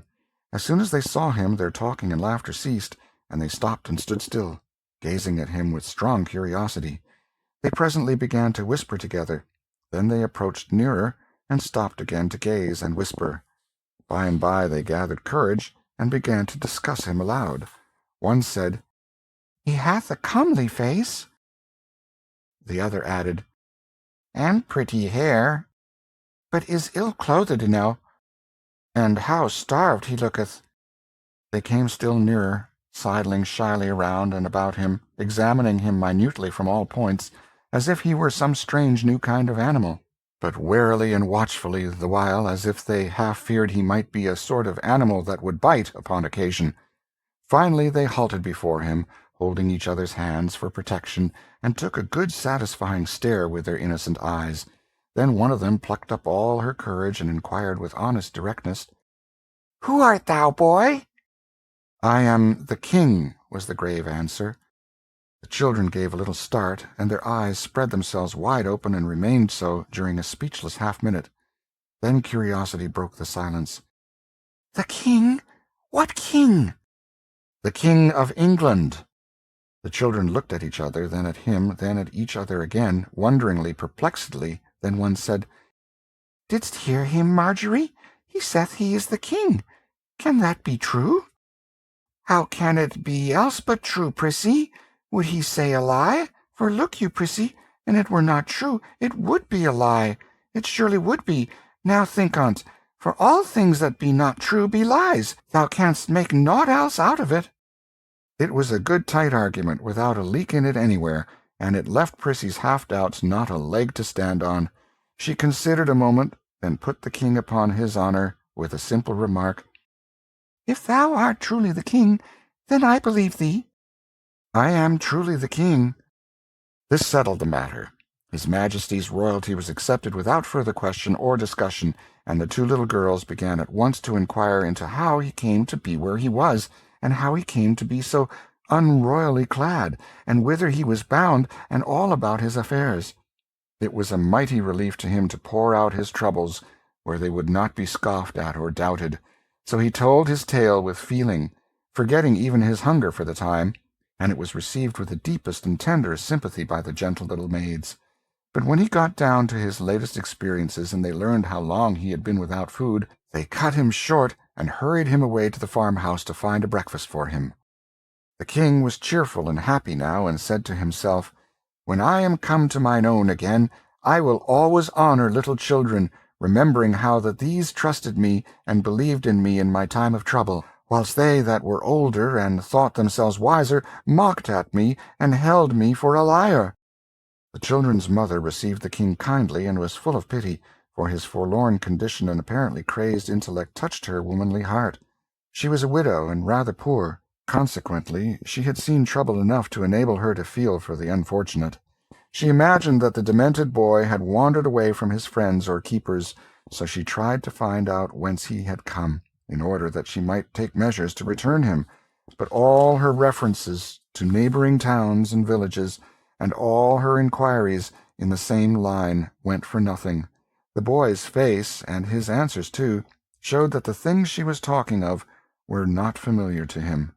He spoke earnestly and simply about court matters, and broke down more than once when speaking of the late king, his father, but whenever the conversation changed to baser topics, he lost interest and became silent. The woman was mightily puzzled, but she did not give up. As she proceeded with her cooking, she set herself to contriving devices to surprise the boy into betraying his real secret. She talked about cattle. He showed no concern. Then about sheep. The same result. So her guess that he had been a shepherd boy was an error. She talked about mills, and about weavers, tinkers, smiths, trades, and tradesmen of all sorts, and about bedlam, and jails, and charitable retreats. But no matter, she was baffled at all points. Not altogether, either, for she argued that she had narrowed the thing down to domestic service. Yes, she was sure she was on the right track now. He must have been a house servant. So she led up to that. But the result was discouraging. The subject of sweeping appeared to weary him. Fire-building failed to stir him. Scrubbing and scouring awoke no enthusiasm. Then the good wife touched with a perishing hope, and rather as a matter of form, upon the subject of cooking. To her surprise and her vast delight, the king's face lighted at once.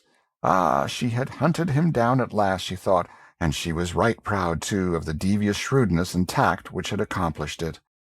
Her tired tongue got a chance to rest now, for the king's, inspired by gnawing hunger and the fragrant smells that came from the sputtering pots and pans, turned itself loose and delivered itself up to such an eloquent dissertation upon certain toothsome dishes that within 3 minutes the woman said to herself, "Of a truth I was right, he hath holpen in a kitchen." Then he broadened his bill of fare, and discussed it with such appreciation and animation that the good wife said to herself, "Good lack! How can he know so many dishes, and so fine ones withal? For these belong only upon the tables of the rich and great. Ah, now I see, ragged outcast as he is, he must have served in the palace before his reason went astray. Yes, he must have helped in the very kitchen of the king himself. I will test him." Full of eagerness to prove her sagacity, she told the king to mind the cooking a moment, hinting that he might manufacture and add a dish or two if he chose. Then she went out of the room and gave her children a sign to follow after. The king muttered, "Another English king had a commission like to this in a bygone time. It is nothing against my dignity to undertake an office which the great Alfred stooped to assume, but I will try to better serve my trust than he, for he let the cakes burn." The intent was good, but the performance was not answerable to it, for this king, like the other one, soon fell into deep thinkings concerning his vast affairs, and the same calamity resulted. The cookery got burned. The woman returned in time to save the breakfast from entire destruction, and she promptly brought the king out of his dreams with a brisk and cordial tongue-lashing. Then, seeing how troubled he was over his violated trust, she softened at once and was all goodness and gentleness toward him. The boy made a hearty and satisfying meal, and was greatly refreshed and gladdened by it. It was a meal which was distinguished by this curious feature, that rank was waived on both sides, yet neither recipient of the favor was aware that it had been extended. The goodwife had intended to feed this young tramp with broken victuals in a corner, like any other tramp, or like a dog, but she was so remorseful for the scolding she had given him that she did what she could to atone for it by allowing him to sit at the family table and eat with his betters, on ostensible terms of equality with them, and the king on his side was so remorseful for having broken his trust after the family had been so kind to him that he forced himself to atone for it by humbling himself to the family level, instead of requiring the woman and her children to stand and wait upon him while he occupied their table in the solitary state due to his birth and dignity. It does us all good to unbend sometimes. This good woman was made happy all the day long by the applause which she got out of herself for her magnanimous condescension to a tramp, and the king was just as self-complacent over his gracious humility toward a humble peasant woman. When breakfast was over, the housewife told the king to wash up the dishes. This command was a staggerer for a moment, and the king came near rebelling, but then he said to himself, "Alfred the Great watched the cakes. Doubtless he would have washed the dishes too. Therefore will I essay it." He made a sufficiently poor job of it, and to his surprise, too, for the cleaning of wooden spoons and trenchers had seemed an easy thing to do. It was a tedious and troublesome piece of work, but he finished it at last. He was becoming impatient to get away on his journey now. However, he was not to lose this thrifty dame's society so easily. She furnished him some little odds and ends of employment, which he got through with after a fair fashion and with some credit. Then she set him and the little girls to paring some winter apples, but he was so awkward at this service that she retired him from it and gave him a butcher-knife to grind. Afterward she kept him carding wool until he began to think he had laid the good King Alfred about far enough in the shade for the present, in the matter of showy menial heroisms that would read picturesquely in story-books and histories, and so he was half-minded to resign. And when, just after the noonday dinner, the goodwife gave him a basket of kittens to drown, he did resign. At least, he was just going to resign, for he felt that he must draw the line somewhere, and it seemed to him that to draw it at kitten-drowning was about the right thing, when there was an interruption. The interruption was John Canty, with a peddler's pack on his back, and Hugo. The king discovered these rascals approaching the front gate before they had had a chance to see him, so he said nothing about drawing the line, but took up his basket of kittens and stepped quietly out the back way without a word. He left the creatures in an outhouse and hurried on into a narrow lane at the rear. Chapter 20. The high hedge hid him from the house now, and so, under the impulse of a deadly fright, he let out all his forces and sped toward a wood in the distance. He never looked back until he had almost gained the shelter of the forest. Then he turned and descried two figures in the distance. That was sufficient. He did not wait to scan them critically, but hurried on and never abated his pace till he was far within the twilight depths of the wood. Then he stopped, being persuaded that he was now tolerably safe. He listened intently, but the stillness was profound and solemn, awful even, and depressing to the spirits. At wide intervals his straining ear did detect sounds, but they were so remote and hollow and mysterious that they seemed not to be real sounds, but only the moaning and complaining ghosts of departed ones. So the sounds were yet more dreary than the silence which they interrupted. It was his purpose in the beginning to stay where he was the rest of the day, but a chill soon invaded his perspiring body, and he was at last obliged to resume movement in order to get warm. He struck straight through the forest, hoping to pierce to a road presently, but he was disappointed in this. He traveled on and on, but the further he went, the denser the wood became, apparently. The gloom began to thicken by and by, and the king realized that the night was coming on. It made him shudder to think of spending it in such an uncanny place, so he tried to hurry faster, but he only made the less speed, for he could not now see well enough to choose his steps judiciously. Consequently he kept tripping over roots, and tangling himself in vines and briars. And how glad he was when at last he caught the glimmer of a light. He approached it warily, stopping often to look about him and listen. It came from an unglazed window opening in a shabby little hut. He heard a voice now, and felt a disposition to run and hide. But he changed his mind at once, for this voice was praying, evidently.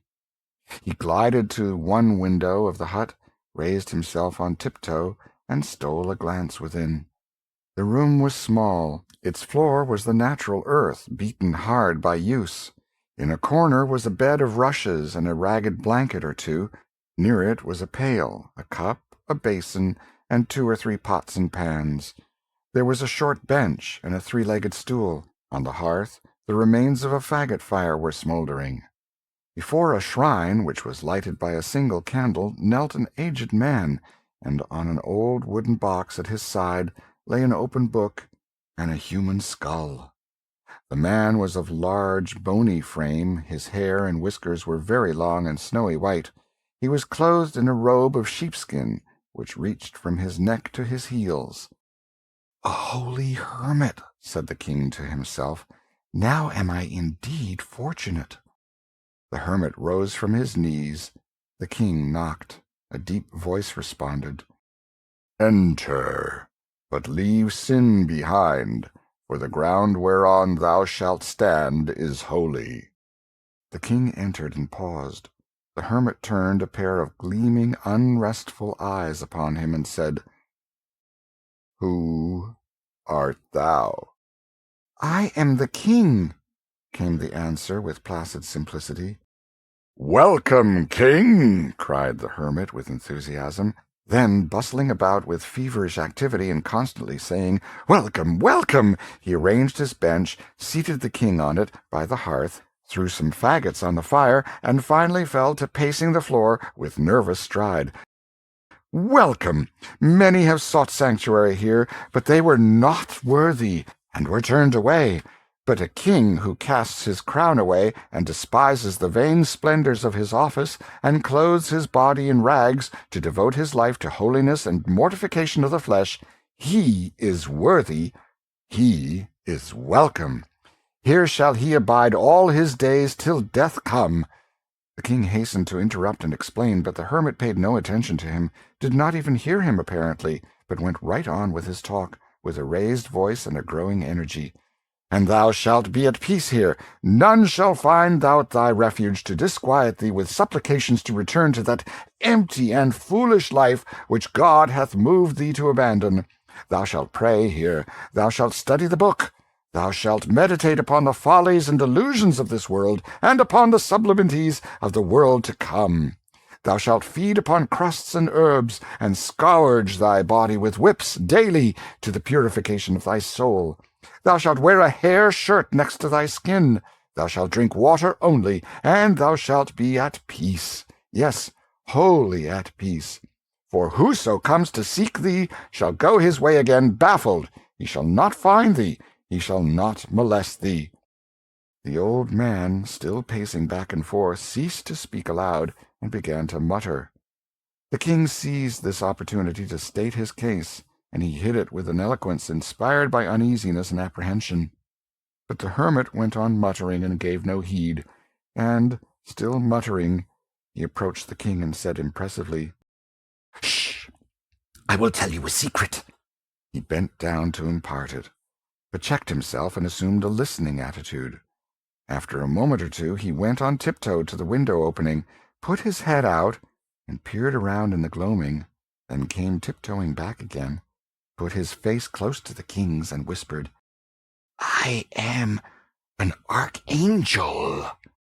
The king started violently and said to himself, "Would God I were with the outlaws again, for lo, now am I the prisoner of a madman."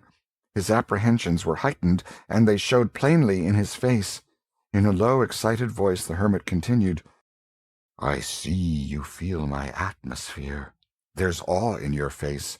None may be in this atmosphere and not be thus affected, for it is the very atmosphere of heaven. I go thither and return, in the twinkling of an eye. I was made an archangel on this very spot, it is 5 years ago, by angels sent from heaven to confer that awful dignity. Their presence filled this place with an intolerable brightness, and they knelt to me, king. Yes, they knelt to me, for I was greater than they. I have walked in the courts of heaven, and held speech with the patriarchs. Touch my hand. Be not afraid. Touch it. There, now thou hast touched a hand which has been clasped by Abraham, and Isaac, and Jacob, for I have walked in the golden courts. I have seen the deity face to face." He paused to give this speech effect. Then his face suddenly changed, and he started to his feet again, saying with angry energy, "Yes, I am an archangel, a mere archangel, I that might have been pope. It is verily true. I was told it from heaven in a dream 20 years ago. Ah, yes, I was to be pope, and I should have been pope, for heaven had said it, and the king dissolved my religious house, and I, poor obscure unfriended monk, was cast homeless upon the world, robbed of my mighty destiny."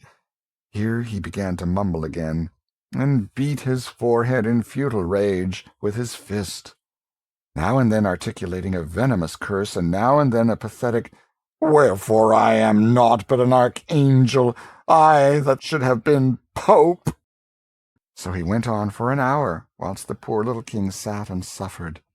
Then all at once the old man's frenzy departed, and he became all gentleness. His voice softened. He came down out of his clouds, and fell to prattling along so simply and so humanly that he soon won the king's heart completely.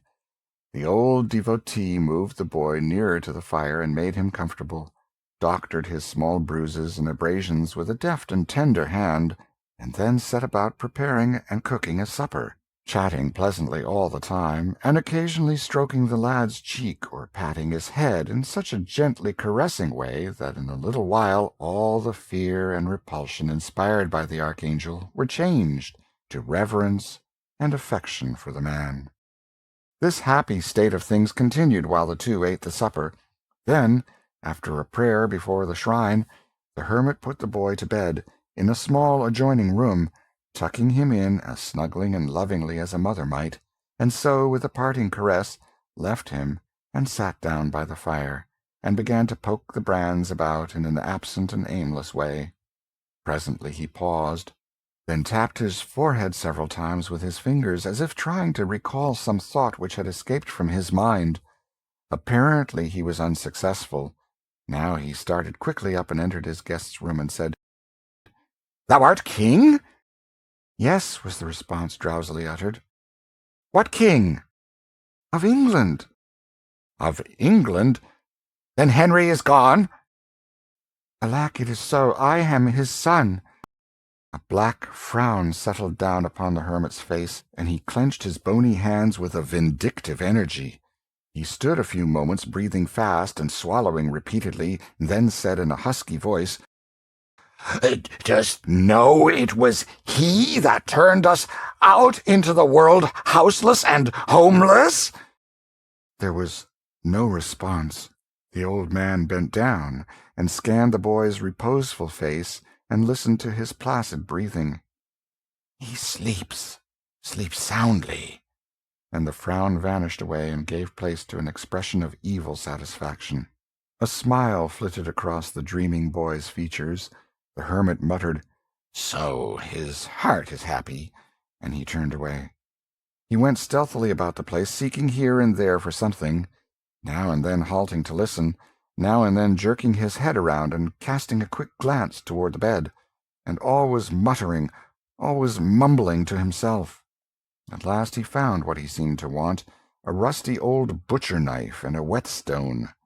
Then he crept to his place by the fire, sat himself down, and began to whet the knife softly on the stone, still muttering, mumbling, ejaculating. The winds sighed around the lonely place. The mysterious voices of the night floated by out of the distances. The shining eyes of the venturesome mice and rats peered out at the old man from cracks and coverts.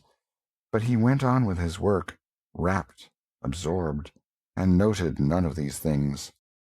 At long intervals he drew his thumb along the edge of the knife, and nodded his face with satisfaction. "It grows sharper," he said. "Yes, it grows sharper." He took no note of the light of time, but worked tranquilly on, entertaining himself with his thoughts, which broke out occasionally in articulate speech. "His father wrought us evil. He destroyed us, and is gone down into the eternal fires. Yes, down into the eternal fires. He escaped us, but it was God's will. Yes, it was God's will. We must not repine. But he hath not escaped the fires. No, he hath not escaped the fires, the consuming, unpitying, remorseless fires, and they are everlasting." And so he wrought, and still wrought, mumbling, chuckling a low rasping chuckle at times, and at times breaking again into words. "It was his father that did it all. I am but an archangel. But for him I should be Pope." The king stirred. The hermit sprang noiselessly to the bedside, and went down upon his knees, bending over the prostrate form, with his knife uplifted. The boy stirred again. His eyes came open for an instant, but there was no speculation in them. They saw nothing. The next moment his tranquil breathing showed that his sleep was sound once more. The hermit watched and listened for a time, keeping his position and scarcely breathing. Then he slowly lowered his arm, and presently crept away, saying, "It is long past midnight. It is not best that he should cry out, lest by accident someone be passing." He glided about his hovel, gathering a rag here, a thong there, and another one yonder. Then he returned, and by careful and gentle handling he managed to tie the king's ankles together without waking him. Next he essayed to tie the wrists. He made several attempts to cross them, but the boy always drew one hand or the other away, just as the cord was ready to be applied. But at last, when the archangel was almost ready to despair, the boy crossed his hands himself, and the next moment they were bound. Now a bandage was passed under the sleeper's chin and brought up over his head and tied fast, and so softly, so gradually, and so deftly were the knots drawn together and compacted, that the boy slept peacefully through it all, without stirring. Chapter 21. Hendon to the Rescue. The old man glided away, stooping stealthily, cat-like, and brought the low bench. He seated himself upon it, half his body in the dim and flickering light, and the other half in shadow, and so, with his craving eyes bent upon the slumbering boy, he kept his patient vigil there, heedless of the drift of time, and softly whetted his knife, and mumbled and chuckled, and in aspect and attitude he resembled nothing so much as a grisly, monstrous spider, gloating over some hapless insect that lay bound and helpless in his web. After a long while, the old man, who was still gazing, yet not seeing, his mind having settled into a dreamy abstraction, observed on a sudden that the boy's eyes were open, wide open, and staring up in frozen horror at the knife. The smile of a gratified devil crept over the old man's face, and he said, without changing his attitude or his occupation, "Son of Henry the Eighth, hast thou prayed?" The boy struggled helplessly in his bonds, and at the same time forced a smothered sound through his closed jaws, which the hermit chose to interpret as an affirmative answer to his question. "Then pray again. Pray the prayer for the dying." A shudder shook the boy's frame, and his face blenched. Then he struggled again to free himself, turning and twisting himself this way and that, tugging frantically, fiercely, desperately, but uselessly, to burst his fetters. And all the while the old ogre smiled down upon him and nodded his head and placidly whetted his knife, mumbling from time to time, "The moments are precious. They are few and precious. Pray the prayer for the dying." The boy uttered a despairing groan, and ceased from his struggles, panting. The tears came then, and trickled, one after the other, down his face. But this piteous sight wrought no softening effect upon the savage old man. The dawn was coming now. The hermit observed it, and spoke up sharply, with a touch of nervous apprehension in his voice. "I may not indulge this ecstasy longer. The night is already gone. It seems but a moment, only a moment. Would it had endured a year! Seed of the Church's spoiler, close thy perishing eyes, and thou fearest to look upon—" The rest was lost in inarticulate mutterings. The old man sunk upon his knees, his knife in his hand, and bent himself over the moaning boy. Hark! There was a sound of voices near the cabin. The knife dropped from the hermit's hand. He cast a sheepskin over the boy, and started up trembling. The sounds increased, and presently the voices became rough and angry. Then came blows, and cries for help. Then a clatter of swift footsteps, retreating. Immediately came a succession of thundering knocks upon the cabin door, followed by, "Hello! Open, and dispatch in the name of all the devils!" Oh, this was the blessedest sound that had ever made music in the king's ears, for it was Miles Hendon's voice. The hermit, grinding his teeth in impotent rage, moved swiftly out of the bedchamber, closing the door behind him. And straightway the king heard a talk, to this effect, proceeding from the chapel. "Homage and greetings, reverend sir. Where is the boy, my boy?" "What boy, friend?" "What boy? Lie me no lies, sir priest. Play me no deceptions. I am not in the humour for it. Near to this place I caught the scoundrels who I judged did steal him from me, and I made them confess. They said he was at large again, and they had tracked him to your door.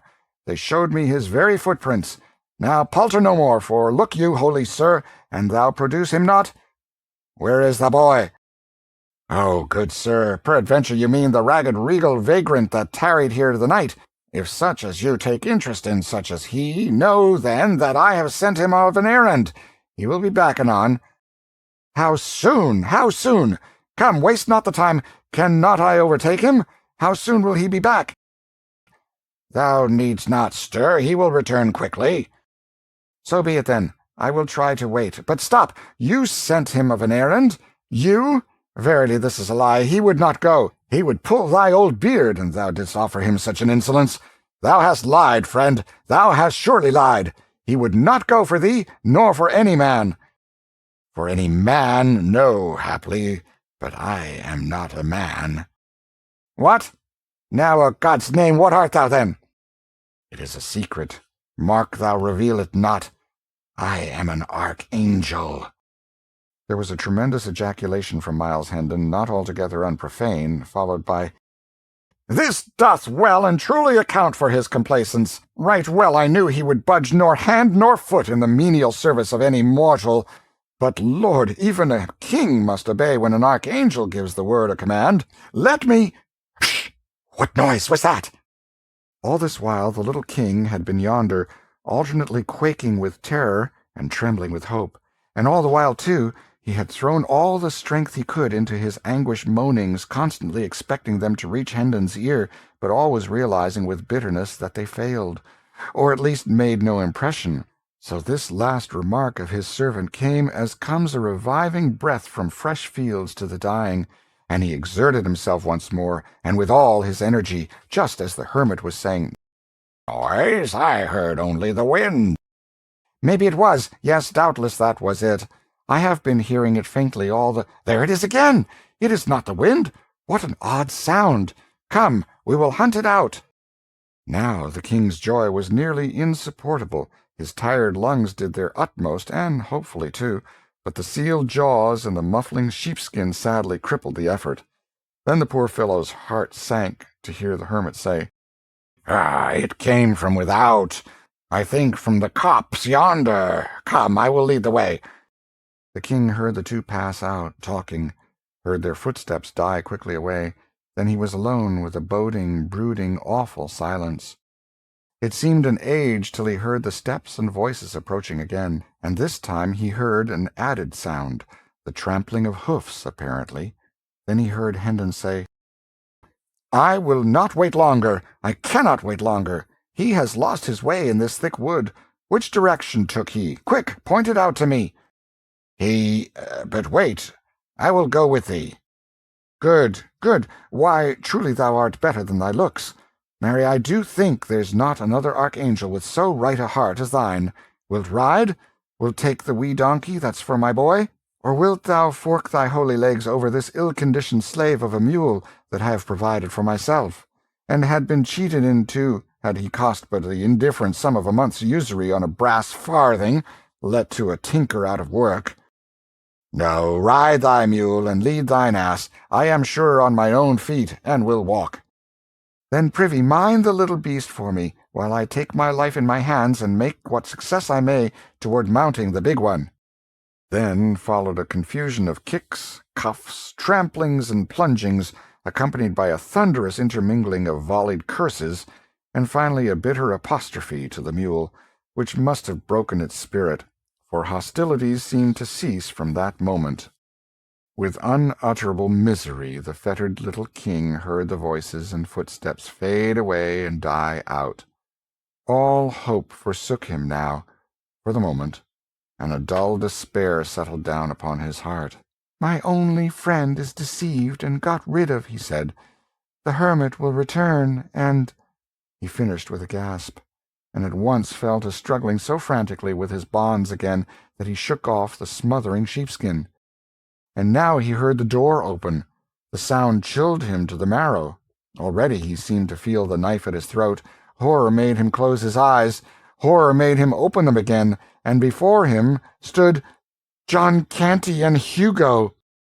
He would have said, "Thank God," if his jaws had been free. A moment or two later his limbs were at liberty, and his captors, each gripping him by an arm, were hurrying him with all speed through the forest. Chapter 22. A Victim of Treachery. Once more King Fufu I was roving with the tramps and outlaws, a butt for their coarse jests and dull-witted railleries, and sometimes the victim of small spitefulnesses at the hands of Canty and Hugo when the ruffler's back was turned. None but Canty and Hugo really disliked him. Some of the others liked him, and all admired his pluck and spirit. During 2 or 3 days, Hugo, in whose ward and charge the king was, did what he covertly could to make the boy uncomfortable, and at night, during the customary orgies, he amused the company by putting small indignities upon him, always as if by accident. Twice he stepped upon the king's toes, accidentally, and the king, as became his royalty, was contemptuously unconscious of it and indifferent to it. But the third time Hugo entertained himself in that way, the king felled him to the ground with a cudgel, to the prodigious delight of the tribe. Hugo, consumed with anger and shame, sprang up, seized a cudgel, and came at his small adversary in a fury. Instantly a ring was formed around the gladiators, and the betting and cheering began. But poor Hugo stood no chance whatever. His frantic and lubberly prentice work found but a poor market for itself when pitted against an arm which had been trained by the first masters of Europe in single-stick, quarter-staff, and every art and trick of swordsmanship. The little king stood alert but at graceful ease, and caught and turned aside the thick rain of blows with a facility and precision which set the motley onlookers wild with admiration. And every now and then, when his practised eye detected an opening, and a lightning-swift rap upon Hugo's head followed as a result, the storm of cheers and laughter that swept the place was something wonderful to hear.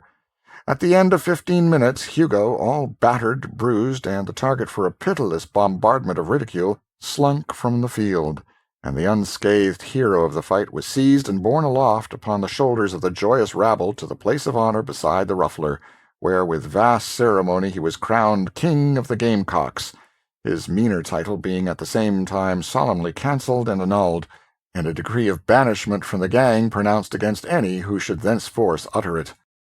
All attempts to make the king serviceable to the troop had failed. He had stubbornly refused to act. Moreover, he was always trying to escape. He had been thrust into an unwatched kitchen the first day of his return. He not only came forth empty-handed, but tried to rouse the housemates. He was sent out with a tinker to help him at his work. He would not work. Moreover, he threatened the tinker with his own soldering iron. And finally both Hugo and the tinker found their hands full with the mere matter of keeping him from getting away. He delivered the thunders of his royalty upon the heads of all who hampered his liberties or tried to force him to service. He was sent out, in Hugo's charge, in company with a slatternly woman and a diseased baby, to beg, but the result was not encouraging. He declined to plead for the mendicants or be a party to their cause in any way. Thus several days went by, and the miseries of this tramping life, and the weariness and sordidness and meanness and vulgarity of it, became gradually and steadily so intolerable to the captive that he began at last to feel that his release from the hermit's knife must prove only a temporary respite from death at best. But at night, in his dreams, these things were forgotten, and he was on his throne and master again. This, of course, intensified the sufferings of the awakening, so the mortifications of each succeeding morning of the few that passed between his return to bondage and the combat with Hugo grew bitterer and bitterer, and harder to bear. The morning after that combat, Hugo got up with a heart filled with vengeful purposes against the king. He had two plans in particular. One was to inflict upon the lad what would be to his proud spirit and imagined royalty a peculiar humiliation, and if he failed to accomplish this, his other plan was to put a crime of some kind upon the king and then betray him into implacable clutches of the law. In pursuance of the first plan, he proposed to put a climb upon the king's leg, rightly judging that that would mortify him to the last and perfect degree, and as soon as the climb should operate, he meant to get Canty's help and force the king to expose his leg in the highway and beg for alms. Climb was the cant term for a sore artificially created. To make a climb, the operator made a paste or poultice of unslaked lime, soap, and the rust of old iron, and spread it upon a piece of leather, which was then bound tightly upon the leg. This would presently fret off the skin, and make the flesh raw and angry-looking. Blood was then rubbed upon the limb, which, being fully dried, took on a dark and repulsive color. Then a bandage of soiled rags was put on in a cleverly careless way, which would allow the hideous ulcer to be seen and move the compassion of the passer-by. Hugo got the help of the tinker, whom the king had cowed with the soldering iron. They took the boy out on a tinkering tramp, and as soon as they were out of sight of the camp, they threw him down, and the tinker held him while Hugo bound the poultice tight and fast upon his leg. The king raged and stormed and promised to hang the two the moment the scepter was in his hand again, but they kept a firm grip upon him and enjoyed his impotent strugglings and jeered at his threats. This continued until the poultice began to bite, and in no long time its work would have been perfected if there had been no interruption. But there was, for about this time the slave, who had made the speech denouncing England's laws, appeared on the scene and put an end to the enterprise, and stripped off the poultice and bandage. The king wanted to borrow his deliverer's cudgel and warm the jackets of the two rascals on the spot, but the man said no, it would bring trouble, leave the matter till night. The whole tribe being together, then the outside world would not venture to interfere or interrupt. He marched the party back to camp and reported the affair to the ruffler, who listened, pondered, and then decided that the king should not be again detailed to beg, since it was plain he was worthy of something higher and better. Wherefore, on the spot, he promoted him from the mendicant rank and appointed him to steal. Hugo was overjoyed.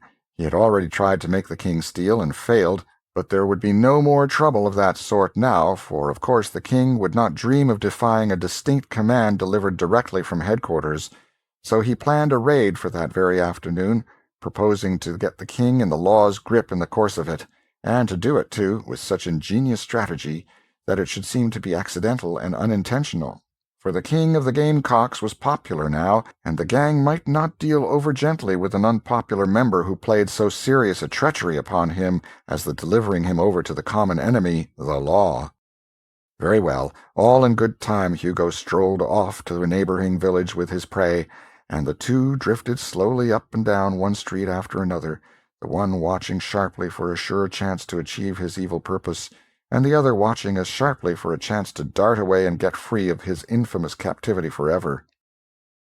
Both threw away some tolerably fair-looking opportunities, for both, in their secret hearts, were resolved to make absolutely sure work this time, and neither meant to allow his fevered desires to seduce him into any venture that had much uncertainty about it. Hugo's chance came first, for at last a woman approached who carried a fat package of some sort in a basket. Hugo's eyes sparkled with sinful pleasure as he said to himself, "Breath o' my life, and I can but put that upon him. 'Tis good, then, and God keep thee king of the gamecocks."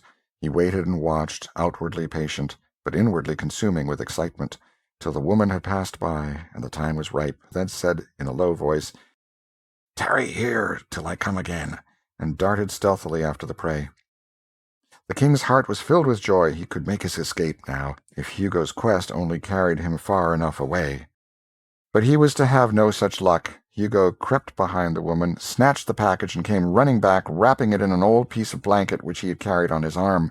The hue and cry was raised in a moment by the woman, who knew her loss by the lightening of her burden, although she had not seen the pilfering done. Hugo thrust the bundle into the king's hands without halting, saying, "Now speed ye after me with the rest, and cry, 'Stop thief!' but mind ye lead them astray."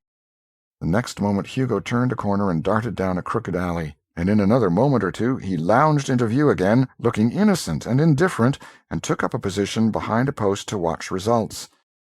The insulted king threw the bundle on the ground, and the blanket fell away from it just as the woman arrived, with an augmenting crowd at her heels. She seized the king's wrists with one hand, snatched up her bundle with the other, and began to pour out a tirade of abuse upon the boy while he struggled without success to free himself from her grip. Hugo had seen enough. His enemy was captured, and the law would get him now, so he slipped away, jubilant and chuckling, and wended campwards, framing a judicious version of the matter to give to the ruffler's crew as he strode along. The king continued to struggle in the woman's strong grasp, and now and then cried out in vexation, "Unhand me, thou foolish creature! It was not I that bereaved thee of thy paltry goods." The crowd closed around, threatening the king and calling him names. A brawny blacksmith in leather apron and sleeves rolled to his elbows made a reach for him, saying he would trounce him well for a lesson. But just then a long sword flashed in the air and fell with convincing force upon the man's arm, flat side down, the fantastic owner of it remarking pleasantly at the same time, "Marry, good souls, let us proceed gently, not with ill blood and uncharitable words. This is matter for the law's consideration, not private and unofficial handling. Loose thy hold from the boy, good wife." The blacksmith averaged the stalwart soldier with a glance, then went muttering away, rubbing his arm. The woman released the boy's wrist reluctantly. The crowd eyed the stranger unlovingly, but prudently closed their mouths. The king sprang to his deliverer's side with flushed cheeks and sparkling eyes, exclaiming, "Thou hast lagged sorely, but thou comest in good season now, Sir Miles. Carve me this rabble to rags." Chapter 23.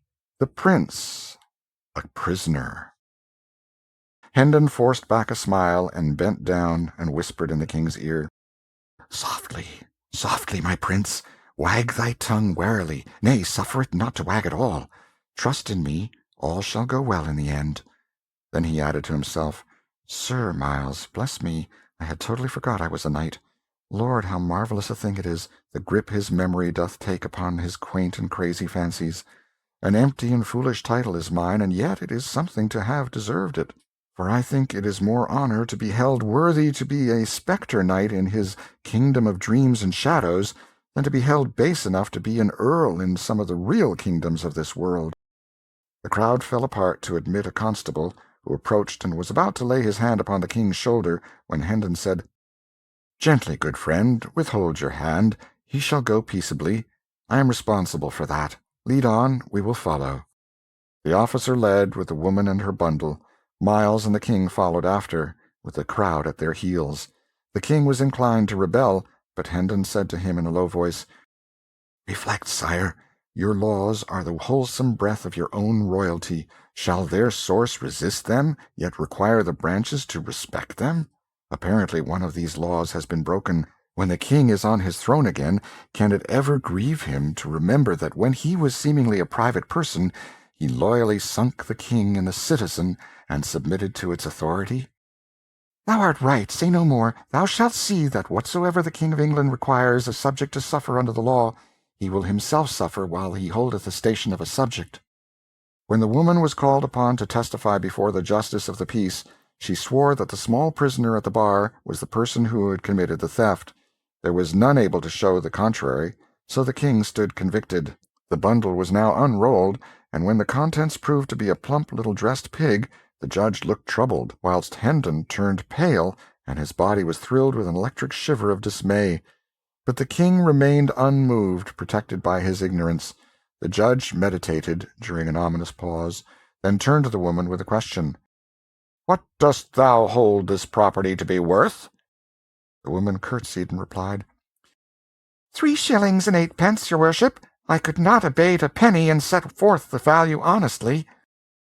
The justice glanced around uncomfortably upon the crowd, then nodded to the constable and said, "Clear the court and close the doors." It was done.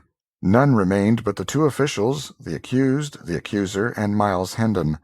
This latter was rigid and colorless, and on his forehead big drops of cold sweat gathered, broke, and blended together, and trickled down his face. The judge turned to the woman again and said in a compassionate voice, "'Tis a poor ignorant lad, and mayhap was driven hard by hunger, for these be grievous times for the unfortunate. Mark you, he hath not an evil face, but when hunger driveth— Good woman, dost know that when one steals a thing above the value of 13 pence halfpenny, the law saith he shall hang for it?" The little king started, wide-eyed with consternation, but controlled himself and held his peace. But not so the woman. She sprang to her feet, shaking with fright, and cried out, "Oh, good lack, what have I done? God of mercy, I would not hang the poor thing for the whole world. Ah, save me from this, your worship. What shall I do? What can I do?" The justice maintained his judicial composure and simply said, "Doubtless it is allowable to revise the value, since it is not yet writ upon the record." "Then, in God's name, call the pig 8 pence, and heaven bless the day that freed my conscience of this awesome thing." Miles Hendon forgot all decorum in his delight, and surprised the king and wounded his dignity by throwing his arms around him and hugging him. The woman made her grateful adieu and started away with her pig, and when the constable opened the door for her, he followed her out into the narrow hall. The justice proceeded to write in his record-book. Hendon, always alert, thought he would like to know why the officer followed the woman out, so he slipped softly into the dusky hall and listened. He heard a conversation to this effect. "It is a fat pig, and promises good eating. I will buy it of thee. Here is the 8 pence. 8 pence, indeed! Thou do no such thing. It cost me 3 shillings and 8 pence, good honest coin of the last reign, that old Harry that's just dead ne'er touched nor tampered with. A fig for thy 8 pence. Stands the wind in that quarter? Thou wast under oath, and so swore falsely when thou saidst the value was but 8 pence. Come straightway back with me before his worship, and answer for the crime, and then the lad will hang." There, dear heart, say no more. I am content. Give me the 8 pence, and hold thy peace about the matter." The woman went off crying. Hendon slipped back into the court-room, and the constable presently followed, after hiding his prize in some convenient place. The justice wrote a while longer, then read the king a wise and kindly lecture, and sentenced him to a short imprisonment in the common jail, to be followed by a public flogging. The astounded king opened his mouth, and was probably going to order the good judge to be beheaded on the spot, but he caught a warning sign from Hendon, and succeeded in closing his mouth again before he lost anything out of it. Hendon took him by the hand now, made reverence to the justice, and the two departed in the wake of the constable toward the jail. The moment the street was reached, The inflamed monarch halted, snatched away his hand, and exclaimed, "Idiot! Dost imagine I will enter a common jail alive?" Hendon bent down and said somewhat sharply, "Will you trust in me? Peace, and forbear to worsen our chances with dangerous speech. What God wills will happen. Thou canst not hurry it, thou canst not alter it. Therefore wait, and be patient. 'Twill be time enow to rail or rejoice when what is to happen has happened." Chapter 24. The Escape. The short winter day was nearly ended. The streets were deserted save for a few random stragglers, and these hurried straight along, with the intent look of people who were only anxious to accomplish their errands as quickly as possible, and then snugly house themselves from the rising wind and the gathering twilight. They looked neither to the right nor the left. They paid no attention to our party. They did not even seem to see them. Edward VI wondered if the spectacle of a king on his way to jail had ever encountered such marvelous indifference before. By and by the constable arrived at a deserted market square and proceeded to cross it.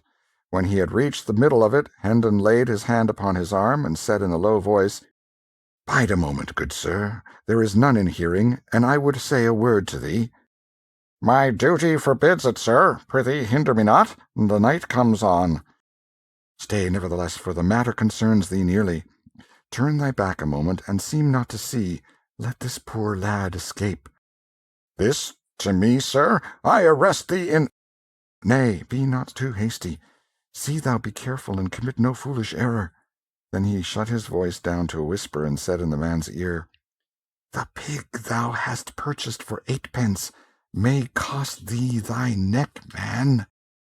The poor constable, taken by surprise, was speechless at first, then found his tongue and fell to blustering and threatening. But Hendon was tranquil, and waited with patience till his breath was spent, then said, "I have a liking to thee, friend, and would not willingly see thee come to harm. Observe, I heard it all, every word. I will prove it to thee." Then he repeated the conversation which the officer and the woman had had together in the hall, word for word, and ended with, "There, have I set it forth correctly? Should not I be able to set it forth correctly before the judge, if occasion required?" The man was dumb with fear and distress for a moment. Then he rallied and said with forced lightness, "'Tis making a mighty matter indeed out of a jest. I but plagued the woman for mine amusement." "Kept you the woman's pig for amusement?" The man answered sharply, "Naught else, good sir. I tell thee 'twas but a jest."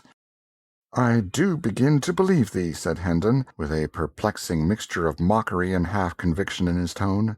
"But tarry thou here a moment, whilst I run and ask his worship, for nathless he being a man experienced in law, in jests, in—" He was moving away, still talking. The constable hesitated, fidgeted, spat out an oath or two, then cried out, Hold, good sir. Prithee, wait a little. The judge? Why, man, he hath no more sympathy with a jest than hath a dead corpse. Come, and we will speak further. Odds body, I seem to be an evil case, and all for an innocent and thoughtless pleasantry. I am a man of family, and my wife and little ones. List to reason, good your worship. What wouldst thou of me?" "Only that thou be blind and dumb and paralytic, whilst one may count 100,000, counting slowly," said Hendon, with the expression of a man who asks but a reasonable favour, and that a very little one. "It is my destruction," said the constable despairingly. Be reasonable, good sir. Only look at this matter, on all its sides, and see how mere a jest it is, how manifestly and how plainly it is so. And even if one granted it were not a jest, it is a fault so small that e'en the grimmest penalty it could call forth would be but a rebuke and warning from the judge's lips." Hendon replied with a solemnity which chilled the air about him, "This jest of thine hath a name in law. Wot you what it is?" "I knew it not. Peradventure I have been unwise. I never dreamed it a name. Ah, sweet heaven, I thought it was original." "Yes, it hath a name. In the law this crime is called non compos mentis lex talionis, sic transit gloria mundi." "Oh, my God!" "And the penalty is death." "God be merciful to me, a sinner!" "By advantage taken of one in fault, in dire peril, and at thy mercy, thou hast seized goods worth above 13 pence halfpenny, paying but a trifle for the same.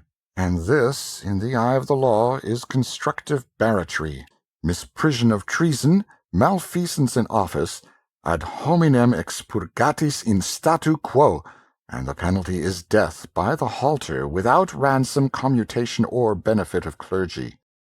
Bear me up, sweet sir, my legs do fail me. Be thou merciful, spare me this doom, and I will turn my back and see naught that shall happen. "Good. Now thou'rt wise and reasonable, and thou'lt restore the pig?" I will indeed, nor ever touch another, though heaven send it and an archangel fetch it. Go, I am blind for thy sake, I see nothing. I will say thou didst break in and wrest the prisoner from my hands by force. It is but a crazy ancient door. I will batter it down myself 'twixt midnight and the morning. "Do it, good soul. No harm will come of it. The judge hath a loving charity for this poor lad, and will shed no tears and break no jailer's bones for his escape." Chapter 25. Hendon Hall. As soon as Hendon and the king were out of sight of the constable, his majesty was instructed to hurry to a certain place outside the town and wait there, whilst Hendon should go to the inn and settle his account. Half an hour later the two friends were blithely jogging eastward on Hendon's sorry steeds. The king was warm and comfortable now, for he had cast his rags and clothed himself in the second-hand suit which Hendon had bought on London Bridge. Hendon wished to guard against over-fatiguing the boy. He judged that hard journeys, irregular meals, and illiberal measures of sleep would be bad for his crazed mind, whilst rest, regularity, and moderate exercise would be pretty sure to hasten its cure. He longed to see the stricken intellect made well again and its diseased visions driven out of the tormented little head. Therefore he resolved to move by easy stages toward the home whence he had so long been banished, instead of obeying the impulse of his impatience and hurrying along night and day. When he and the king had journeyed about 10 miles, they reached a considerable village, and halted there for the night at a good inn. The former relations were resumed.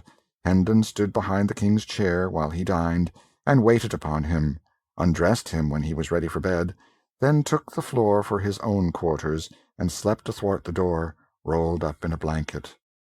The next day, and the day after, they jogged lazily along, talking over the adventures they had met since their separation, and mightily enjoying each other's narratives. Hendon detailed all his wide wanderings in search of the king, and described how the archangel had led him a fool's journey all over the forest, and taken him back to the hut, finally, when he found he could not get rid of him. Then, he said, the old man went into the bedchamber and came staggering back, looking broken-hearted, and saying he had expected to find that the boy had returned and lain down in there to rest, but it was not so. Hendon had waited at the hut all day. Hope of the king's return died out then, and he departed upon the quest again. "And old Sanctum Sanctorum was truly sorry your highness came not back," said Hendon. "I saw it in his face." "Marry, I will never doubt that," said the king, and then told his own story, after which Hendon was sorry he had not destroyed the archangel. During the last day of the trip, Hendon's spirits were soaring. His tongue ran constantly. He talked about his old father and his brother Arthur, and told of many things which illustrated their high and generous characters. He went into loving frenzies over his Edith, and was so glad-hearted that he was even able to say some gentle and brotherly things about Hugh. He dwelt a deal on the coming meeting at Hendon Hall. What a surprise it would be to everybody, and what an outburst of thanksgiving and delight there would be.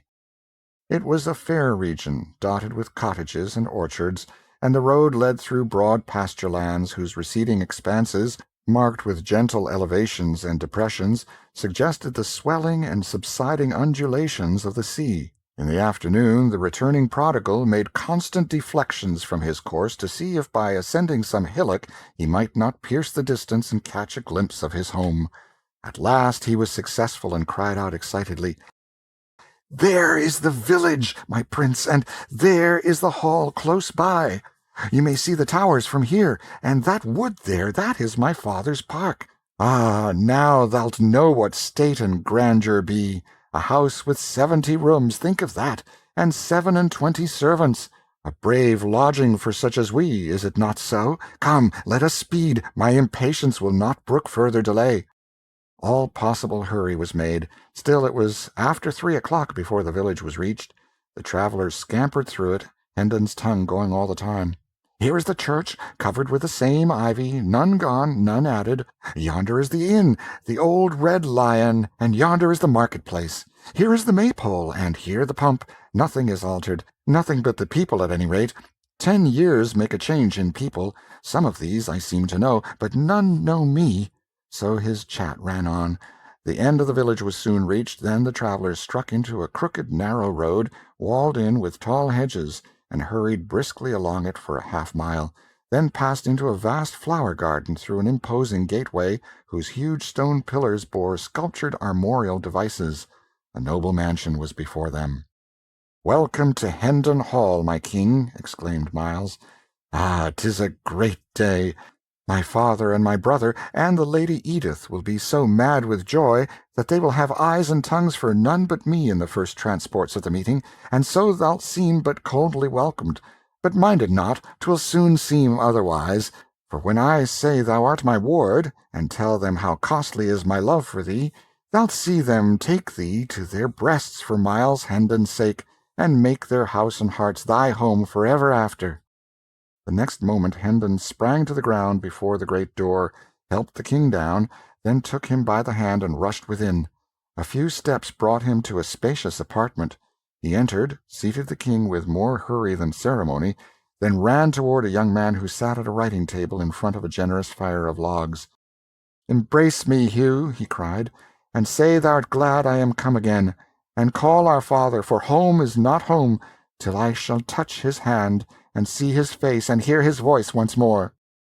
But Hugh only drew back after betraying a momentary surprise, and bent a grave stare upon the intruder, a stare which indicated somewhat of offended dignity, at first, then changed, in response to some inward thought or purpose, to an expression of marvelling curiosity, mixed with a real or assumed compassion. Presently he said in a mild voice, "Thy wits seem touched, poor stranger. Doubtless thou hast suffered privations and rude buffetings at the world's hands. Thy looks and dress betoken it. Whom dost thou take me to be?" "Take thee? Prithee, for whom else than whom thou art? I take thee to be Hugh Hendon," said Miles sharply.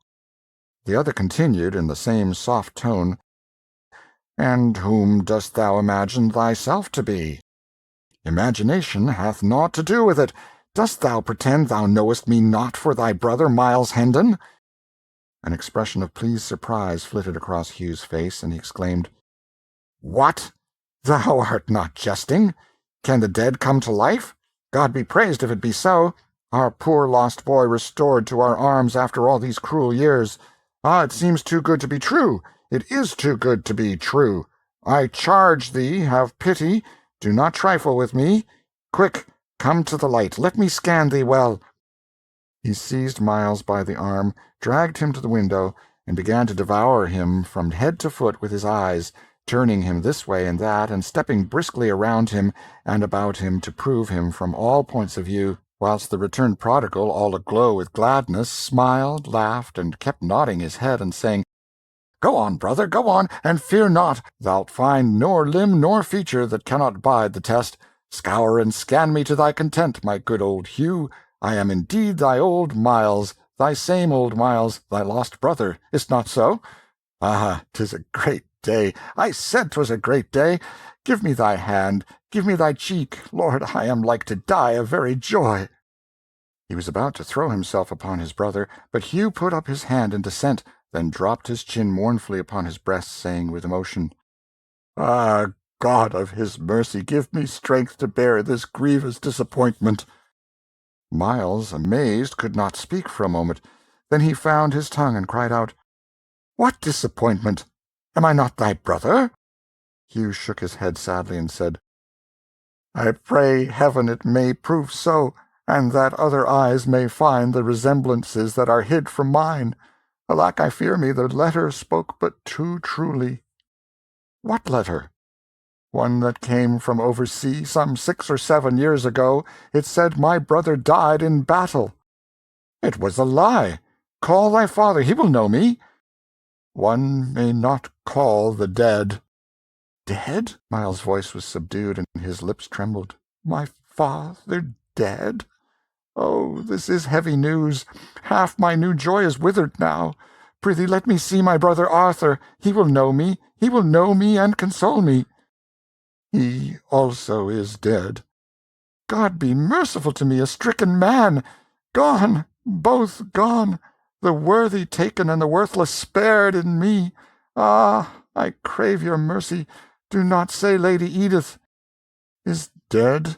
No, she lives. Then God be praised, my joy is whole again. Speed thee, brother, let her come to me, and she say I am not myself, but she will not. No, no, she will know me. I were a fool to doubt it. Bring her, bring the old servants, they too will know me. All are gone but 5, Peter, Halsey, David, Bernard, and Margaret." So saying, Hugh left the room. Miles stood musing a while, then began to walk the floor, muttering, "The 5 arch-villains have survived the 22 leal, and, honest, 'tis an odd thing." He continued walking back and forth, muttering to himself. He had forgotten the king entirely. By and by his Majesty said gravely, and with a touch of genuine compassion, though the words themselves were capable of being interpreted ironically, "Mind not thy mischance, good man. There be others in the world whose identity is denied, and whose claims are derided. Thou hast company." "Ah, my king," cried Hendon, colouring slightly, "do not thou condemn me. Wait, and thou shalt see. I am no impostor. She will say it. You shall hear it from the sweetest lips in England. I an impostor?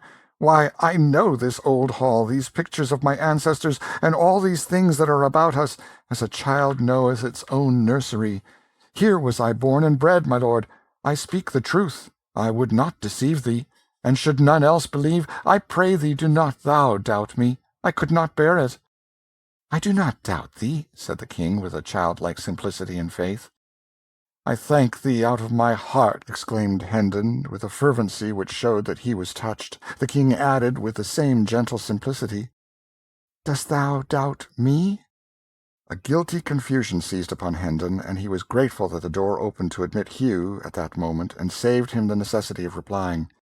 A beautiful lady, richly clothed, followed Hugh, and after her came several liveried servants.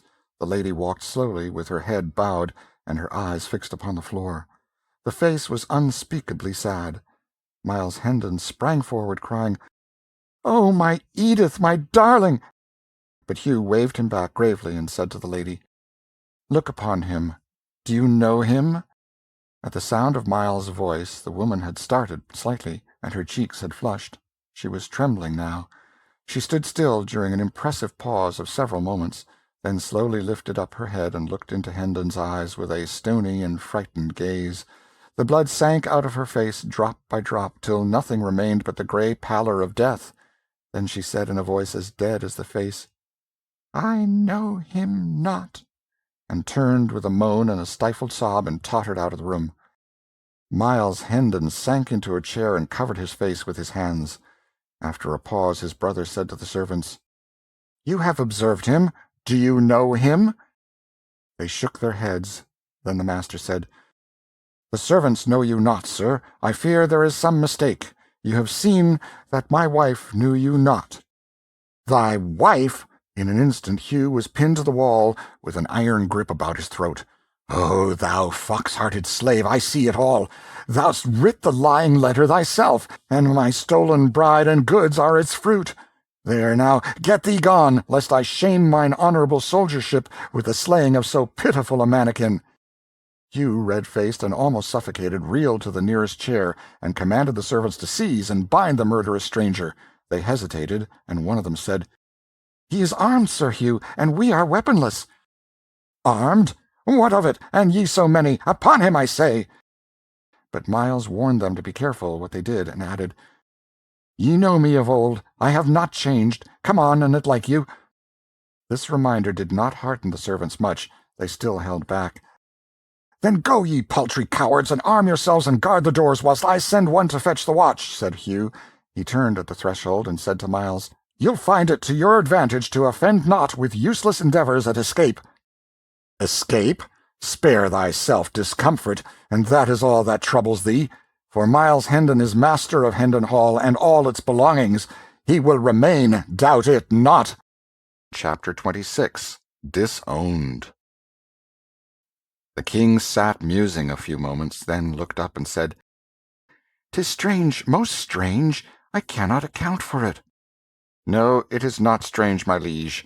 I know him, and this conduct is but natural. He was a rascal from his birth." "Oh, I spake not of him, Sir Miles."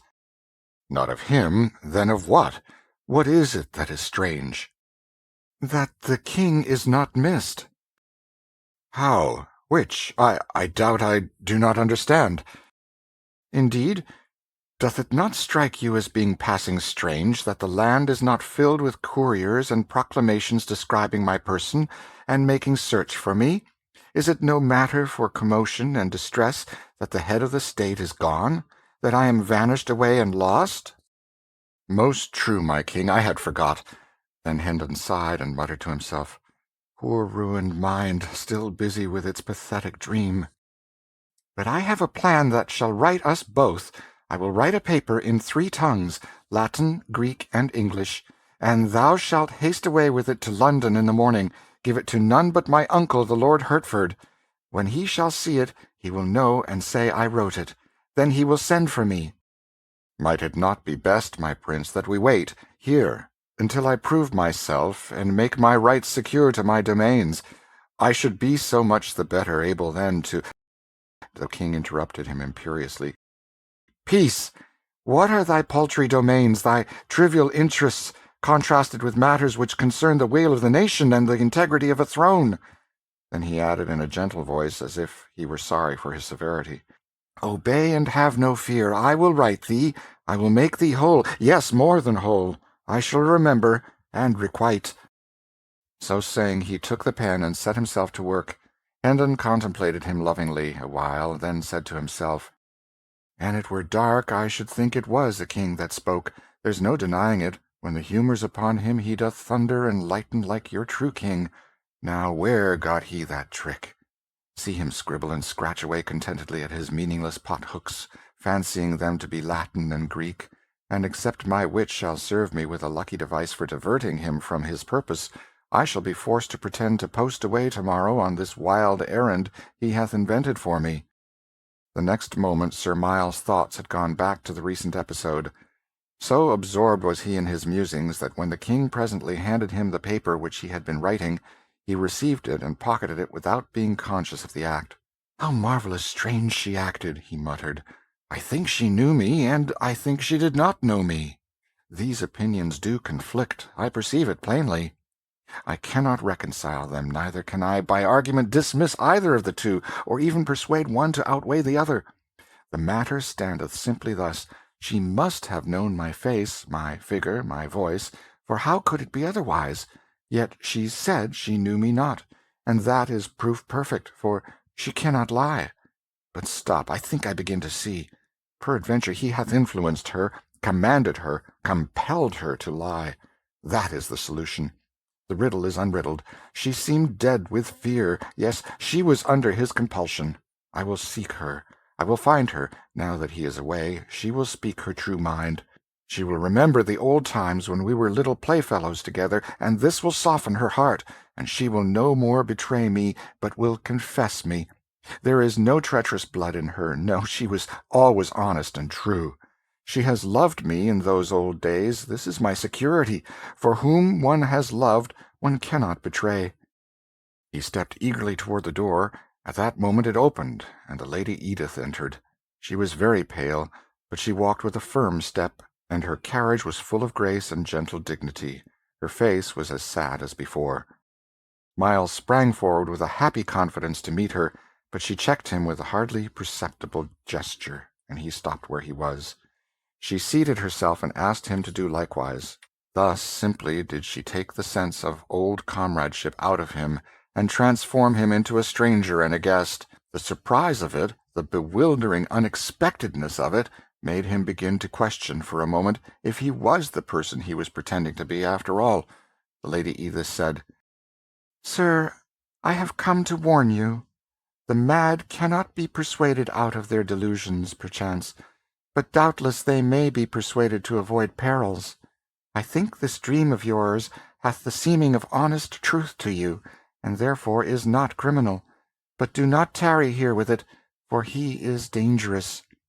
She looked steadily into Miles's face a moment, then added impressively, "It is the more dangerous for that you are much like what our lost lad must have grown to be, if he had lived." "Heavens, madam, but I am he." "I truly think you think it, sir. I question not your honesty in that. I but warn you, that is all. My husband is master in this region. His power hath hardly any limit. The people prosper or starve as he wills. If you resembled not the man whom you profess to be, my husband might bid you pleasure yourself with your dream in peace. But trust me, I know him well. I know what he will do. He will say to all that you are but a mad impostor, and straightway all will echo him." She bent upon Miles that same steady look once more, and added, "If you were Miles Hendon, and he knew it, and all the region knew it, consider what I am saying, weigh it well. You would stand in the same peril. Your punishment would be no less sure.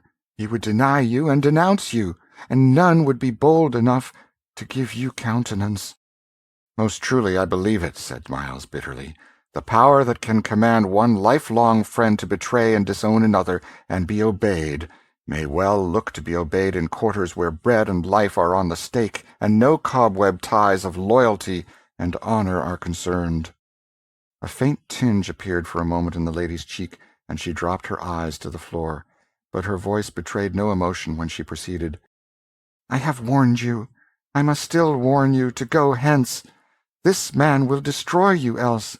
He is a tyrant who knows no pity. I, who am his fettered slave, know this. Poor Miles and Arthur and my dear guardian Sir Richard are free of him, and at rest. Better that you were with them than that you bide here in the clutches of this miscreant. Your pretensions are a menace to his title and possessions. You have assaulted him in his own house. You are ruined if you stay. Go, do not hesitate. If you lack money, take this purse, I beg of you, and bribe the servants to let you pass. Oh, be warned, poor soul, and escape while you may." Miles declined the purse with a gesture, and rose up and stood before her. "Grant me one thing," he said. "Let your eyes rest upon me, so that I may see if they be steady. There. Now answer me. Am I Miles Hendon?" "No. I know you not." "Swear it." The answer was low but distinct. "I swear." "Oh, this passes belief." "Fly! Why will you waste the precious time? Fly and save yourself." At that moment the officers burst into the room, and a violent struggle began, but Hendon was soon overpowered and dragged away. The king was taken also, and both were bound and led to prison. Chapter 27. In Prison. The cells were all crowded, so the two friends were chained in a large room where persons charged with trifling offences were commonly kept. They had company, for there were some 20 manacled and fettered prisoners here, of both sexes and of varying ages, an obscene and noisy gang. The king chafed bitterly over the stupendous indignity thus put upon his royalty, but Hendon was moody and taciturn. He was pretty thoroughly bewildered. He had come home, a jubilant prodigal, expecting to find everybody wild with joy over his return, and instead had got the cold shoulder and a jail. The promise and the fulfillment differed so widely that the effect was stunning. He could not decide whether it was most tragic or most grotesque. He felt much as a man might who had danced blithely out to enjoy a rainbow and got struck by lightning. But gradually his confused and tormenting thoughts settled down into some sort of order, and then his mind centered itself upon Edith. He turned her conduct over, and examined it in all lights. But he could not make anything satisfactory out of it. Did she know him, or didn't she know him? It was a perplexing puzzle, and occupied him a long time. But he ended finally with the conviction that she did know him, and had repudiated him for interested reasons. He wanted to load her name with curses now, but this name had so long been sacred to him that he found he could not bring his tongue to profane it. Wrapped in prison blankets of a soiled and tattered condition, Hendon and the king passed a troubled night. For a bribe, the jailer had furnished liquor to some of the prisoners. Singing of ribald songs, fighting, shouting, and carousing was the natural consequence. At last, a while after midnight, a man attacked a woman and nearly killed her by beating her over the head with his manacles before the jailer could come to the rescue. The jailer restored peace by giving the man a sound clubbing about the head and shoulders. Then the carousing ceased, and after that all had an opportunity to sleep who did not mind the annoyance of the moanings and groanings of the two wounded people. During the ensuing week the days and nights were of a monotonous sameness as to events. Men whose faces Hendon remembered more or less distinctly came by day to gaze at the impostor and repudiate and insult him, and by night the carousing and brawling went on with symmetrical regularity. However, there was a change of incident at last. The jailer brought in an old man and said to him, "The villain is in this room. Cast thy old eyes about, and see if thou canst say which is he." Hendon glanced up and experienced a pleasant sensation for the first time since he had been in the jail. He said to himself, "This is Blake Andrews, a servant all his life in my father's family, a good, honest soul, with a right heart in his breast. That is, formerly, but none are true now. All are liars. This man will know me, and will deny me too, like the rest." The old man gazed around the room, glanced at each face in turn, and finally said, "I see none here but paltry knaves, scums of the streets. Which is he?" The jailer laughed. "Here," he said, "scan this big animal and grant me an opinion." The old man approached and looked Hendon over, long and earnestly, then shook his head and said, "Marry, this is no Hendon, nor ever was." "Right, thy old eyes are sound yet.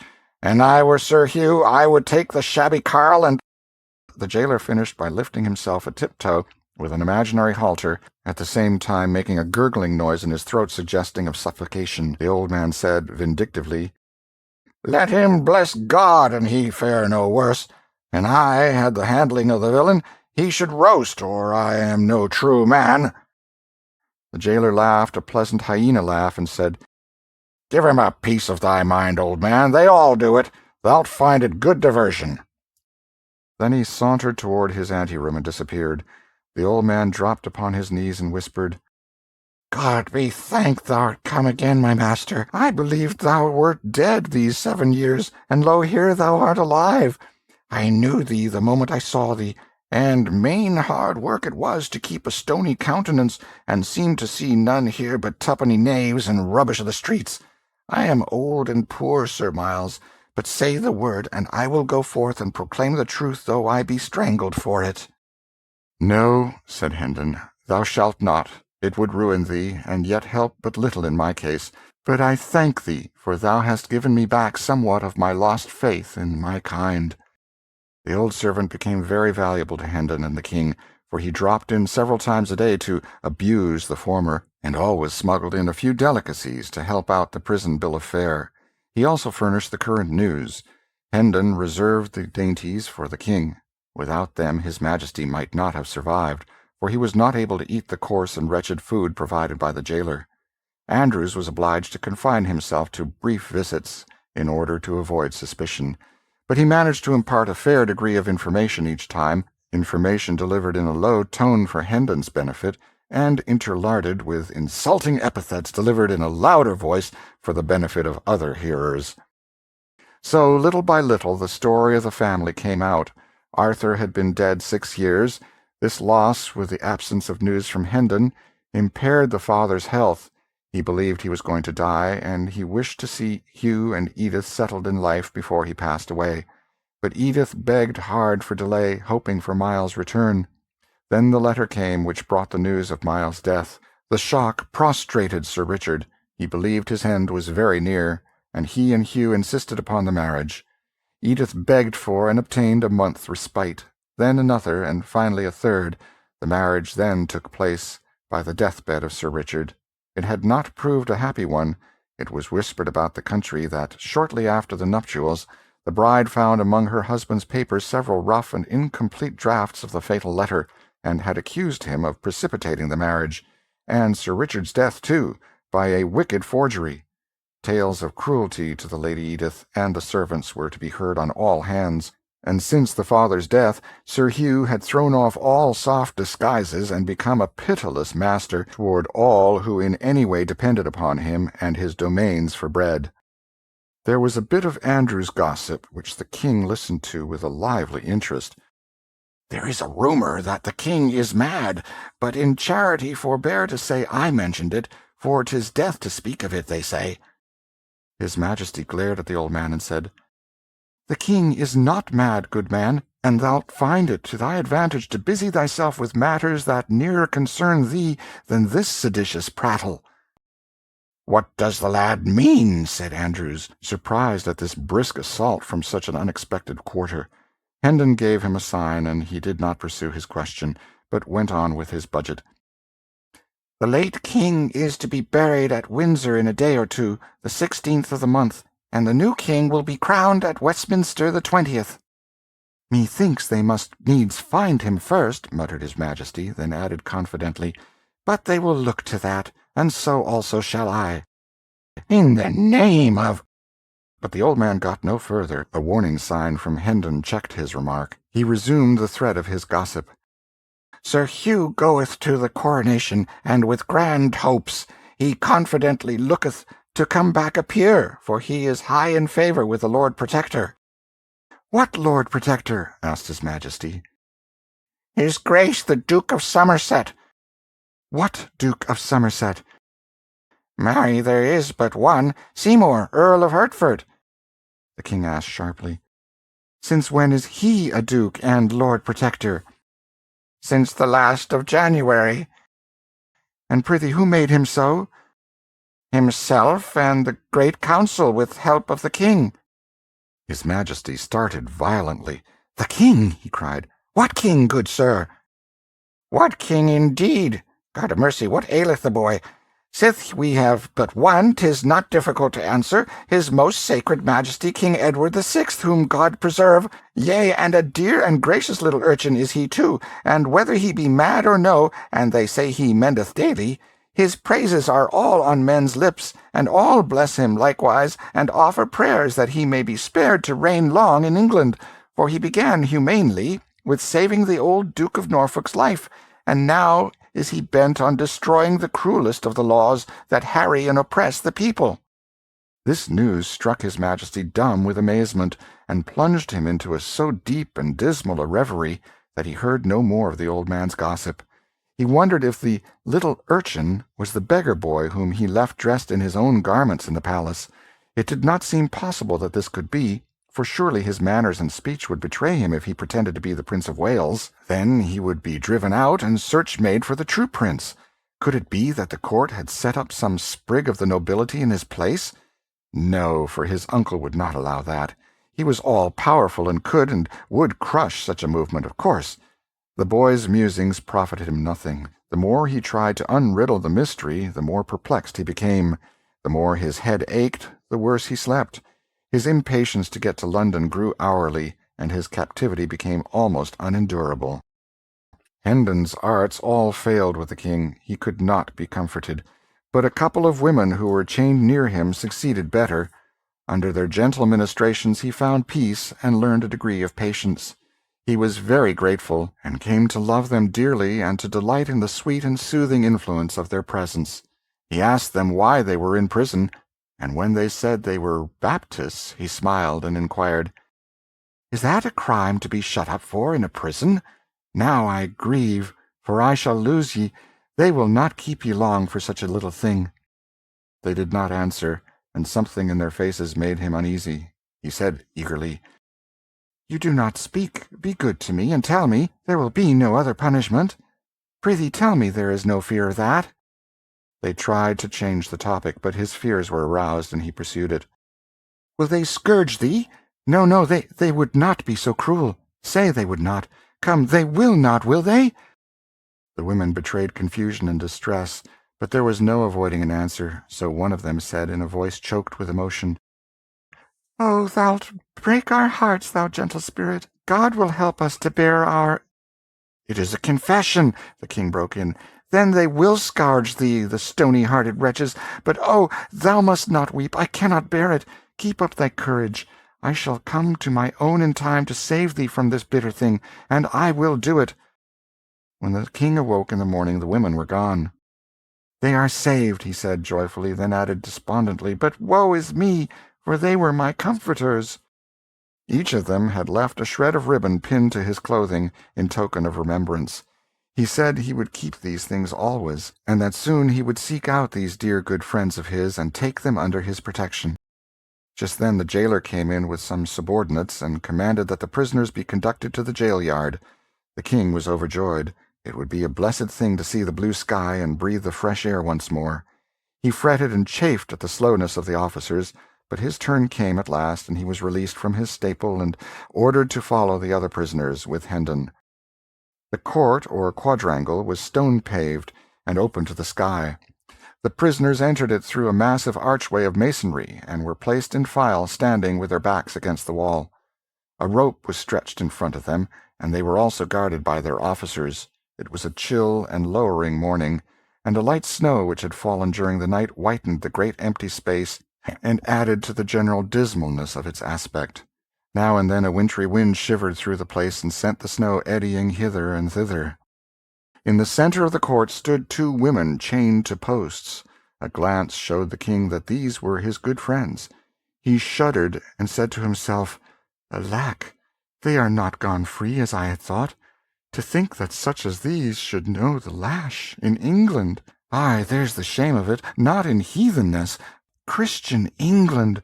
They will be scourged, and I, whom they have comforted and kindly entreated, must look on and see the great wrong done.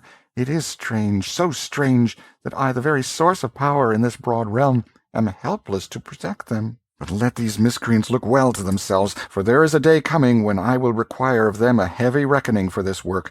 For every blow they strike now, they shall feel 100 then."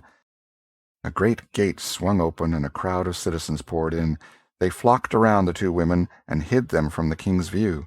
A clergyman entered and passed through the crowd, and he also was hidden. The king now heard talking back and forth, as if questions were being asked and answered, but he could not make out what was said.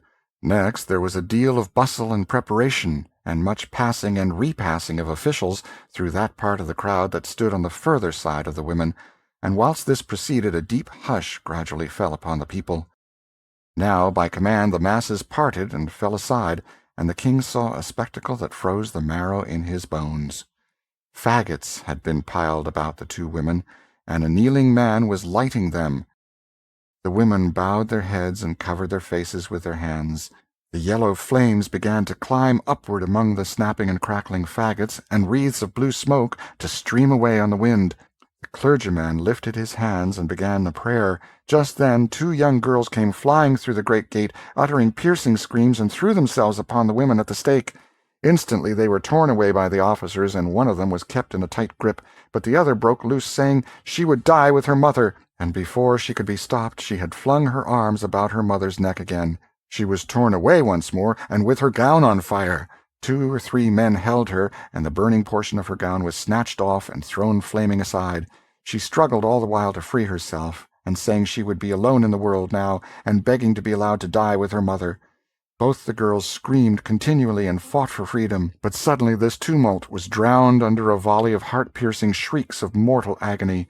The king glanced from the frantic girls to the stake, then turned away and leaned his ashen face against the wall and looked no more. He said, "That which I have seen in that one little moment will never go out from my memory, but will abide there, and I shall see it all the days, and dream of it all the nights till I die. Would God I had been blind!" Hendon was watching the king. He said to himself with satisfaction, "His disorder mendeth, he hath changed, and groweth gentler." If he had followed his wont, he would have stormed at these varlets and said he was king, and commanded that the women be turned loose unscathed. Soon his delusion will pass away and be forgotten, and his poor mind will be whole again. God speed the day." That same day several prisoners were brought in to remain overnight, who were being conveyed under guard to various places in the kingdom, to undergo punishment for crimes committed. The king conversed with these. He had made it a point from the beginning to instruct himself for the kingly office by questioning prisoners whenever the opportunity offered, and the tale of their woes wrung his heart. One of them was a poor half-witted woman who had stolen a yard or two of cloth from a weaver. She was to be hanged for it. Another was a man who had been accused of stealing a horse. He said the proof had failed, and he had imagined that he was safe from the halter. But no, he was hardly free before he was arraigned for killing a deer in the King's Park. This was proved against him, and now he was on his way to the gallows. There was a tradesman's apprentice whose case particularly distressed the king. This youth said he found a hawk one evening that had escaped from its owner, and he took it home with him, imagining himself entitled to it. But the court convicted him of stealing it and sentenced him to death. The king was furious over these inhumanities, and wanted Hendon to break jail and fly with him to Westminster, so that he could mount his throne and hold out his sceptre in mercy over these unfortunate people and save their lives. "Poor child," sighed Hendon, "these woeful tales have brought his malady upon him again. Alack, but for this evil hap, he would have been well in a little time." Among these prisoners was an old lawyer, a man with a strong face and a dauntless mien. 3 years past he had written a pamphlet against the Lord Chancellor, accusing him of injustice, and had been punished for it by the loss of his ears and degradation from the bar, and in addition had been fined £3,000 and sentenced to imprisonment for life. Lately he had repeated his offence, and in consequence was now under sentence to lose what remained of his ears, pay a fine of £5,000, be branded on both cheeks, and remain in prison for life. "These be honorable scars," he said, and turned back his grey hair and showed the mutilated stubs of what had once been his ears. The king's eyes burned with passion, and he said, "None believe in me, neither wilt thou. But no matter, within the compass of a month thou shalt be free, and more, the laws that have dishonoured thee, and shamed the English name, shall be swept from the statute books. The world is made wrong. Kings should go to school to their own laws at times, and so learn mercy." Chapter 28. The Sacrifice.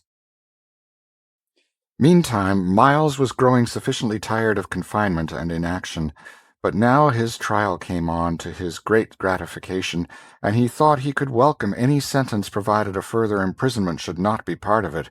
But he was mistaken about that. He was in a fine fury when he found himself described as a sturdy vagabond, and sentenced to sit 2 hours in the pillory for bearing that character and for assaulting the master of Hendon Hall. His pretensions as to brothership with his prosecutor, and rightful heirship to the Hendon honours and estates, were left contemptuously unnoticed, as being not even worth examination.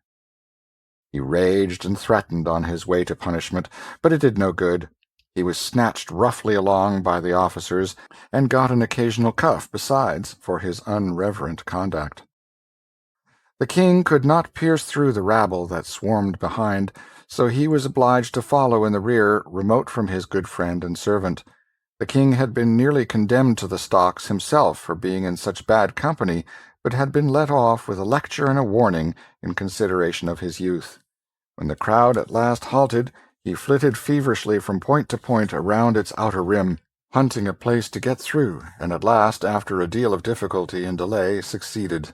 There sat his poor henchman in the degrading stocks, the sport and butt of a dirty mob, he the body servant of the King of England. Edward had heard the sentence pronounced, but he had not realized the half that it meant. His anger began to rise as the sense of this new indignity which had been put upon him sank home.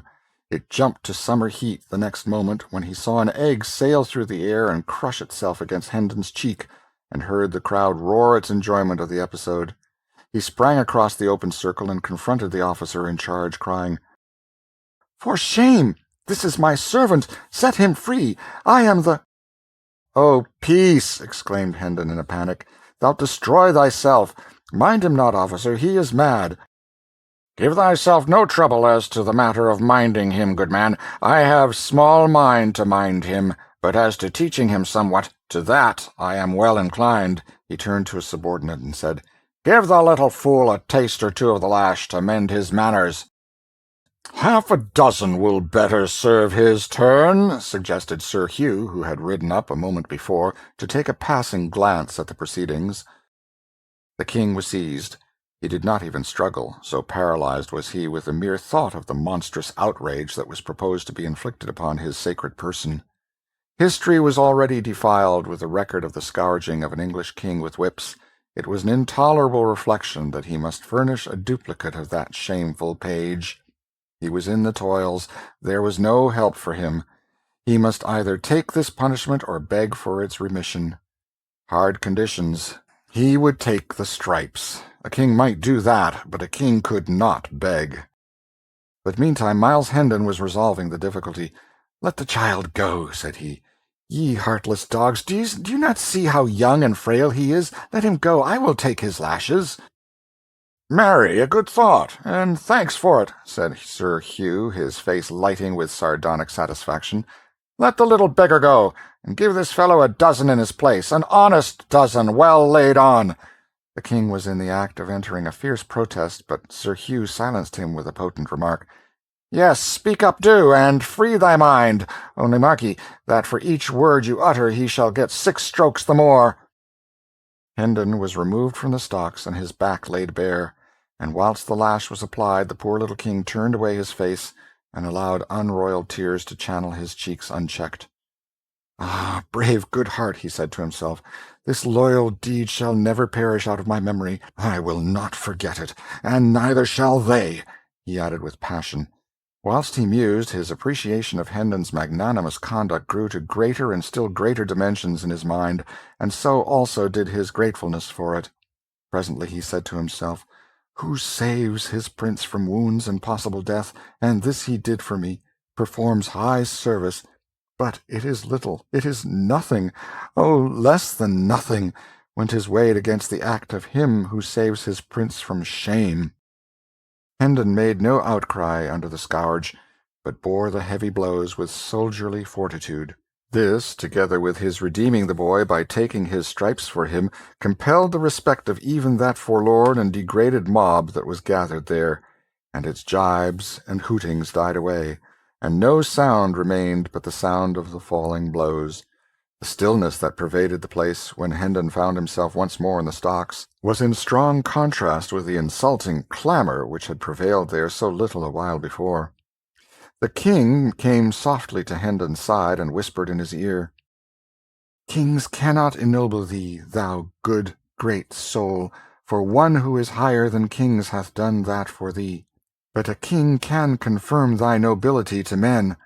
He picked up the scourge from the ground, touched Hendon's bleeding soldiers lightly with it, and whispered, "Edward of England dubs thee Earl." Hendon was touched. The water welled to his eyes, yet at the same time the grisly humor of the situation and circumstances so undermined his gravity that it was all he could do to keep some sign of his inward mirth from showing outside. To be suddenly hoisted, naked and gory, from the common stocks to the alpine altitude and splendor of an earldom seemed to him the last possibility in the line of the grotesque. He said to himself, "Now am I finally tinselled indeed. The spectre knight of the kingdom of dreams and shadows is become a spectre earl. A dizzy flight for a callow wing, and this go on, I shall presently be hung like a very maypole with fantastic gauds and make-believe honours. But I shall value them, all valueless as they are, for the love that doth bestow them. Better these poor mock dignities of mine, that come unasked, from a clean hand and a right spirit, than real ones bought by servility from grudging and interested power." The dreaded Sir Hugh wheeled his horse about, and, as he spurred away, the living wall divided silently to let him pass, and as silently closed together again, and so remained.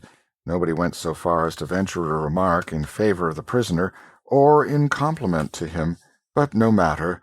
The absence of abuse was a sufficient homage in itself. A late-comer who was not posted as to the present circumstances, and who delivered a sneer at the impostor, and was in the act of following it with a dead cat, was promptly knocked down and kicked out, without any words, and then the deep quiet resumed sway once more. Chapter 29. To London. When Hendon's term of service in the stocks was finished, he was released and ordered to quit the region and come back no more. His sword was restored to him, and also his mule and his donkey. He mounted and rode off, followed by the king. The crowd opened with quiet respectfulness to let them pass, and then dispersing when they were gone. Hendon was soon absorbed in thought. There were questions of high import to be answered. What should he do? Whither should he go? Powerful help must be found somewhere, or he must relinquish his inheritance and remain under the imputation of being an impostor besides. Where could he hope to find this powerful help? Where, indeed? It was a knotty question.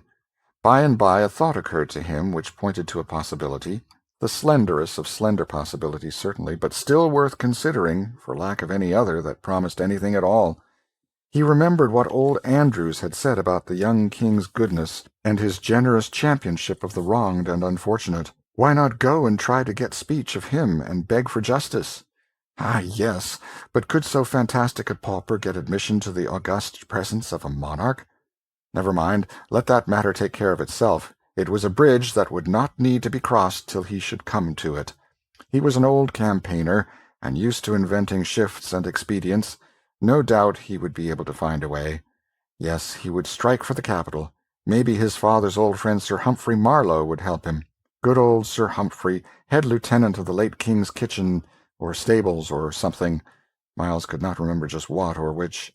Now that he had something to turn his energies to, a distinctly defined object to accomplish, the fog of humiliation and depression which had settled down upon his spirits lifted and blew away, and he raised his head and looked about him. He was surprised to see how far he had come. The village was away behind him. The king was jogging along in his wake with his head bowed, for he too was deep in plans and thinkings. A sorrowful misgiving clouded Hendon's new-born cheerfulness. Would the boy be willing to go again to a city where, during all his brief life, he had never known anything but ill-usage and pinching want? But the question must be asked. It could not be avoided. So Hendon reined up and called out, "I had forgotten to inquire whither we are bound. Thy commands, my liege." "To London." Hendon moved on again, mightily contented with the answer, but astounded at it, too. The whole journey was made without an adventure of importance, but it ended with one. About 10 o'clock on the night of the 19th of February, they stepped upon London Bridge, in the midst of a writhing, struggling jam of howling and hurraying people, whose beer-jolly faces stood out strongly in the glare from manifold torches, and at that instant the decaying head of some former duke or other grandee tumbled down between them, striking Hendon on the elbow and then bounding off among the hurrying confusion of feet. So evanescent and unstable are men's works in this world. The late good king is but 3 weeks dead and 3 days in his grave, and already the adornments which he took such pains to select from prominent people for his noble bridge are falling. A citizen stumbled over that head and drove his own head into the back of somebody in front of him, who turned and knocked down the first person that came handy, and was promptly laid out himself by that person's friend. It was the right, ripe time for a free fight, for the festivities of the morrow, Coronation Day, were already beginning. Everybody was full of strong drink and patriotism. Within 5 minutes the free fight was occupying a good deal of ground. Within 10 or 12 it covered an acre or so, and was become a riot. By this time Hendon and the king were hopelessly separated from each other and lost in the rush and turmoil of the roaring masses of humanity. And so we leave them. Chapter 30. Tom's Progress.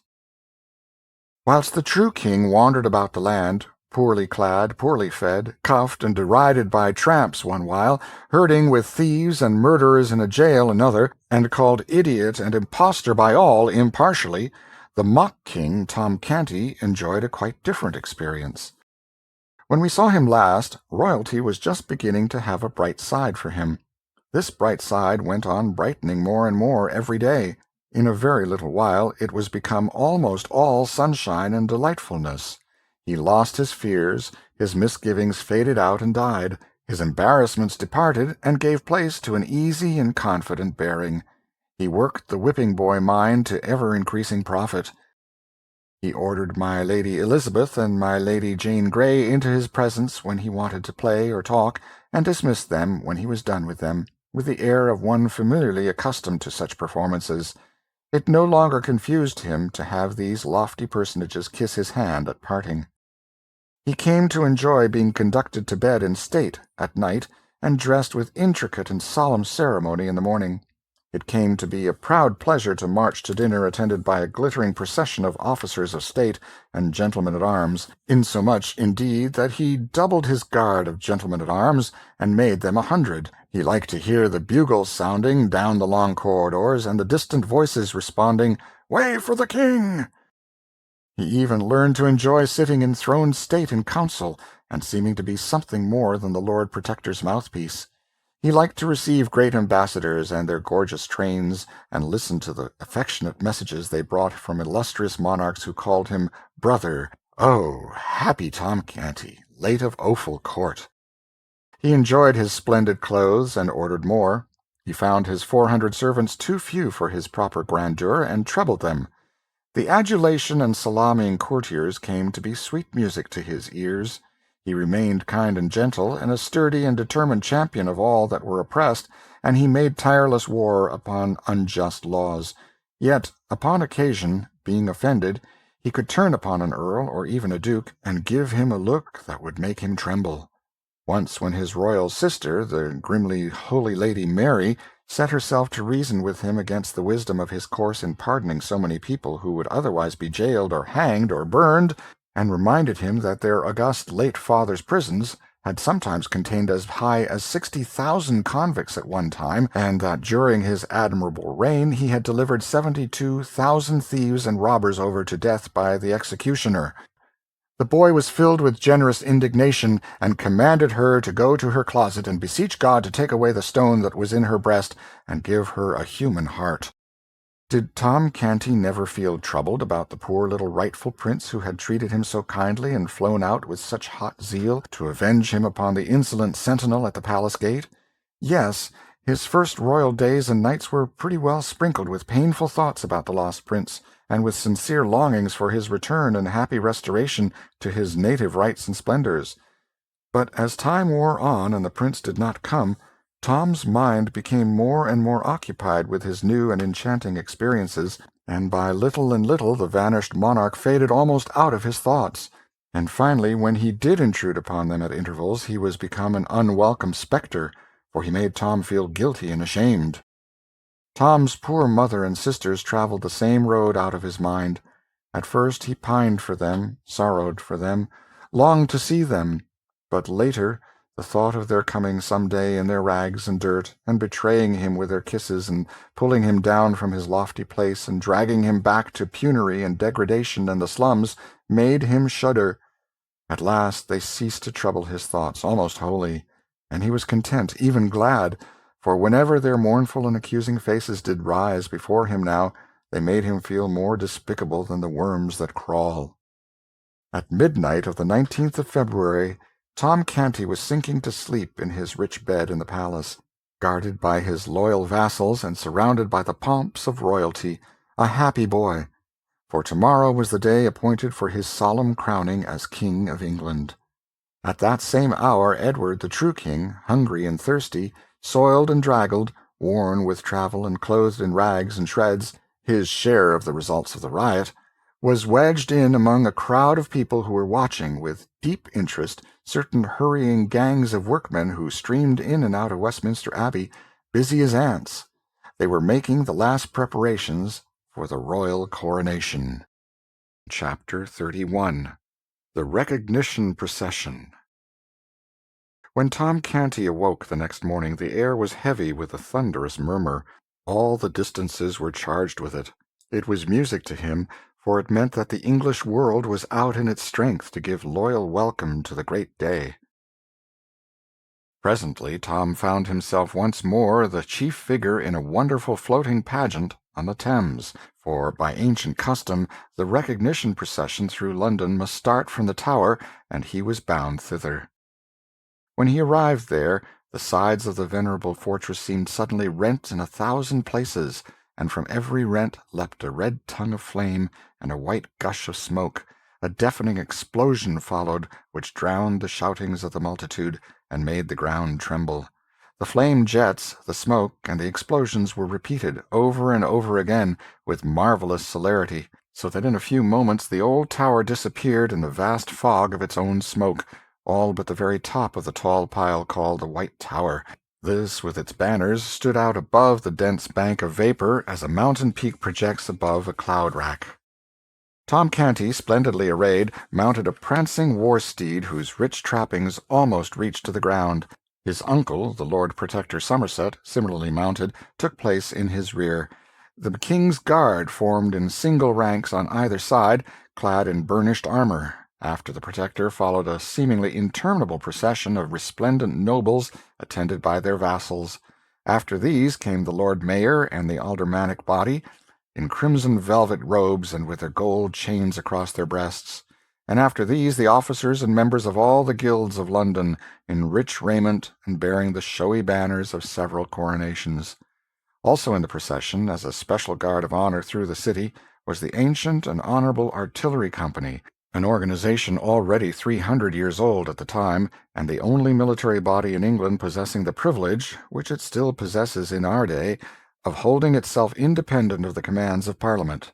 It was a brilliant spectacle, and was hailed with acclamations all along the line, as it took its stately way through the packed multitudes of citizens.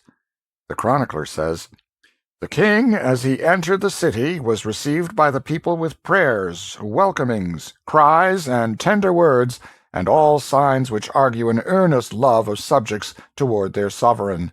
And the king, by holding up his glad countenance to such as stood afar off, and most tender language to those that stood nigh his grace, showed himself no less thankful to receive the people's good will than they to offer it. To all that wished him well he gave thanks. To such as bade God save his grace, he said in return, God save you all, and added that he thanked them with all his heart. Wonderfully transported were the people with the loving answers and gestures of their king."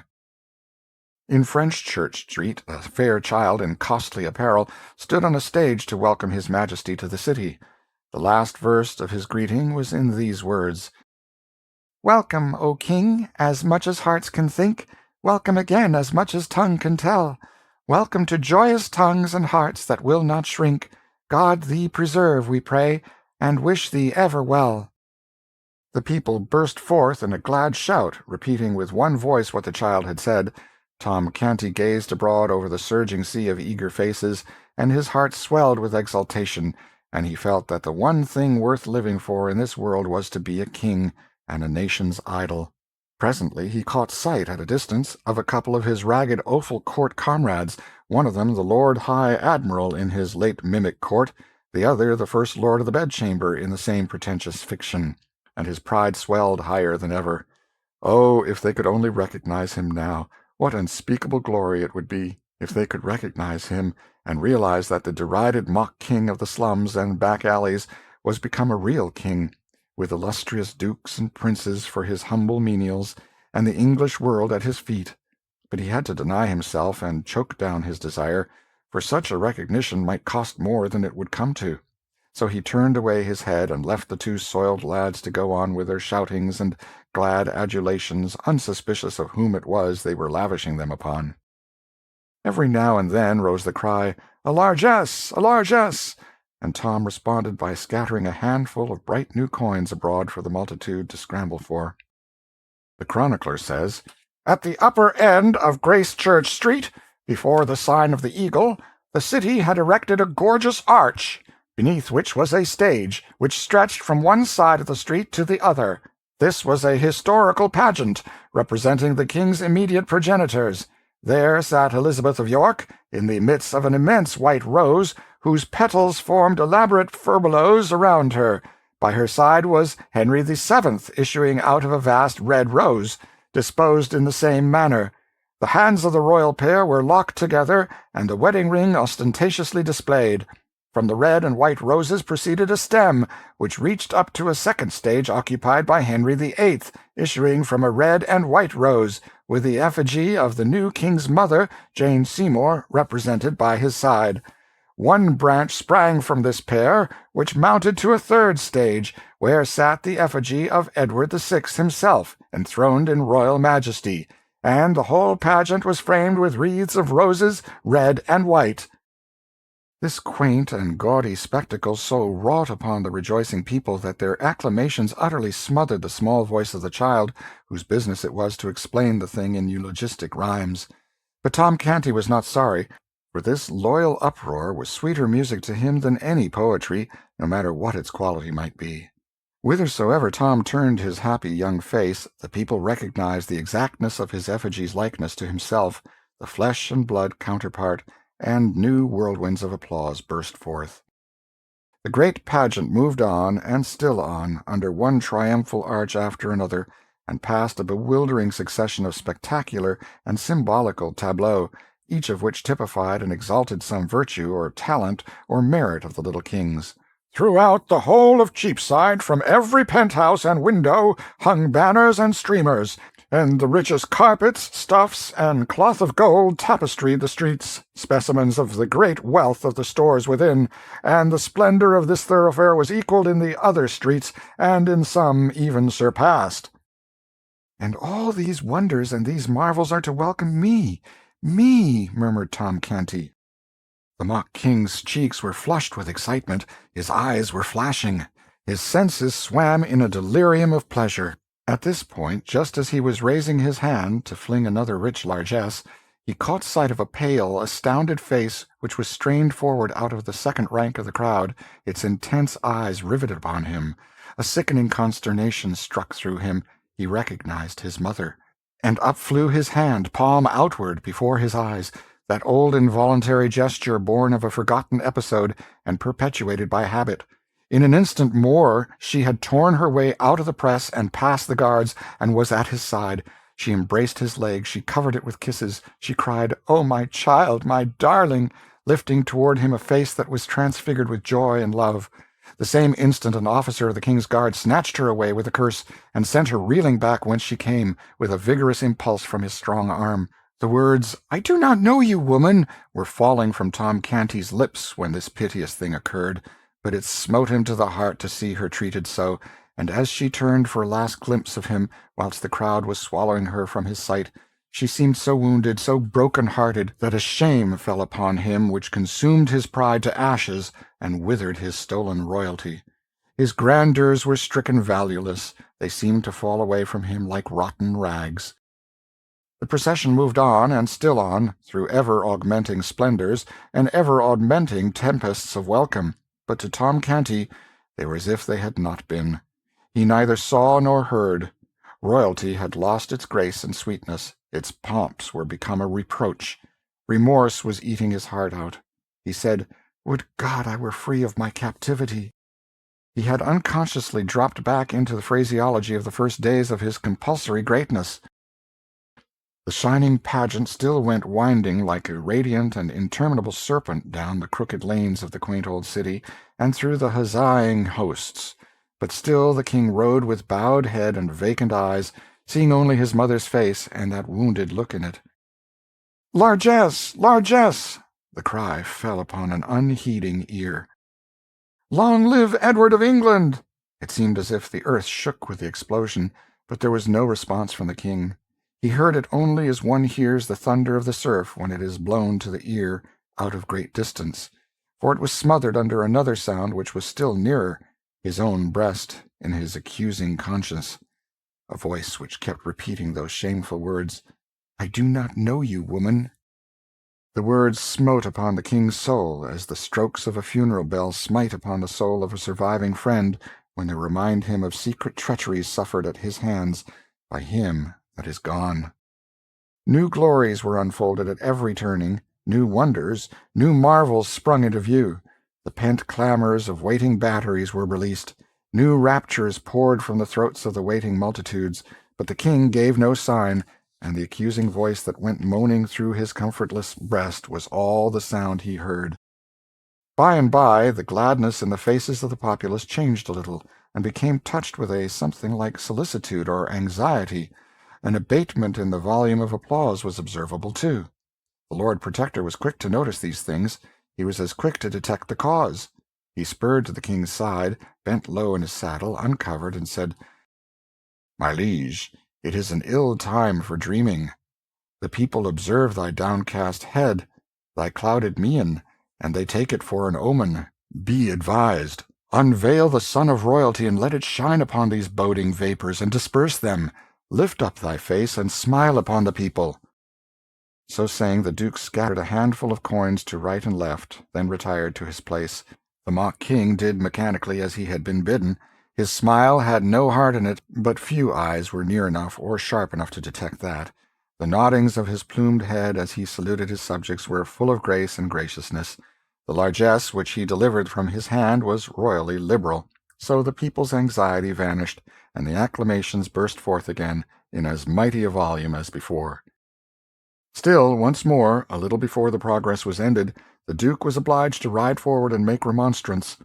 He whispered, "O dread sovereign, shake off these fatal humours. The eyes of the world are upon thee." Then he added with sharp annoyance, "Perdition catch that crazy Pauper! 'Twas she that hath disturbed your highness." The gorgeous figure turned a lustreless eye upon the Duke, and said in a dead voice, "She was my mother." "My God!" groaned the Protector as he reined his horse backward to his post. "The omen was pregnant with prophecy. He is gone mad again." Chapter 32. Coronation Day. Let us go backward a few hours and place ourselves in Westminster Abbey at 4 o'clock in the morning of this memorable Coronation Day.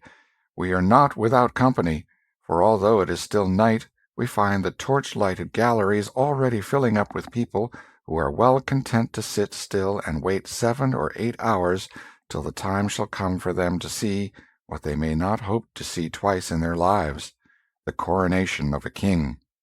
Yes, London and Westminster have been astir ever since the warning guns boomed at 3 o'clock, and already crowds of untitled rich folk who have bought the privilege of trying to find sitting-room in the galleries are flocking in at the entrances reserved for their sort.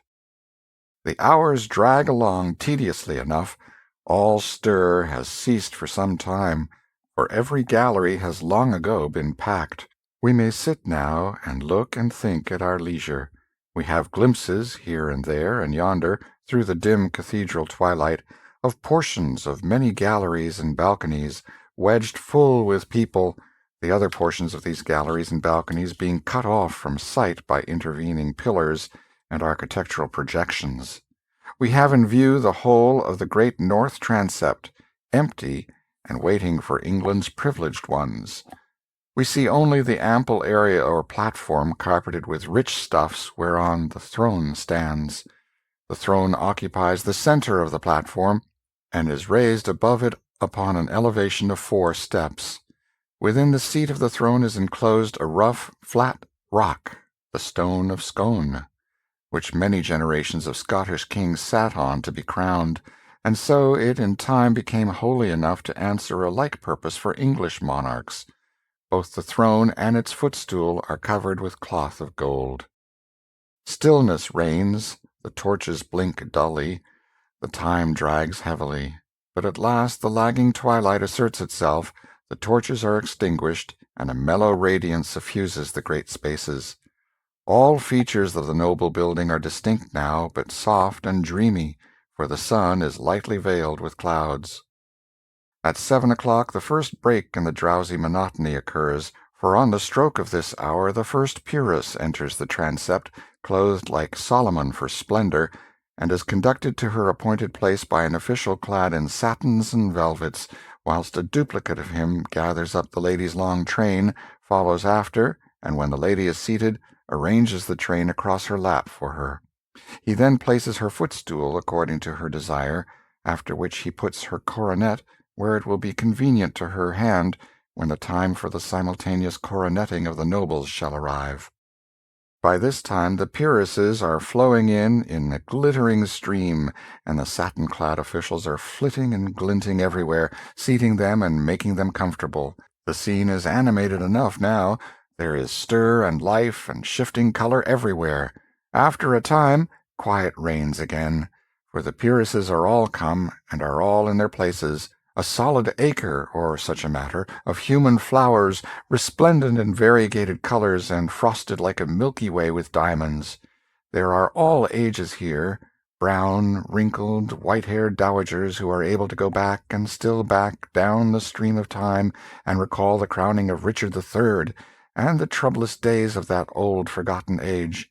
And there are handsome middle-aged dames, and lovely and gracious young matrons, and gentle and beautiful young girls with beaming eyes and fresh complexions, who may possibly put on their jeweled coronets awkwardly when the great time comes, for the matter will be new to them, and their excitement will be a sore hindrance. Still, this may not happen, for the hair of all these ladies has been arranged with a special view to the swift and successful lodging of the crown in its place when the signal comes. We have seen that this massed array of peeresses is sewn thick with diamonds, and we also see that it is a marvelous spectacle. But now we are about to be astonished in earnest. About 9, the clouds suddenly break away, and a shaft of sunshine cleaves the mellow atmosphere and drifts slowly along the ranks of ladies, and every rank it touches flames into dazzling splendor of many-colored fires, and we tingle to our fingertips with the electric thrill that is shot through us by the surprise and the beauty of the spectacle. Presently a special envoy from some distant corner of the Orient, marching with the general body of foreign ambassadors, crosses this bar of sunshine, and we catch our breath. The glory that streams and flashes and palpitates about him is so overpowering, for he is crusted from head to heel with gems, and his slightest movement showers a dancing radiance all around him. Let us change the tense for convenience. The time drifted along 1 hour, 2 hours, 2 hours and a half. Then the deep booming of artillery told that the king and his grand procession had arrived at last, so the waiting multitude rejoiced. All knew that a further delay must follow, for the king must be prepared and robed for the solemn ceremony. But this delay would be pleasantly occupied by the assembling of the peers of the realm in their stately robes.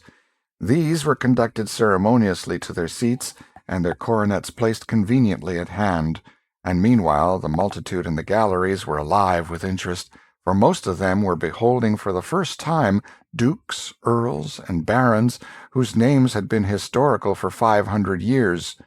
When all were finally seated, the spectacle from the galleries and all coigns of vantage was complete, a gorgeous one to look upon and to remember. Now the robed and mitred great heads of the church and their attendants filed in upon the platform and took their appointed places. These were followed by the Lord Protector and other great officials, and these again by a steel-clad detachment of the guard.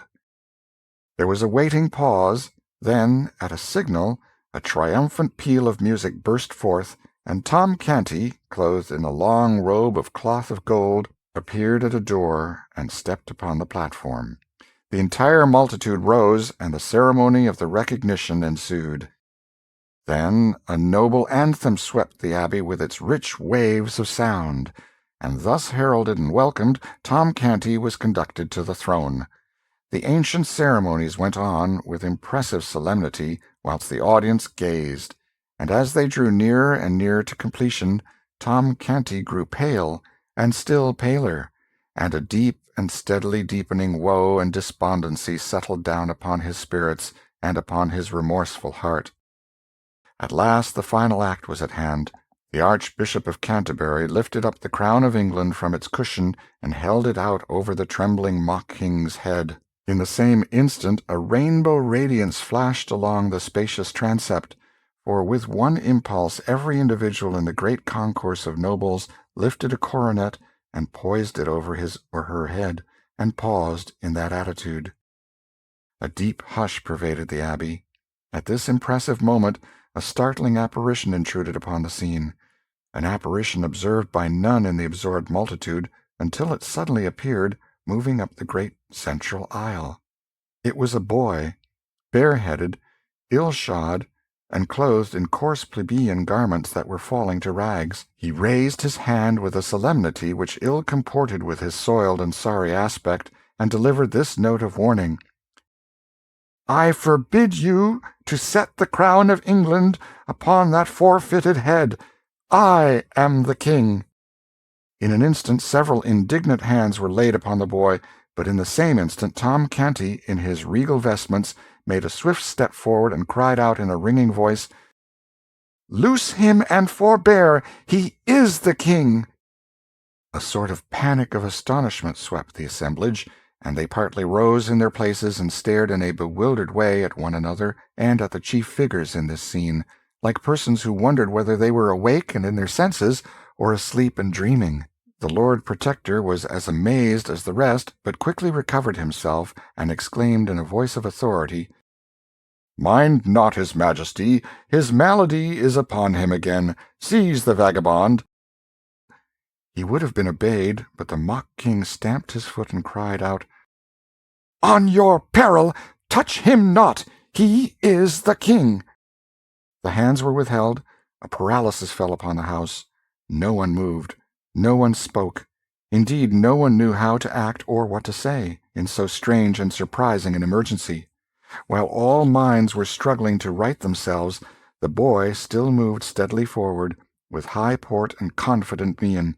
He had never halted from the beginning, and while the tangled mind still floundered helplessly, he stepped upon the platform, and the mock king ran with a glad face to meet him, and fell on his knees before him and said, "Oh, my lord the king, let poor Tom Canty be first to swear fealty to thee, and say, Put on thy crown and enter into thine own again." The Lord Protector's eye fell sternly upon the newcomer's face, but straightway the sternness vanished away, and gave place to an expression of wondering surprise. This thing happened also to the other great officers. They glanced at each other and retreated a step by a common and unconscious impulse. The thought in each mind was the same. What a strange resemblance! The Lord Protector reflected a moment or two in perplexity. Then he said with grave respectfulness, "By your favor, sir, I desire to ask certain questions which—" "I will answer them, my lord." The Duke asked him many questions about the court, the late king, the prince, the princesses. The boy answered them correctly and without hesitation.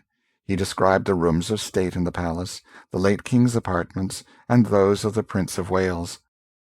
It was strange, it was wonderful, yes, it was unaccountable, so all said that heard it. The tide was beginning to turn, and Tom Canty's hopes to run high, when the Lord Protector shook his head and said, "It is true, it is most wonderful, but it is no more than our lord the king likewise can do." This remark, and this reference to himself as still the king, saddened Tom Canty, and he felt his hopes crumbling from under him. "These are not proofs," added the Protector. The tide was turning very fast now, very fast indeed, but in the wrong direction. It was leaving poor Tom Canty stranded on the throne, and sweeping the other out to sea. The Lord Protector communed with himself, shook his head.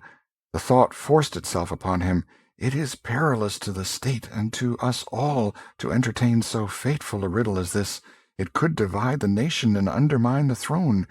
He turned and said, "Sir Thomas, arrest this— No, hold." His face lighted, and he confronted the ragged candidate with this question, "Where lieth the Great Seal? Answer me this truly, and the riddle is unriddled, for only he that was Prince of Wales can so answer. On so trivial a thing hang a throne and a dynasty." It was a lucky thought, a happy thought. That it was so considered by the great officials was manifested by the silent applause that shot from eye to eye around their circle in the form of bright approving glances. Yes, none but the true prince could dissolve the stubborn mystery of the vanished Great Seal. This forlorn little impostor had been taught his lesson well, but here his teachings must fail, for his teacher himself could not answer that question.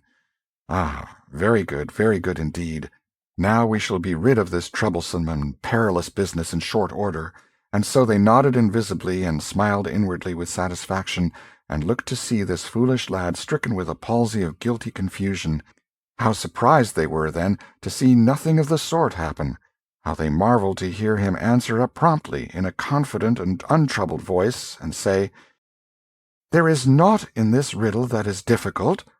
Then, without so much as by your leave to anybody, he turned and gave this command, with the easy manner of one accustomed to doing such things: "My lord St. John, go you to my private cabinet in the palace, for none knoweth the place better than you, and close down to the floor, in the left corner remotest from the door that opens from the antechamber, you shall find in the wall a brazen nail-head. Press upon it, and a little jewel closet will fly open, which not even you do know of, no, nor any soul else, in all the world but me and the trusty artisan that did contrive it for me. The first thing that falleth under your eye will be the great seal. Fetch it hither." All the company wondered at this speech, and wondered still more to see the little mendicant pick out this peer without hesitancy or apparent fear of mistake, and call him by name with such a placidly convincing air of having known him all his life. The peer was almost surprised into obeying. He even made a movement as if to go, but quickly recovered his tranquil attitude, and confessed his blunder with a blush. Tom Canty turned upon him and said sharply, "Why dost thou hesitate? Hast not heard the king's command? Go!" The Lord St. John made a deep obeisance, and it was observed that it was a significantly cautious and non-committal one, it not being delivered at either of the kings, but at the neutral ground about half-way between the two, and took his leave. Now began a movement of the gorgeous particles of that official group which was slow, scarcely perceptible, and yet steady and persistent, a movement such as is observed in a kaleidoscope that is turned slowly, whereby the components of one splendid cluster fall away and join themselves to another, a movement which little by little, in the present case, dissolved the glittering crowd that stood about Tom Canty, and clustered it together again in the neighborhood of the newcomer. Tom Canty stood almost alone. Now ensued a brief season of deep suspense and waiting, during which even the few faint hearts still remaining near Tom Canty gradually scraped together courage enough to glide, one by one, over to the majority. So, at last, Tom Canty, in his royal robes and jewels, stood wholly alone and isolated from the world, a conspicuous figure, occupying an eloquent vacancy. Now the Lord St. John was seen returning. As he advanced up the mid-aisle, the interest was so intense that the low murmur of conversation in the great assemblage died out, and was succeeded by a profound hush, a breathless stillness, through which his footfalls pulsed with a dull and distant sound. Every eye was fastened upon him as he moved along. He reached the platform, paused a moment, then turned towards Tom Canty with a deep obeisance, and said, "Sire, the seal is not there."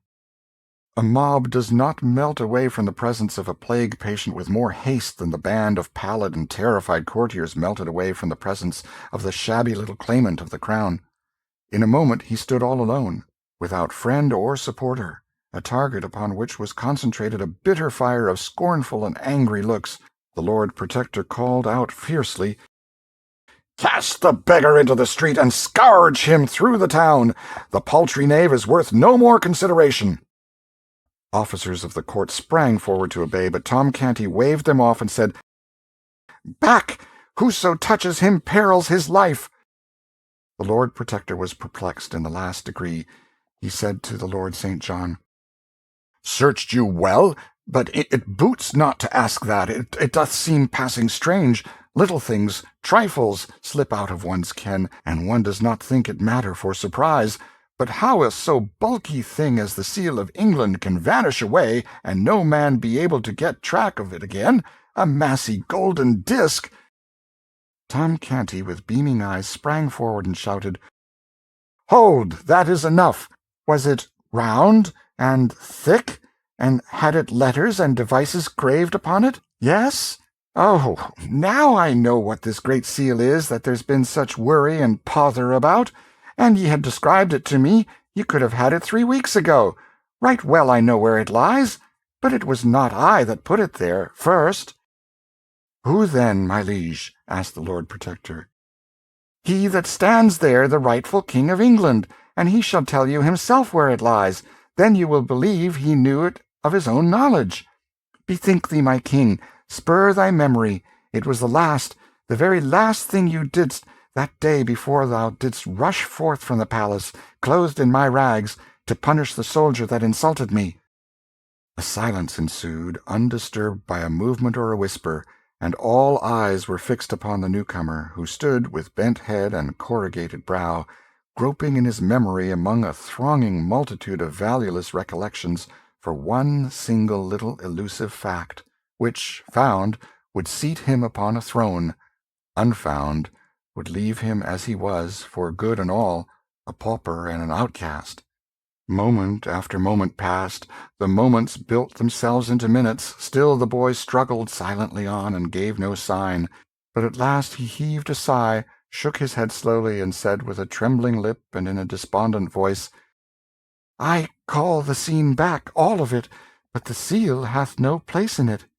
He paused, then looked up, and said with gentle dignity, "My lords and gentlemen, if ye will rob your rightful sovereign of his own for lack of this evidence, which he is not able to furnish, I may not stay ye, being powerless, but—" "Oh, folly! Oh, madness, my king!" cried Tom Canty in a panic. "Wait! Think!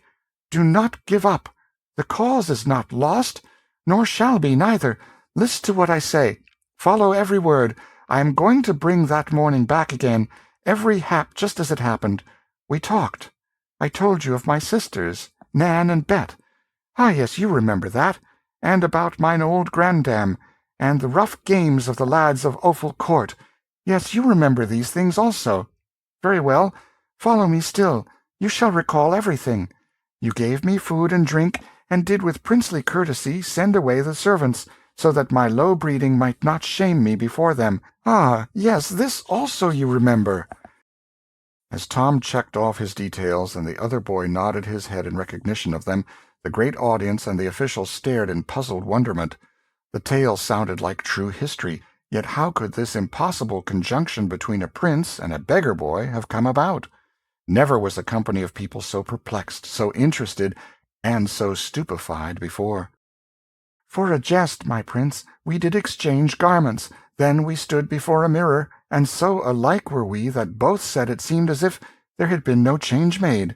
Yes, you remember that. Then you noticed that the soldier had hurt my hand. Look, here it is.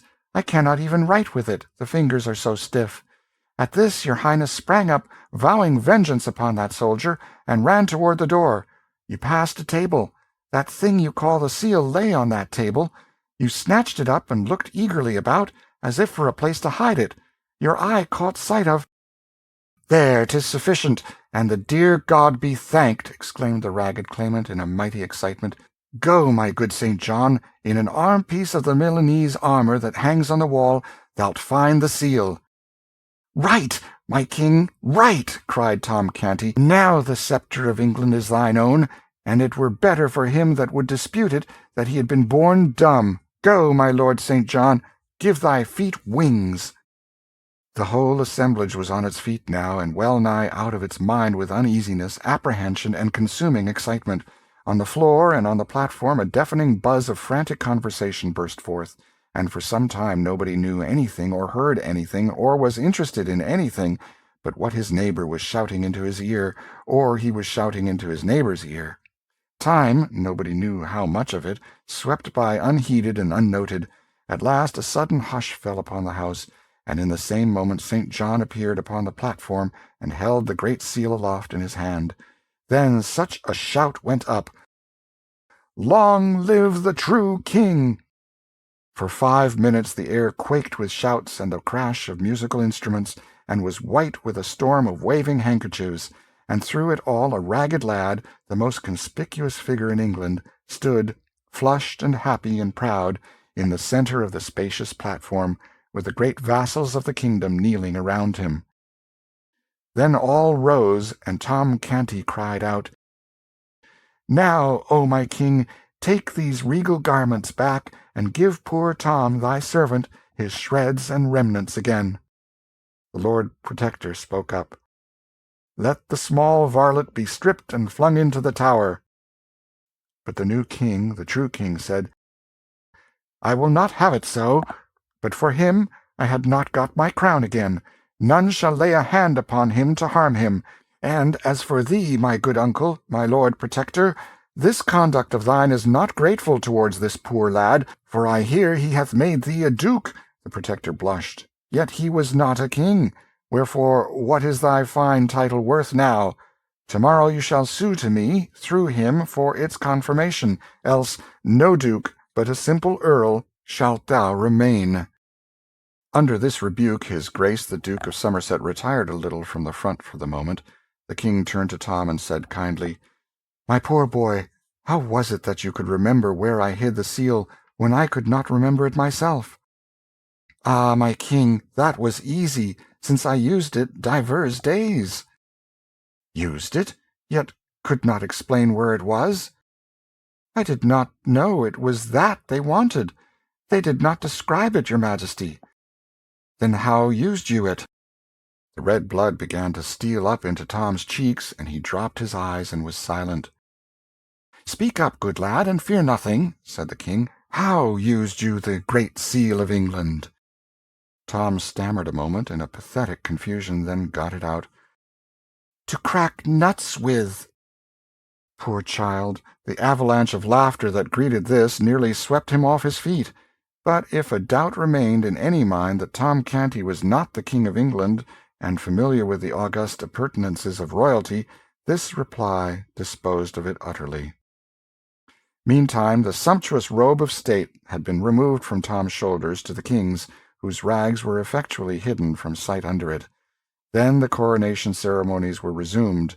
The true king was anointed, and the crown set upon his head, whilst cannon thundered the news to the city, and all London seemed to rock with applause. Chapter 33. Edward as King. Miles Hendon was picturesque enough before he got into the riot on London Bridge. He was more so when he got out of it. He had but little money when he got in, none at all when he got out. The pickpockets had stripped him of his last farthing. But no matter, so he found his boy. Being a soldier, he did not go at his task in a random way, but set to work first of all to arrange his campaign. What would the boy naturally do? Where would he naturally go? Well, argued Miles, he would naturally go to his former haunts, for that is the instinct of unsound minds, when homeless and forsaken, as well as of sound ones. Whereabouts were his former haunts? His rags, taken together with a low villain who seemed to know him and who even claimed to be his father, indicated that his home was in one or another of the poorest and meanest districts of London. Would the search for him be difficult or long? No, it was likely to be easy and brief. He would not hunt for the boy. He would hunt for a crowd. In the center of a big crowd or a little one, sooner or later, he should find his poor little friend, sure. And the mangy mob would be entertaining itself with pestering and aggravating the boy, who would be proclaiming himself king as usual. Then Miles Hendon would cripple some of those people and carry off his little ward, and comfort and cheer him with loving words, and the two would never be separated any more. So Miles started on his quest. Hour after hour he tramped through back alleys and squalid streets, seeking groups and crowds, and finding no end of them, but never any sign of the boy. This greatly surprised him, but did not discourage him. To his notion, there was nothing the matter with his plan of campaign. The only miscalculation about it was that the campaign was becoming a lengthy one, whereas he had expected it to be short. When daylight arrived at last, he had made many a mile, and canvassed many a crowd, but the only result was that he was tolerably tired, rather hungry, and very sleepy. He wanted some breakfast, but there was no way to get it. To beg for it did not occur to him. As to pawning his sword, he would as soon have thought of parting with his honor. He could spare some of his clothes, yes, but one could as easily find a customer for a disease as for such clothes. At noon he was still tramping, among the rabble which followed after the royal procession now, for he argued that this regal display would attract his little lunatic powerfully. He followed the pageant through all its devious windings about London, and all the way to Westminster and the Abbey. He drifted here and there amongst the multitudes that were massed in the vicinity for a weary long time, baffled and perplexed, and finally wandered off, thinking and trying to contrive some way to better his plan of campaign. By and by, when he came to himself out of his musings, he discovered that the town was far behind him and that the day was growing old. He was near the river, and in the country. It was a region of fine rural seats, not the sort of district to welcome clothes like his. It was not at all cold, so he stretched himself on the ground in the lee of a hedge to rest and think. Drowsiness presently began to settle upon his senses. The faint and far-off boom of cannon was wafted to his ear, and he said to himself, "The new king is crowned," and straightway fell asleep. He had not slept or rested before for more than 30 hours. He did not wake again until near the middle of the next morning. He got up, lame, stiff, and half-famished, washed himself in the river, stayed his stomach with a pint or two of water, and trudged off towards Westminster, grumbling at himself for having wasted so much time. Hunger helped him to a new plan now. He would try to get speech with old Sir Humphrey Marlowe and borrow a few marks, but that was enough of a plan for the present. It would be time enough to enlarge it when this first stage should be accomplished. Toward 11 o'clock he approached the palace, and although a host of showy people were about him, moving in the same direction, he was not inconspicuous. His costume took care of that. He watched these people's faces narrowly, hoping to find a charitable one whose possessor might be willing to carry his name to the old lieutenant. As to trying to get into the palace himself, that was simply out of the question. Presently our whipping boy passed him, then wheeled about and scanned his figure well, saying to himself, "And that is not the very vagabond his majesty is in such a worry about. Then I am an ass, though belike I was that before. He answereth the description to a rag. That God should make two such would be to cheapen miracles by wasteful repetition. I would I could contrive an excuse to speak with him." Miles Hendon saved him the trouble, for he turned about, then, as a man generally will when somebody mesmerizes him by gazing hard at him from behind, and observing a strong interest in the boy's eyes, he stepped toward him and said, "You have just come out from the palace. Do you belong there?" "Yes, your worship." "Know you Sir Humphrey Marlowe?" The boy started, and said to himself, "Lord, mine old departed father!" Then he answered aloud, "Right well, your worship." "Good. Is he within?" "Yes," said the boy, and added to himself, "within his grave." "Might I crave your favor to carry my name to him, and say I beg to say a word in his ear?" "I will dispatch the business right willingly, fair sir." "Then say, Miles Hendon, son of Sir Richard, is here without. I shall be greatly bounden to you, my good lad." The boy looked disappointed. "The king did not name him so," he said to himself, "but it mattereth not. This is his twin brother, and can give his majesty news of t'other Sir Odds and Ends, I warrant." So he said to Miles, "Step in there a moment, good sir, and wait till I bring you word." Hendon retired to the place indicated. It was a recess sunk in the palace wall, with a stone bench in it, a shelter for sentinels in bad weather. He had hardly seated himself when some halberdiers in charge of an officer passed by. The officer saw him, halted his men, and commanded Hendon to come forth. He obeyed, and was promptly arrested as a suspicious character prowling within the precincts of the palace. Things began to look ugly. Poor Miles was going to explain, but the officer roughly silenced him, and ordered his men to disarm him and search him. "God of his mercy grant that they find somewhat," said poor Miles. "I have searched to know, and failed, yet is my need greater than theirs." Nothing was found but a document. The officer tore it open, and Hendon smiled when he recognized the pothooks made by his lost little friend that black day at Hendon Hall. The officer's face grew dark as he read the English paragraph, and Miles blanched to the opposite color as he listened. "Another new claimant to the crown!" cried the officer.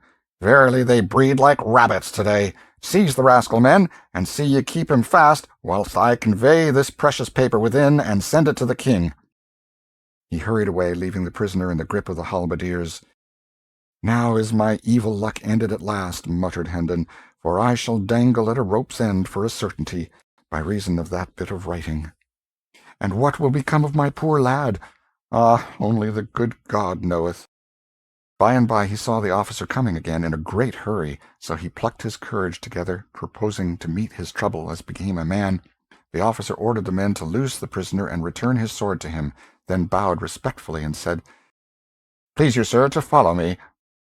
Hendon followed, saying to himself, "An I were not travelling to death and judgment, and so must needs economize in sin, I would throttle this knave for his mock courtesy." The two traversed a populous court, and arrived at the grand entrance of the palace, where the officer, with another bow, delivered Hendon into the hands of a gorgeous official, who received him with profound respect, and led him forward through a great hall, lined on both sides with rows of splendid flunkeys, who made reverential obeisance as the two passed along, but fell into death throes of silent laughter at our stately scarecrow the moment his back was turned, and up a broad staircase among flocks of fine folk, and finally conducted him into a vast room, clove a passage for him through the assembled nobility of England, then made a bow, reminded him to take his hat off, and left him standing in the middle of the room, a mark for all eyes, for plenty of indignant frowns, and for a sufficiency of amused and derisive smiles. Miles Hendon was entirely bewildered. There sat the young king, under a canopy of state, 5 steps away, with his head bent down and aside, speaking with a sort of human bird of paradise, a duke, maybe. Hendon observed to himself that it was hard enough to be sentenced to death in the full vigor of life, without having this peculiarly public humiliation added. He wished the king would hurry about it. Some of the gaudy people near by were becoming pretty offensive. At this moment the king raised his head slightly, and Hendon caught a good view of his face. The sight nearly took his breath away. He stood gazing at the fair young face like one transfixed, then presently ejaculated, "Lo, the lord of the kingdom of dreams and shadows on his throne!" He muttered some broken sentences, still gazing and marveling, then turned his eyes around and about, scanning the gorgeous throng and the splendid saloon, murmuring, "But these are real! Verily these are real! Surely it is not a dream!" He stared at the king again, and thought, "Is it a dream, or is he the veritable sovereign of England, and not the friendless poor Tom o' Bedlam I took him for? Who shall solve me this riddle?" A sudden idea flashed in his eye as he strode to the wall, gathered up a chair, brought it back, planted it on the floor, and sat down in it. A buzz of indignation broke out, a rough hand was laid upon him, and a voice exclaimed, "Up, thou mannerless clown! Wouldst sit in the presence of the king?" The disturbance attracted his Majesty's attention, who stretched forth his hand and cried out, "Touch him not! It is his right!" The throng fell back, stupefied. The king went on, "Learn ye all, ladies, lords, and gentlemen, that this is my trusty and well-beloved servant, Miles Hendon, who interposed his good sword and saved his prince from bodily harm and possible death, and for this he is a knight by the king's voice. Also learn that for a higher service, in that he saved his sovereign stripes and shame, taking these upon himself, he is a peer of England, Earl of Kent, and shall have gold and lands meet for the dignity.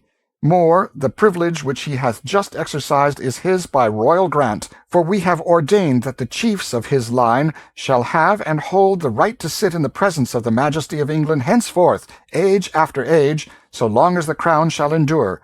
Molest him not."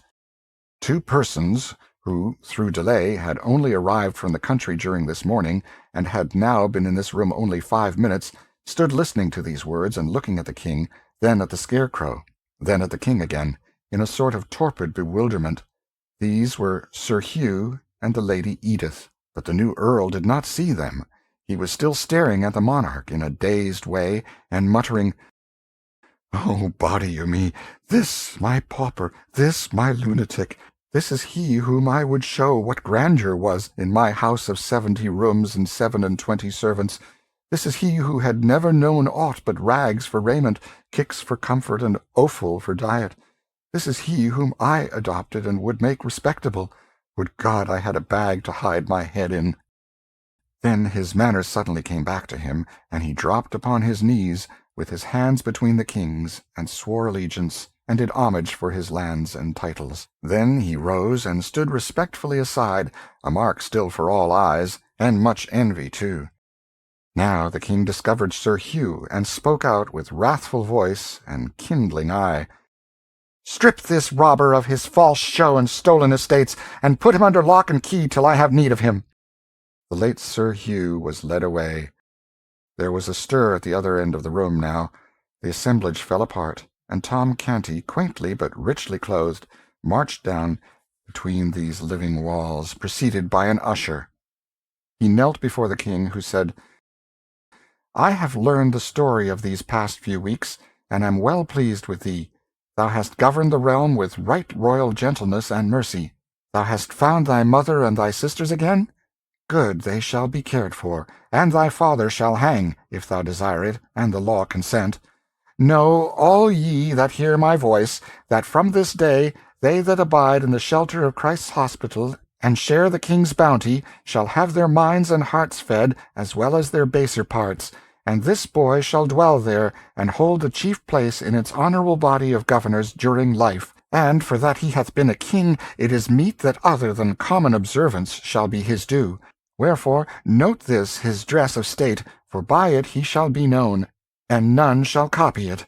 And wheresoever he shall come, it shall remind the people that he hath been royal in his time, and none shall deny him his due of reverence or fail to give him salutation. He hath the throne's protection, he hath the crown's support. He shall be known and called by the honourable title of the King's Ward." The proud and happy Tom Canty rose and kissed the king's hand, and was conducted from the presence. He did not waste any time, but flew to his mother to tell her and Nan and Bet all about it, and get them to help him enjoy the great news. Conclusion.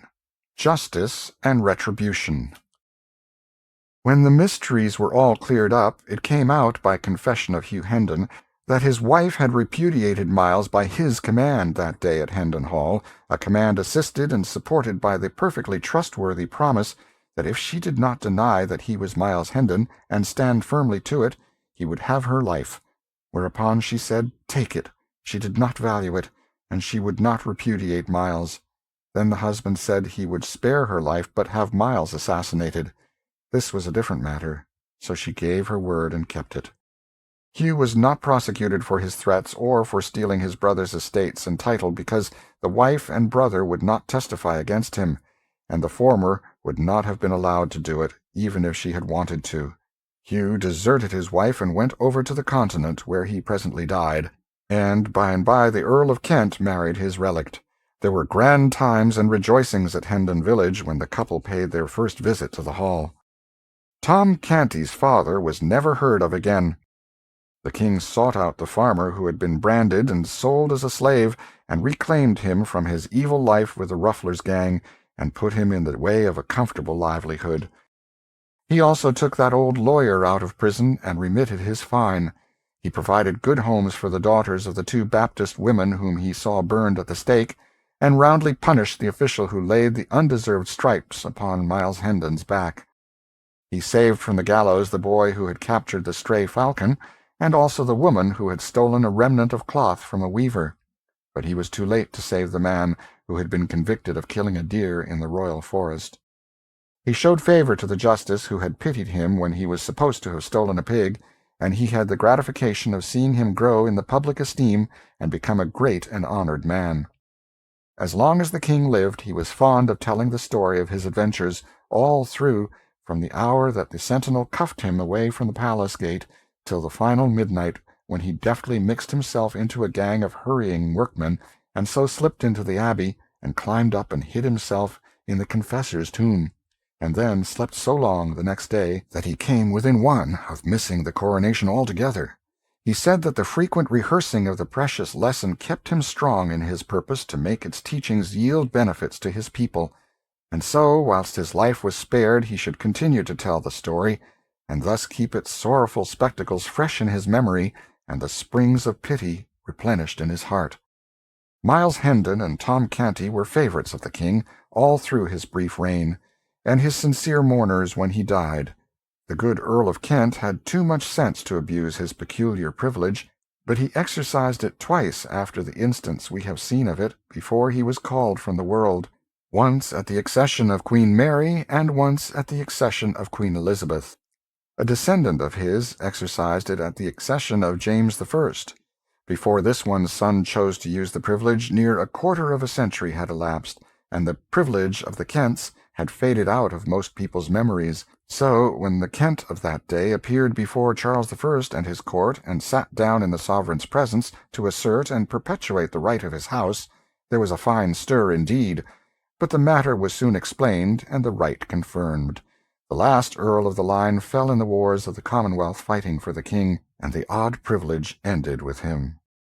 Tom Canty lived to be a very old man, a handsome, white-haired old fellow, of grave and benignant aspect. As long as he lasted he was honored, and he was also reverenced, for his striking and peculiar costume kept the people reminded that in his time he hath been royal.